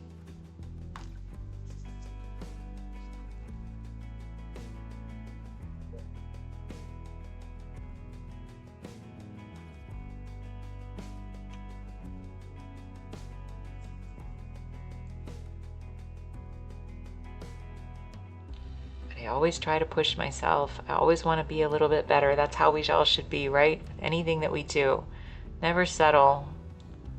Never settle for just being okay.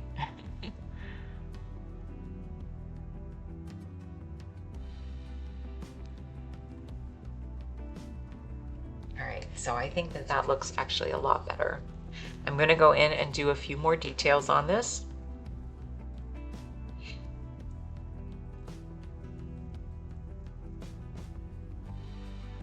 We're just going to go with my yellow and my bright red and some white.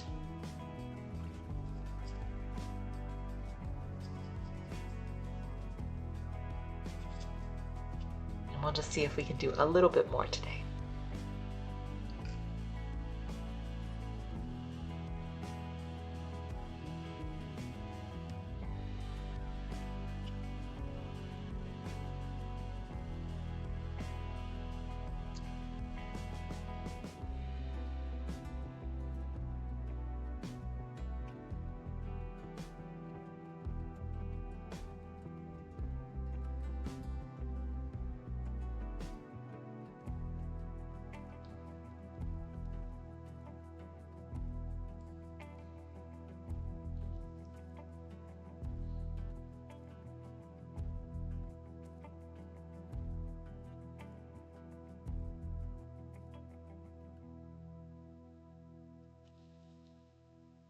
Okay, so that looks a lot better. Again, sometimes it's just about going in and just refining stuff. Just a little bit here and there. Doesn't take much to make a big difference.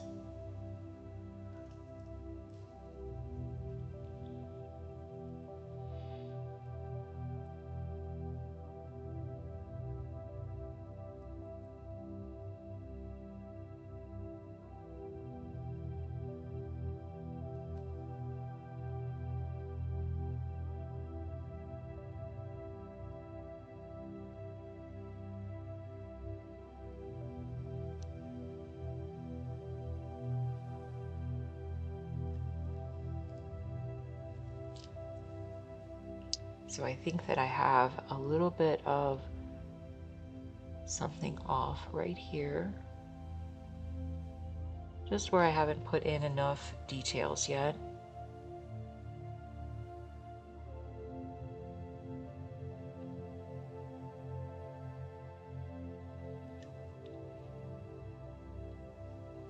And then I'm going to work back into a few of these places that I mentioned earlier, right here. So it's just back and forth, trying to see more and more each time.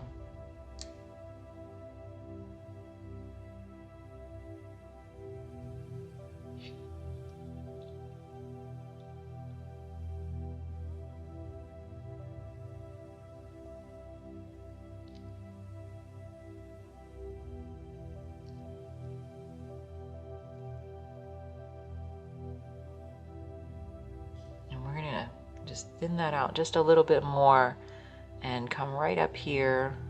I'm going to put something right there as a highlight. But I'm also going to come in to, there's another one right there. It's not really addressed. I'm also going to come right into this particular nut. We're going to see if this works.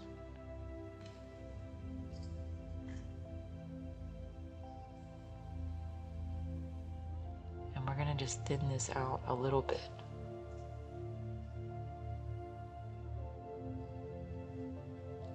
This one has like a few notable striations on it.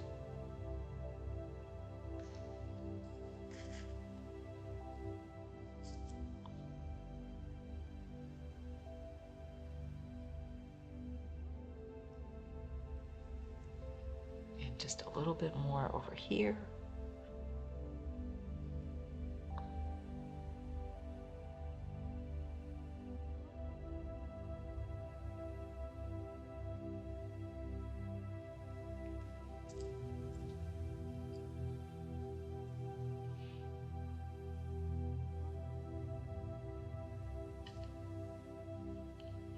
Almost there.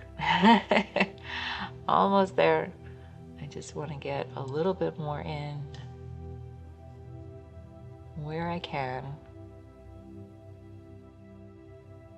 And then hopefully just have to really address the cones and very tiny details when I work on these tomorrow or tonight, because again, I'm weird that way, or kind of obsessive. So I am first, after I finish the stream today, I get to head out to my garden, and that is something that I look forward to. So I am having more success this year with my little garden than I did last year. And so that makes me really proud because I have a very dark backyard. In theory, nothing should grow back there, but I am somehow managing it and making it work. So that makes me proud.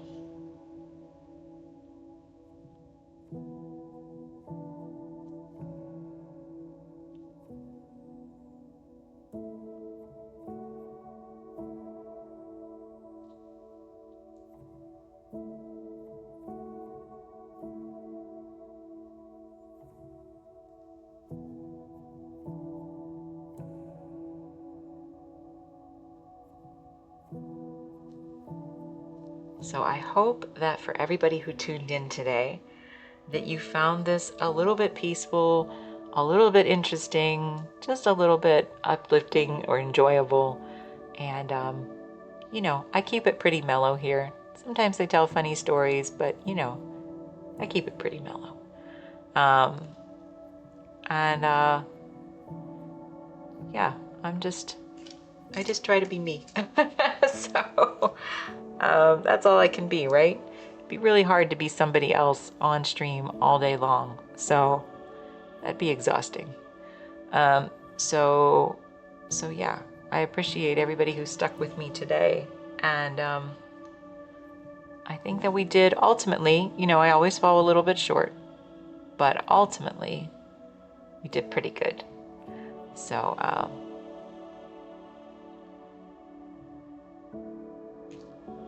just gonna do a few more.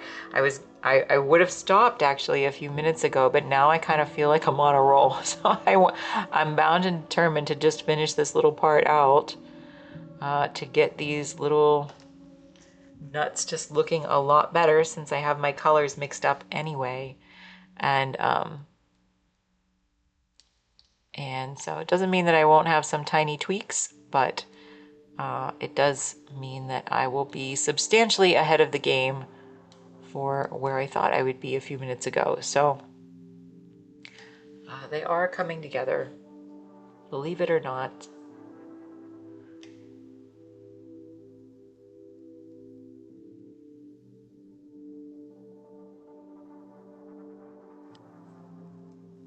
That reminds me of The Greatest American Hero. Did anybody watch The Greatest American Hero? Am I too old? Believe it or not, I'm walking on air.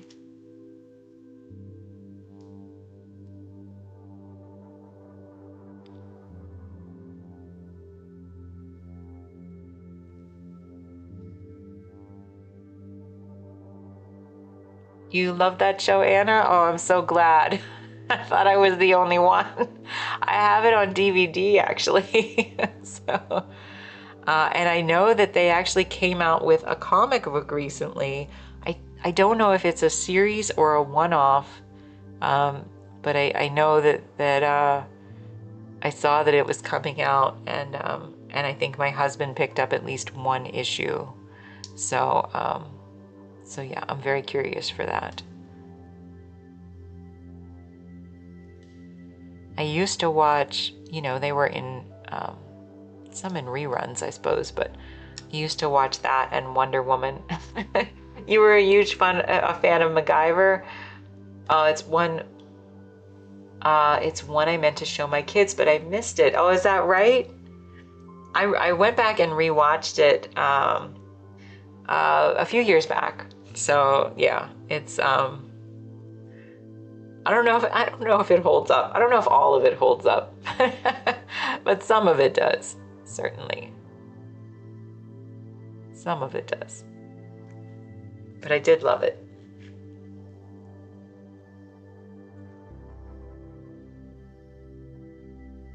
But Wonder Woman, I've watched that. That was kind of from the same era-ish. And that one I actually think holds up, even though it's kind of cheesy. It's kind of fun to watch, so.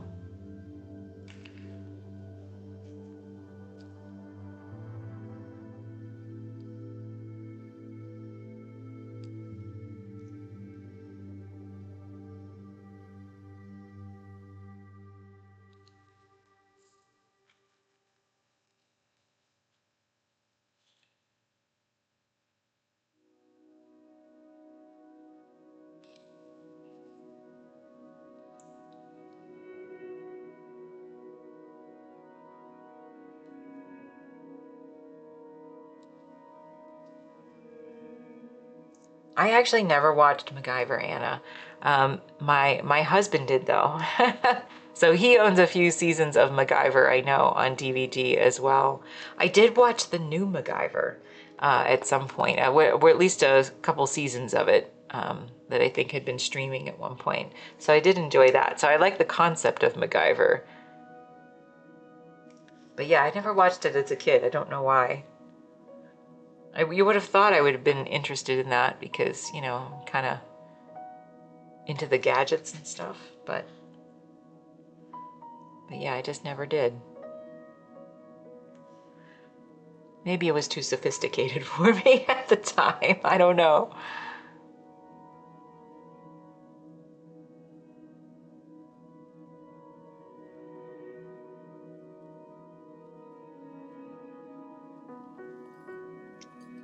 You missed the new MacGyver. Oh, you're a Richard Dean Anderson girl all the way. Understood. Well, then you probably wouldn't like the new MacGyver anyway. Although I think he was in it. Wasn't he in it? Like, I think he had some guest appearances maybe in it. I can't remember because it's been a while since I watched it. I feel like he did though. As something, not as MacGyver. I can't remember though.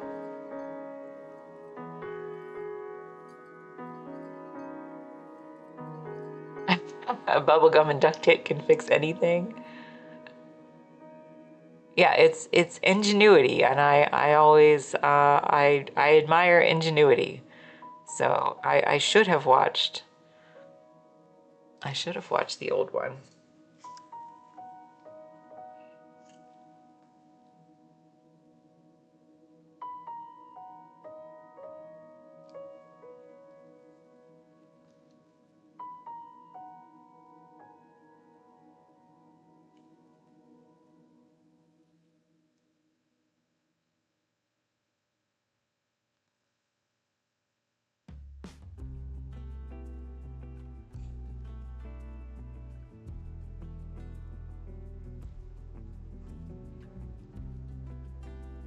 All right, almost there.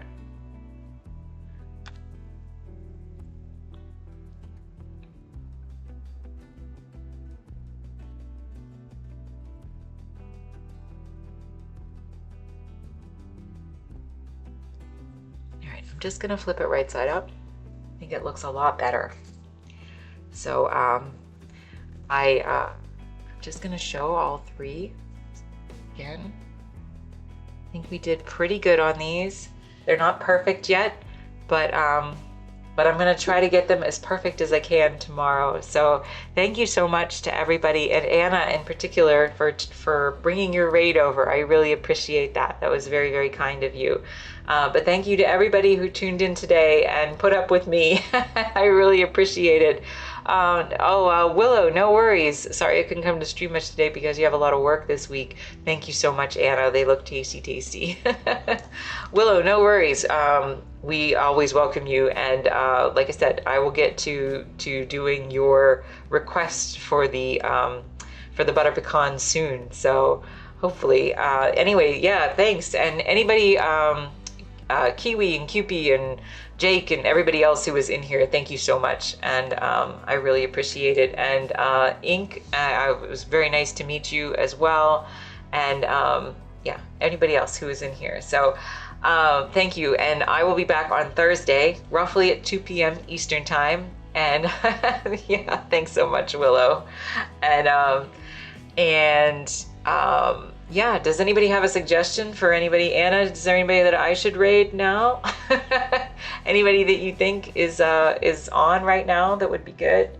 We're learning who people are, so I need to spend more time doing that. But if anybody has any suggestions for anybody that we can raid now that we're coming to an end, I would certainly appreciate it. So.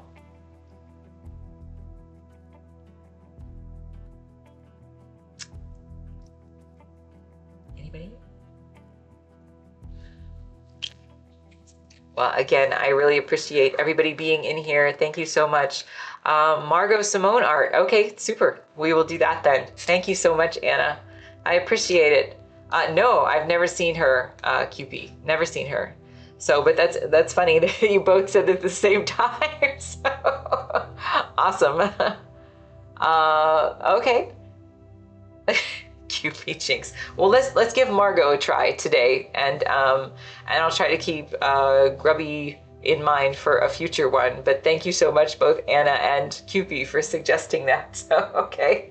Thank you so much, everybody. Again, have a wonderful night, and I will see you soon, okay? I will we'll send you over to Margot now, okay? All right, have a good night. Thanks for tuning in. Bye-bye.